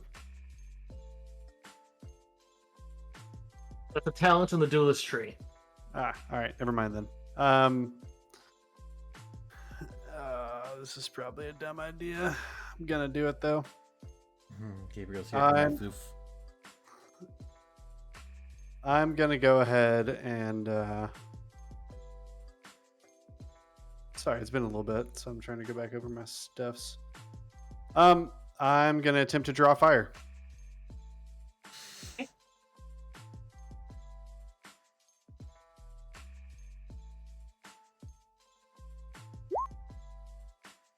I can't see. I have my character sheet up. Yeah, I'll let it ride with the 25. It's a good one. Is this one right? Oh, hold on a second. Sorry. Is this one right here actually within my swinging range? All right, which one?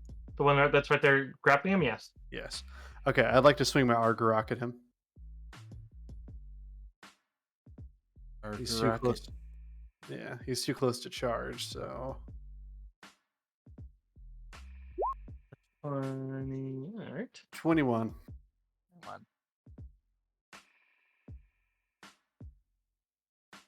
All right, getting back to the combat page. That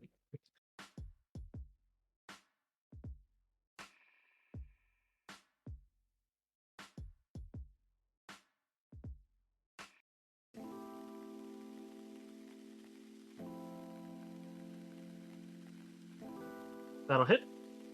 Cool, for 28. So he goes down a threshold.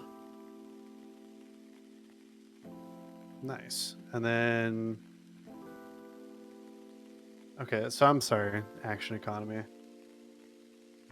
We get one swift, one and standard. move, and Yep. standard. Yeah, so you got to move left. I don't really want to move, to be honest. I might 5 foot up just to give Ricky and Noel a little bit of room. But I know Miria just moved to be right next to me.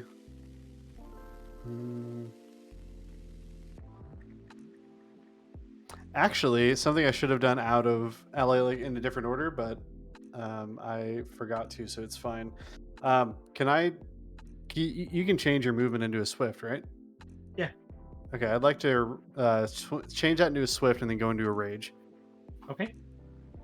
And that should do it for me. Okay. Ricky. Ah, finally. I'm gonna do a little move here. 1, 2, 3, 4. Move here. I'm gonna quick draw my grenade launcher. I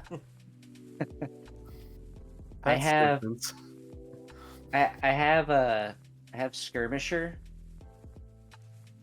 So Since I you get a move, plus. you get damage. I get a +1 bonus to all my defenses until the start of my next turn. Okay. And when I got that, I get sudden strike as well. So I deal sneak attack damage. Okay. If I successfully hit. So I'm gonna launch a nade right here. Okay. Yeah, you can hit all 3 of them. Yep. And then where's my grenade? Sorry, I had it there and then I scrolled away. Okay. So I'm gonna add +1 for point blank. And then did I get a plus from skirmisher? Or... No, that's just to my defenses. Okay. So I get a +1 from point blank. So an 11. I really want. I know they're gonna take damage anyways, but I kind of want to go a little higher than that. Let's see if first point will do it. Add a +2 to that. All right, so 15 to hit. Hold on. I'm going to pump force point. No. I think we'll stay with 15. Yeah, that's fine. 15's fine. Right? I think you said the reflex was 16, but we don't need a meta. Also, this isn't ion; it's frag. It's the roll's the exact same. sorry, It just 2. counts for type My bad. damage type. There's also point blank on that, so another +1, so that's actually 16. So, which does still hit. They're not terribly well. At least the non-alpha. The alpha's going to take half damage. But go ahead and roll your sneak attack. Ah, yes. Thank you. +6. Nice. 17 +6. 23, so it goes to 11 on the alphas. He just kind of plants his claws and kind of weathers it and just kind of hisses, whereas the other two take a pretty sizable blast. Yep, and You condition both of them down by 1, which actually I gotta remember that for the other ones. I gotta mark that. So we're gonna go here, and we're gonna go to 1 condition. All right. This one also got one condition. Okay. That's the end of my turn. No. Oh wait, should I? Are you gonna do Warden? Are you gonna do DMT? DMT? Oh, yeah. It's not We initiative, roll yeah. for his initiative. Okay. Let me pull a sheet out real quick. Does he have the same stats? I was gonna grab the R3 stats for you and just basically just have some custom weaponry, and then I'll use just the roll it, R2 piloting abilities. Okay, and just give me. I'll give you a D20. I'll handle his roll since I have it on my end. It's better than. Oh, nice. Okay, so we'll just have him go after you. What do you want to order him to do? Oh my god, I got the nat 20. Okay, that's a great question.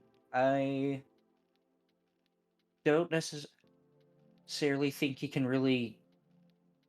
Let's You just put have him him. in How melee, he far might can he get torn move? apart. It's like, I can't get him into melee like quickly unless he like shoves people out of the way. yeah. Unfortunately, his astromech droid can't do the treaded charge he could do before. Yeah. How far can I just move him? How far can he move? How many squares? 6 squares. Oh, he's fast. And does he have a ranged weapon? Or is he just Did you lightning pay for sticks? a pistol for him? Because you said you wanted to give him a pistol, but you would have had to. You would have had to buy one and give it to him. I didn't know if that was okay. You didn't really like confirm or deny it. I We just. specifically said as long as you pay for it. That Oh, was I my didn't. response. I must have missed that when I was laughing or something. He ain't got no pistol. Yeah, no, I haven't put one on. Oh yeah, he's got his. I feel like his now would be a taser. shitty time to try and retcon that, so we'll just deal with it. Yeah. This will be the fight that makes Ricky think of it, so we'll just make a cannon. Shit, yeah, let's just have him race up next to me then. I think he can do that, right? 1, 2, 3, 4, 5, 6. Yeah, okay. We'll just have him race up next to me, because he has more grenades on him for me, so. Hey, no. Noel's going to activate Born Leader, and then I think Noel's gonna take a shot at this one. Okay. Let me add my +1. Let's go, no. That's not too bad. A 25 to hit with 12 damage. So applied. He's still moving, but definitely a good blast. Let me see. I think I'll conclude my turn. Okay, on to another one of the non-alpha ones. That one's going to move past the alpha, and we'll see who he targets. He's got a large numbered out 1, 2, 3, 4, 5, 6, 7. Let's let him. Oh god. Did my Oh drop yeah, fire you're right. work? Drop fire. Never mind. He knows exactly where he's going. Right, he's going right for crash. That should That'll trigger Mirios. Yeah. Yep.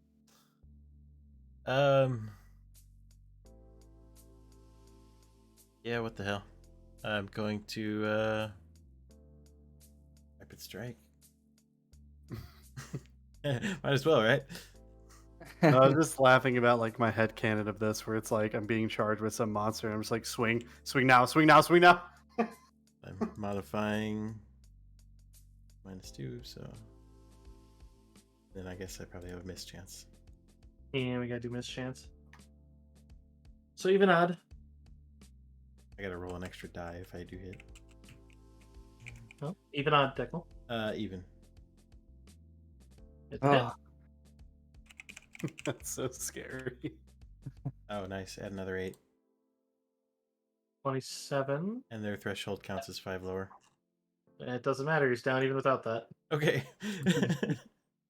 you shot this dude up.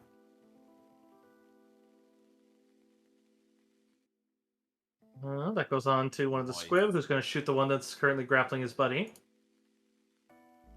He has point blank, which he'll use, and he'll also use dedicated strike. Oh.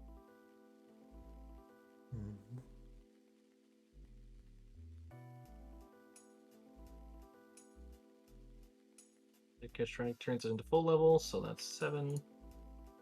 Oh, damn. All right, then. So, Yeah. you see he pretty much, I mean, even if he wasn't 10 away from death, that burns that guy right into the skull. Nice. And then it's a teach us, my friends, as he just seems to get really just agitated. Right.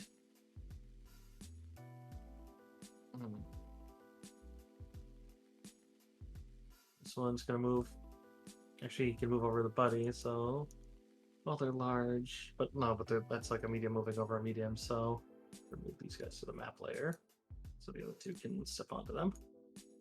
This one moves up and goes for crash. He's gonna go for the grapple. Ooh, what's your reflex? This one has to be reflex because it's a grapple against. I have a reflex of 21. Okay, so his tongue misses you. Oh, that's good news. The other one is the alpha right after that, but the alpha comes for you as well. But he seems to let the tongue out like he's about to do that, but instead just sucks it back into his mouth as you see the jaw open as he goes for a bite. Seems like he's opening with a bite. Nom. He's going for the nom. So this one you have the choice of reflex or fort. Is this one of those attacks that if I do fort, I'll still take some damage? That's every fort save one. It's just if it pierces your threshold. Oh, okay. Because if it fails on a fort one, then you take all of it no matter what. If it succeeds on a fort one, you take the damage, but it has to pierce your threshold or it does nothing. Oh, okay. Fort of 25. Okay. So he failed, so that's still going to be damage, but we'll see how much gets through. None of it gets through. So he basically bites in and just kind of tries to chew, but can't get through the Beskar. Rather sickly sweet breath. Gross. Then we have the other two here.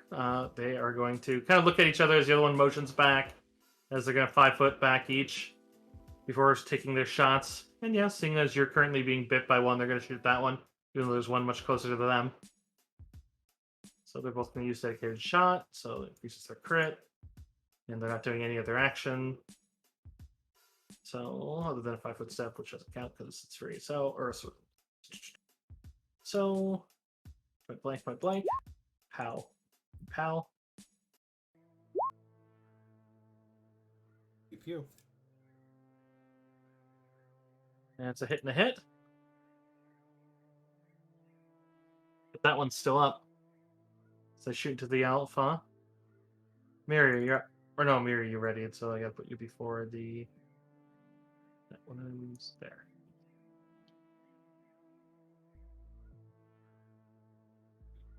Crash, you're up. Hey, okay. Let's see here. So what's alive and what's not? The alpha and one more north of you. They're both alive? Okay. Yes, the alpha is hurt pretty heavily, but not down. The other one's uninjured. Well, apart from the bomb. First thing I'm going to do is renew my draw Fire. fire. Yeah. Bum, bum, bum, bum. I'm going to Wookiee that. Wookiee it. Aha! Good choice it was. And then which one's injured? The one right in front of me? Alpha, the one that's right in front of you. Yes, the one that's I'm going to slash him with the Argarok. Get him! Get him! Oh my god, a crit! With Jesus. Alright then. You rolled a nat 20 to roll a nat 1 on your damage, dude. Wow. Oh, he rolls 2 dice on that, so that's fair. But still 32 damage. Well, however you want to take that one out. I think as he's trying to bite through my armor, I kind of just like take a step to the side after he can't get through and just bring the axe down, decapitate him. You now have a dark-sided assist head. Nice. Dude, that thing's gonna look like a gator head hanging on your belt. Put that on the hood. We are not taking that with us. You simply can't, but I want to. Dude, turn it into a hood. That was a great idea. Ricky, you're up. There's only one left. Wait, alligator skin. Oh wait. I'm sorry. I have cleave. Oh yeah, you do. Hit the other one. I'm gonna swing at the other guy now. I do think Dirty Steve, 20, even man. in this system, you do got to tell me, because I do think it applies a penalty to your rolls. It doesn't matter for a crit, so it's fine here.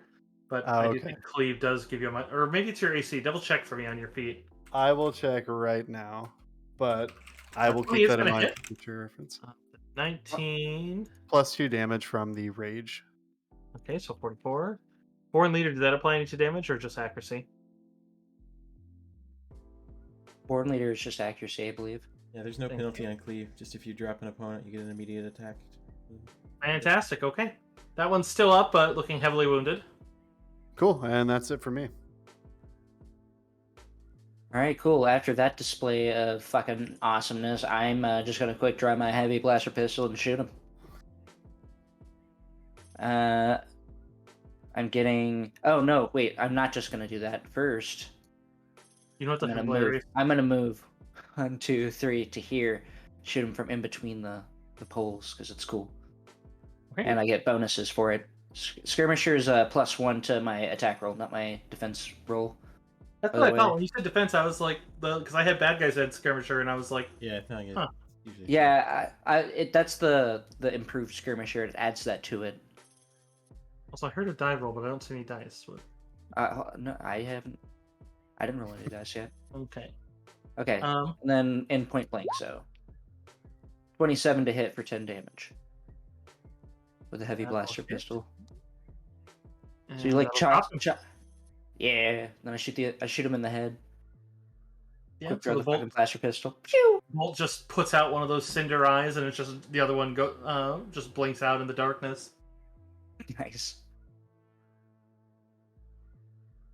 All right. Is there anything else around us right now? Holy shit! Just the Uh, squibs.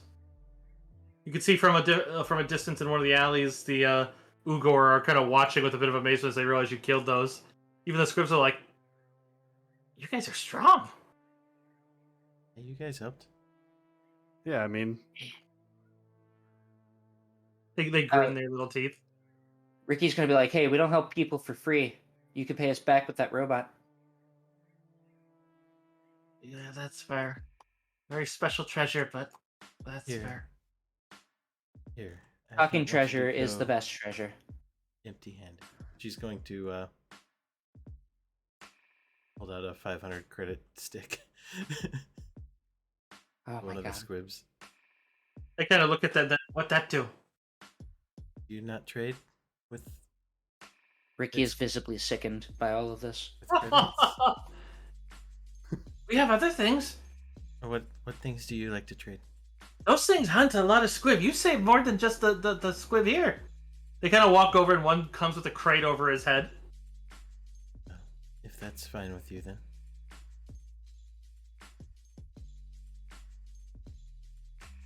I'm gonna look over to Chris and be like, "Hey, bag that droid."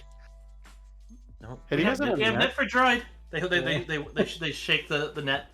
Yeah, this is the best possible scenario for how this played out. And then yeah, I'm gonna put it in the net and then wear it on my back. We have door stick.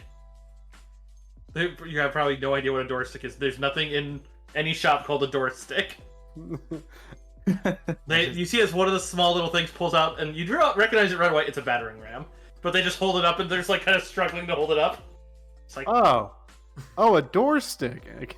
Are you offering me a door stick so we can you get want into door stick? Wait, what do you want for the door stick? You saved many squibs. We want these. We put the Oh, bodies. We Oh. can tell Clan dead. you I'm not guys dead. can have Clan tell. you guys can have all of that. I'll absolutely take the door stick. We got plant sticks. What's a plant stick? How many They, sticks do you have? they immediately hold up a glow rod and they start pulling out. They just seem to have a bunch of glow rods. You You know gotta remember, like, the only thing that glows on this planet are the plants, so, like, the sun doesn't give enough light here. Some plant sticks. I gotcha. I see what you. You know what? Yeah, sure. We'll take the door stick, the plant sticks, the droid net, and the droid. Okay. And then you take this and you go back to your. Others, specials, What? specials. They run over, and one actually reaches in and pulls out two things and runs over to Miria. But there's probably like a little cute thing where they're kind of waiting patiently, and just for thematic, we'll say Miria, like you don't hear them, so just like that because they don't realize you're blind. They're just like kind of waiting underneath you, just kind of. Can I like subtly nudge her hand into like whatever it is they're offering? You see as they're holding what looks like a little hollow book, and I would say, Crash, you see the other thing? It looks like it'd be a lightsaber. Oh, Like he's holding a lightsaber. Or I'll, she, excuse me. yeah, I'll take that out of their hands and then put it into Miria's safely. Oh, But she used special sword. yes. Thank you. Lightsaber. Indeed. Oh shit. Do you want the lightsaber book? Crash, you can see as they're holding up what looks like a little hollow book that you realize is a children's book. I am literally going to read this out as it is. This is all one word, first of all. Bustero Muchmacho and the Vermilion Shadow. It's a children's book about a squib who becomes a Jedi. And it becomes very clear why they like it. This honestly warms my heart. This is a hollow book, right? Yeah, they saw her use a lightsaber, so they're like, and they came over and got the thing for you. Okay, can I? Is it possible, even with time constraints, is it possible to have Ricky copy this book to his data pad, and then I don't really want to make them part with this book. It's very sentimental to them. Yeah, I would say like right now they think that they're like you're like the Squib Jedi. They actually are saying that part right. Everything else they seem to make up a name, but it's clear they know what a lightsaber and Jedi are. Ricky's gonna conveniently walk up then. And Do you know the name of the Squib Jedi? Bustero Muchmacho. Miria, it's a book about a particular hero who's a squib that becomes a Jedi. Well, I would. All three of them nod. I would be very happy to read it when I can. The book make pictures, and they start opening the little holograms. Unfortunately, I can't see something. Something dark here is blocking my sight. Oh, It's the sash that she has over her eyes. oh, I can. You lift it up over your eyes. It's No. just Oh just my okay. gosh! No, Oh, it's okay. No, I'm going cured to. it. I'm going to find you.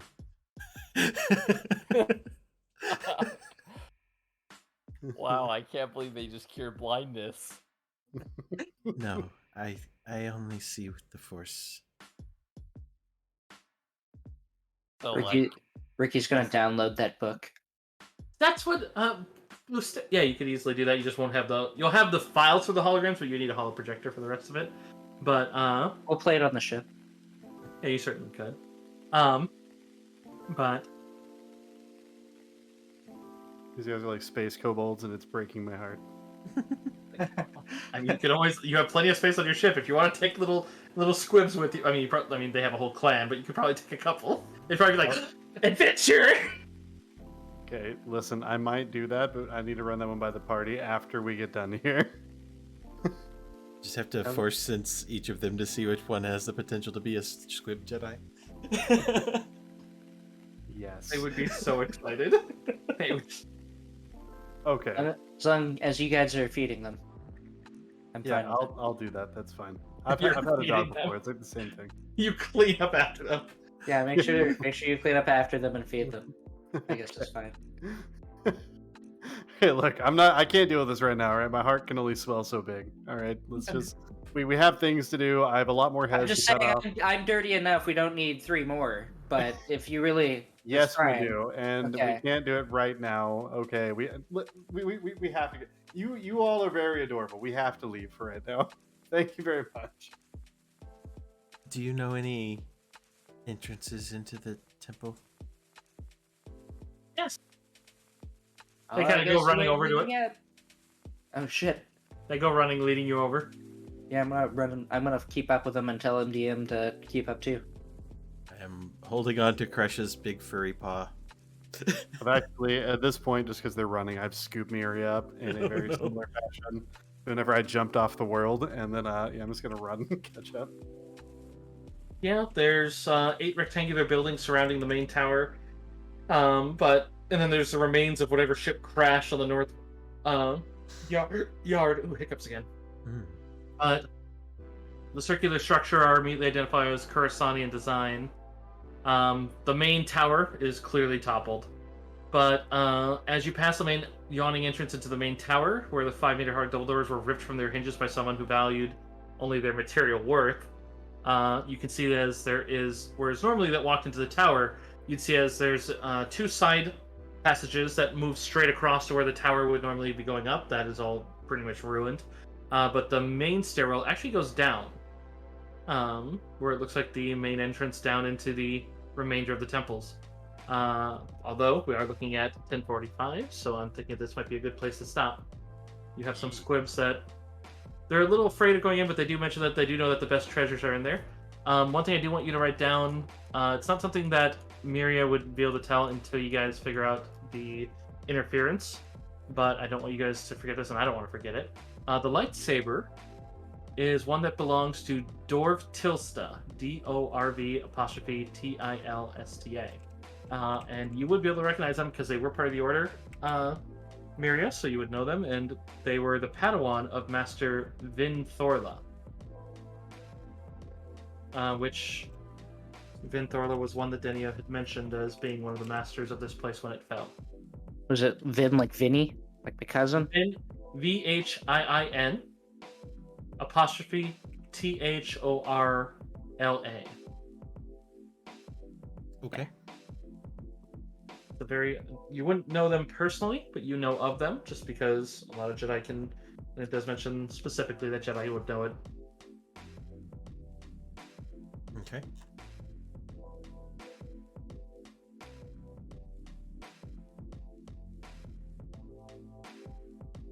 Yes.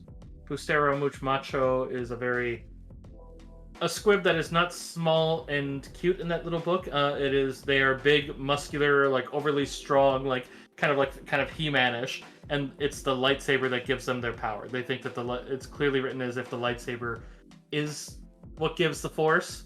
It's clear they don't quite understand it, but it's definitely very over the top, but adorable. It's you're not certain if it might have been written by a squib, but it's clearly written in very kind basic. These are squibs.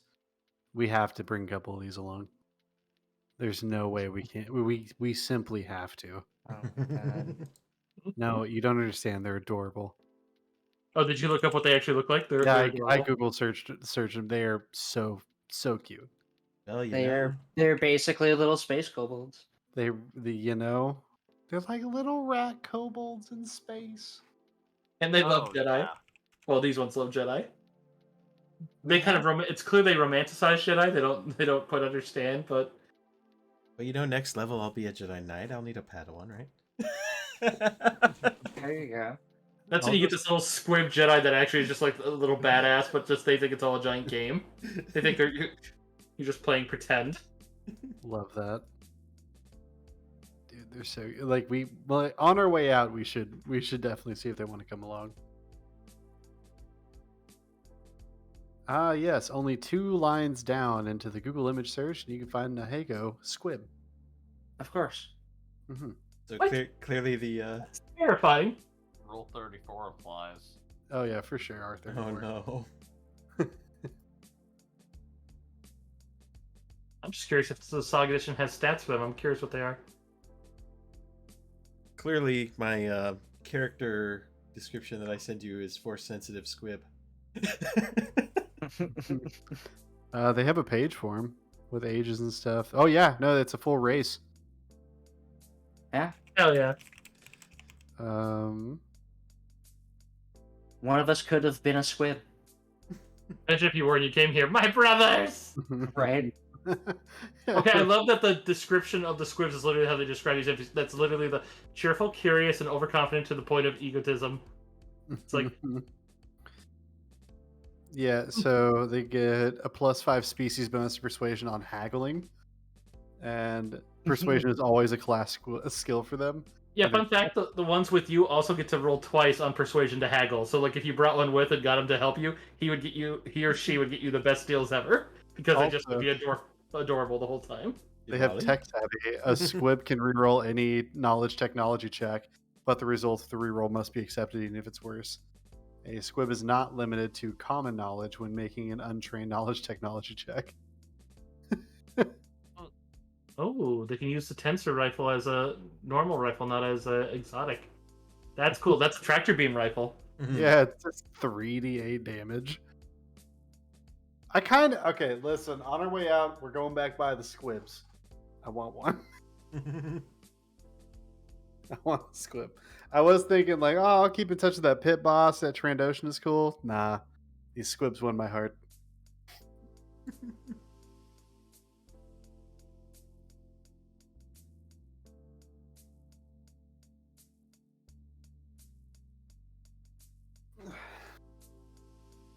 I love the description of the squib tensor rifles. They're unbelievably loud.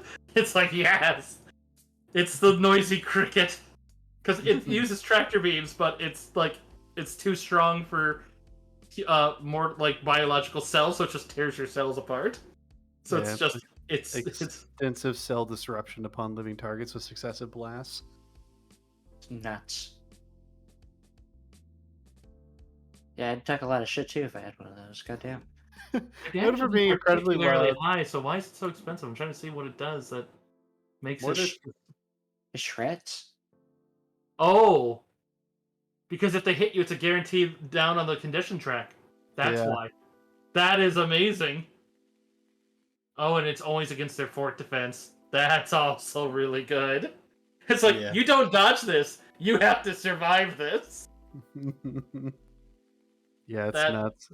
I do like the last part If of you the do end up description. recruiting a squib into your crew, I will certainly, I'll, as long as you guys don't take it for yourselves, I will equip them with a tensor rifle, because we'll say like they have one in their clan, and it's like, they knew one of their clan was going on an adventure, they would equip him. They'd be like, learn to use it. You think I don't want a little space kobold toting around basically a space grappling hook that does incredible damage? Of course I do. Literally all I want. I Yeah. hope you know that if you do that, I am totally making them the biggest lover of, what is it, Mucho Macho. Yeah. Is it Bustero Mucho Macho? Alright, to anyone still in chat, thank you for being here, and of course, thank you to all my players for this. And of course, happy birthday, Deckle! Yay! Happy birthday. Happy birthday. Normally my Happy Pathfinder wants... birthday. I'm thinking on, well, I was going to ask what you wanted as far as... I know we talked about for your actual gift, Deckle, but in the Pathfinder ones, because that one's easier to balance, I didn't want to unbreak Saga. But if you wanted something for one of the private Pathfinder games that I usually do, but we'll talk about that off stream. Yeah, I'll let you know. Get I a usually do. squid I usually do tensor birthday rifle. events for people in my games and stuff, and it's... But I'm just looking at Squib now because they're adorable. We have to find some character art of an adorable looking Squib, or maybe like a exotic color. They're unbelievably cute.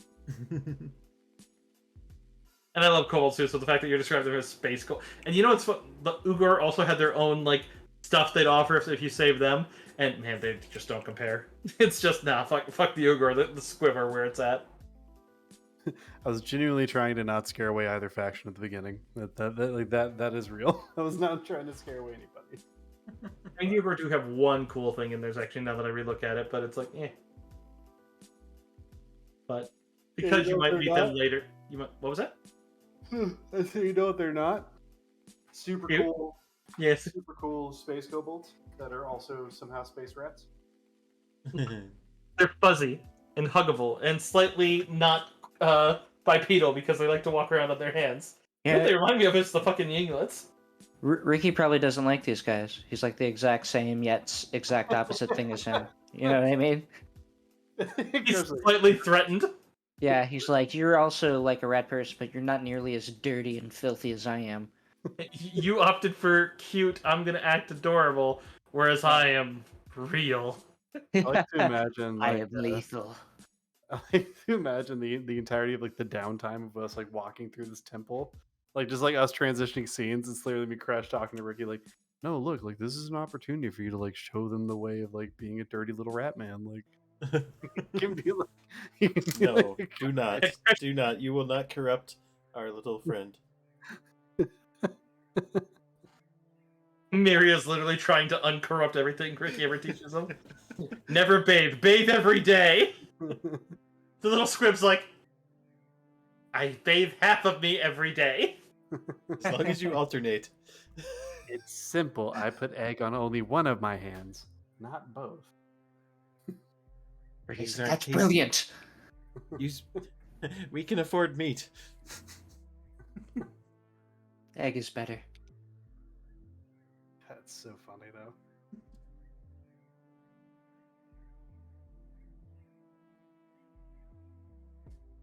Yes, Koala, you are fuzzy and huggable. Hmm.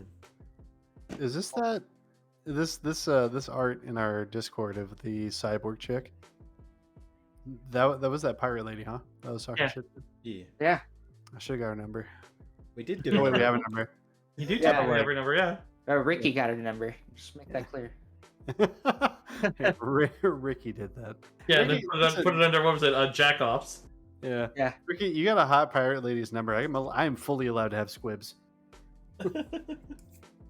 I'm not. I told you. As long as you fucking clean up and feed after him.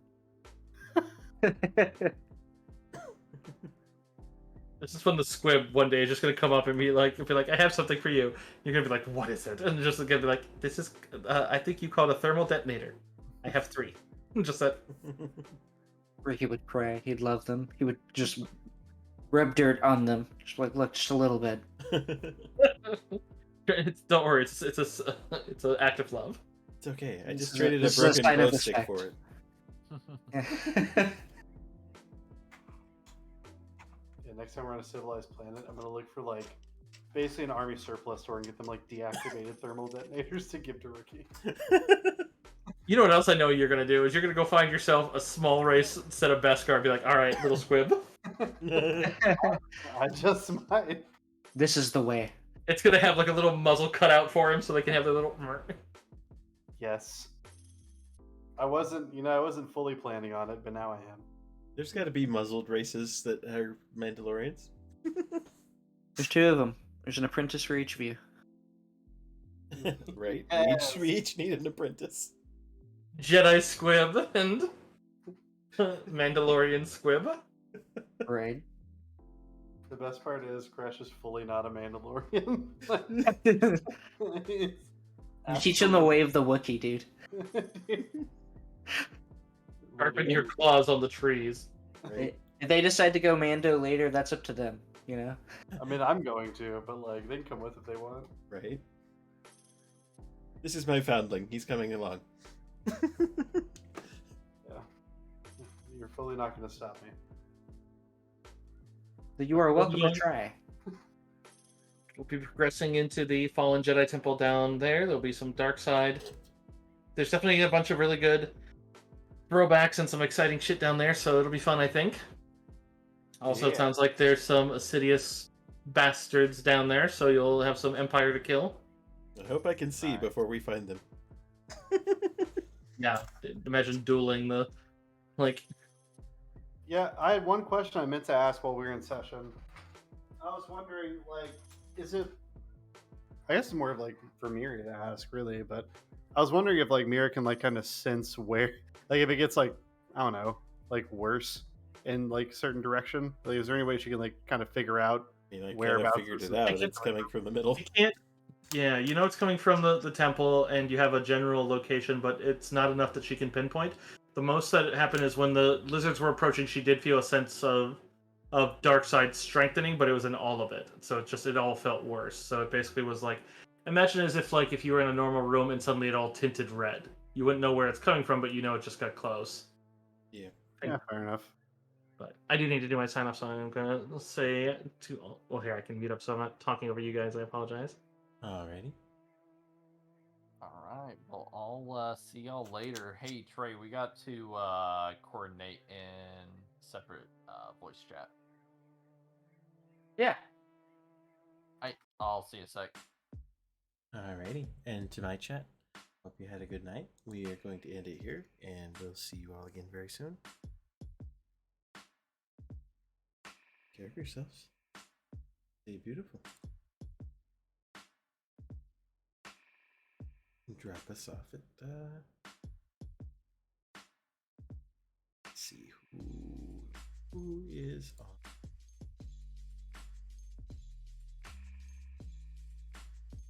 Saku.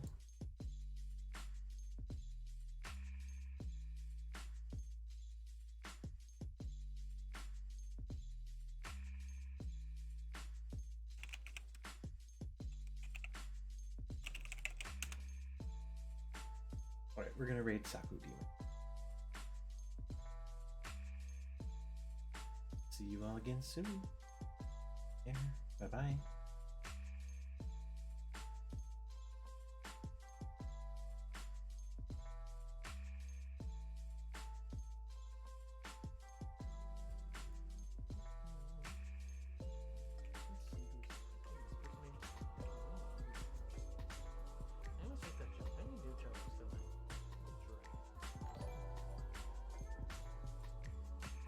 Oh, hi, Deco.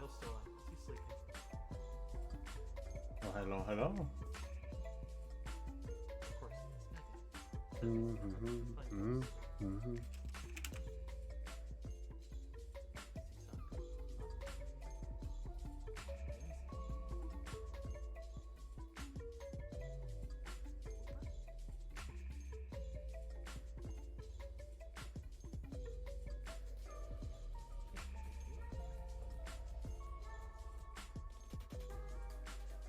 Oh god, she's rated. She's just dancing to KDA. I think that I might have to go there just because she's doing KDA. Alright.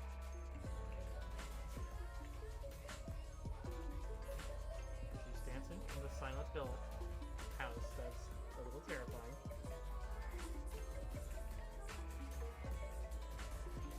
Alright, hugs and love. She's a mute, but she's fun, and she's pretty. She's a cute fur out there. You should check it out.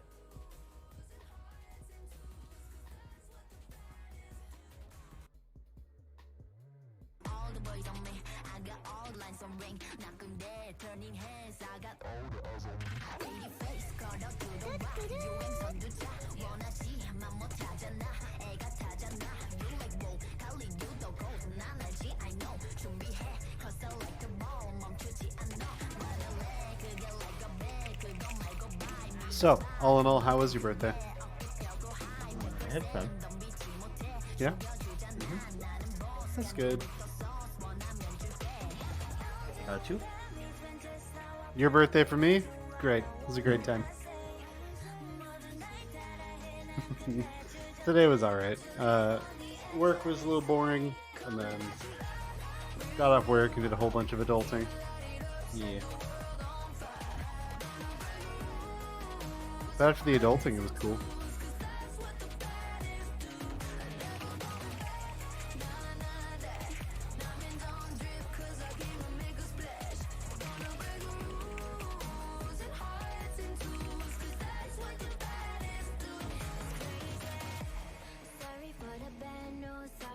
What adulting did you have to do? Just this and that, like budgeting out the rest of the month and things like that. A bunch of very boring adulting stuff. Oh, the Very ham stickle. It's so cute. Right. Hmm? Oh, she wrote, hey, for the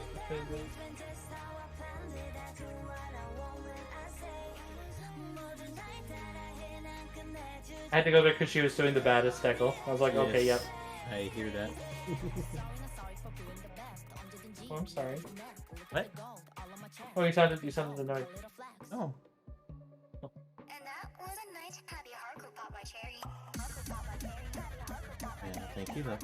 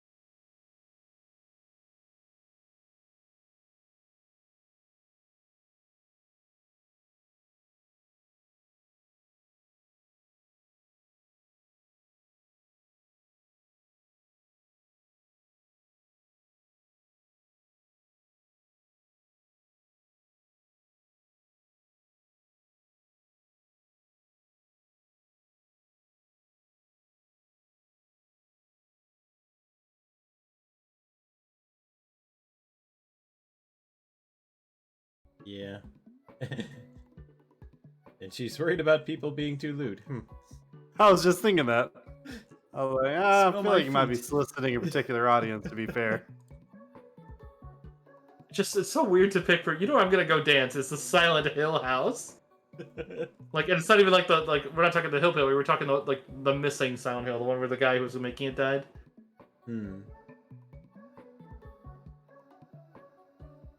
Oh damn, yeah, she's at 400 concurrent.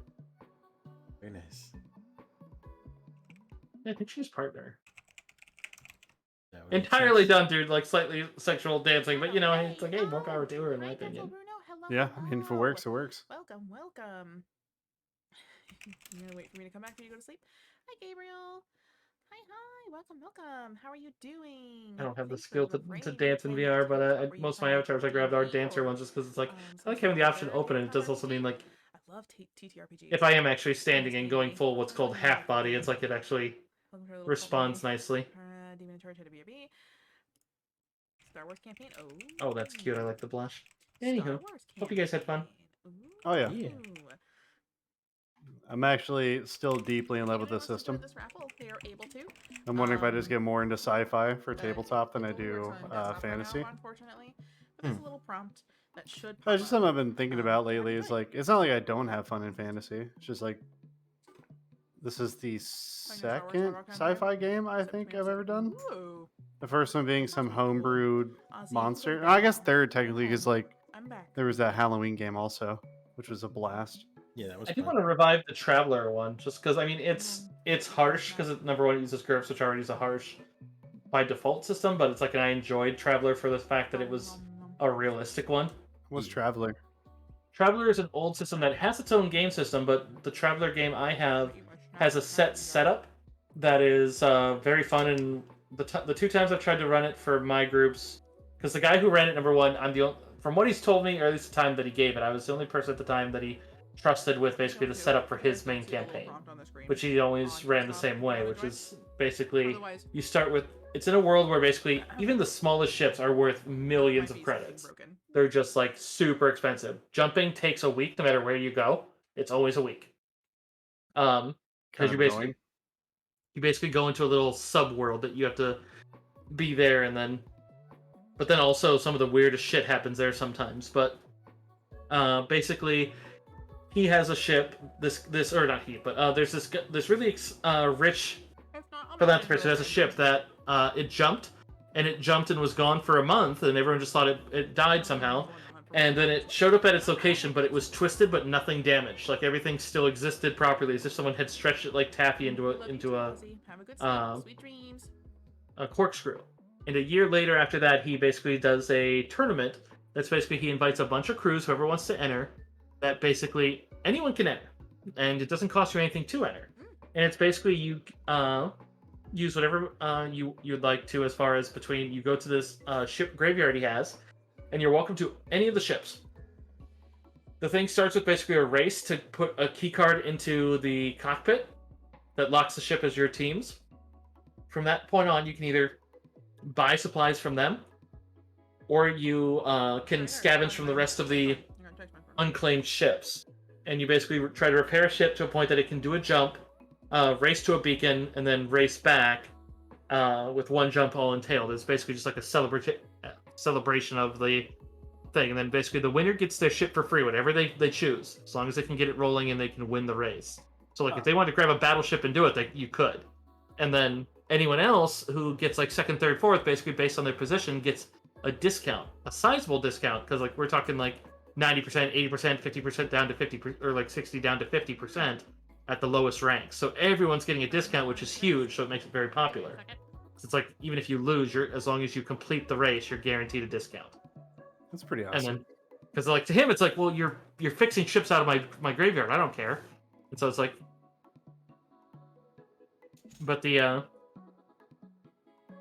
it's a lot of fun. And so it's like,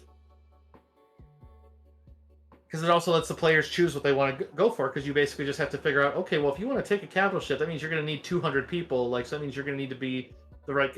Like the first game where I played as it, I was that. I made a character that was basically designed to be David Xanatos from Gargoyles.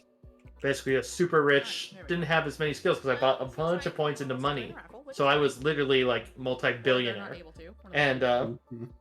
and I had it so that I would get more Make money every day of the nothing month, here. and it was just a huge amount, so much that the GM thought it was great. The players were always so envious because I basically my skill was in I had a battle suit because I literally was being David Xanatos. He had so I made this massive battle suit with all the accoutrement and like customized and paid for every drop of it.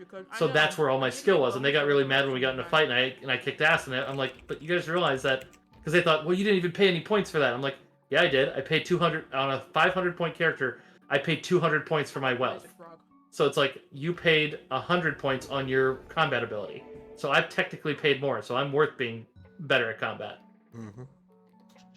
It's like, yeah, my money is malleable and it's gonna keep coming, but that also helps you. No, you played the system. Oh no, you're good at the game. Like what? Like what's the matter? Oh, they got so mad, like, and then literally they accused me of cheating at one point, and the one guy who was the problem player in that group sent this kid who was my friend but had some social issues. Oh, he did some monster stuff to that guy too.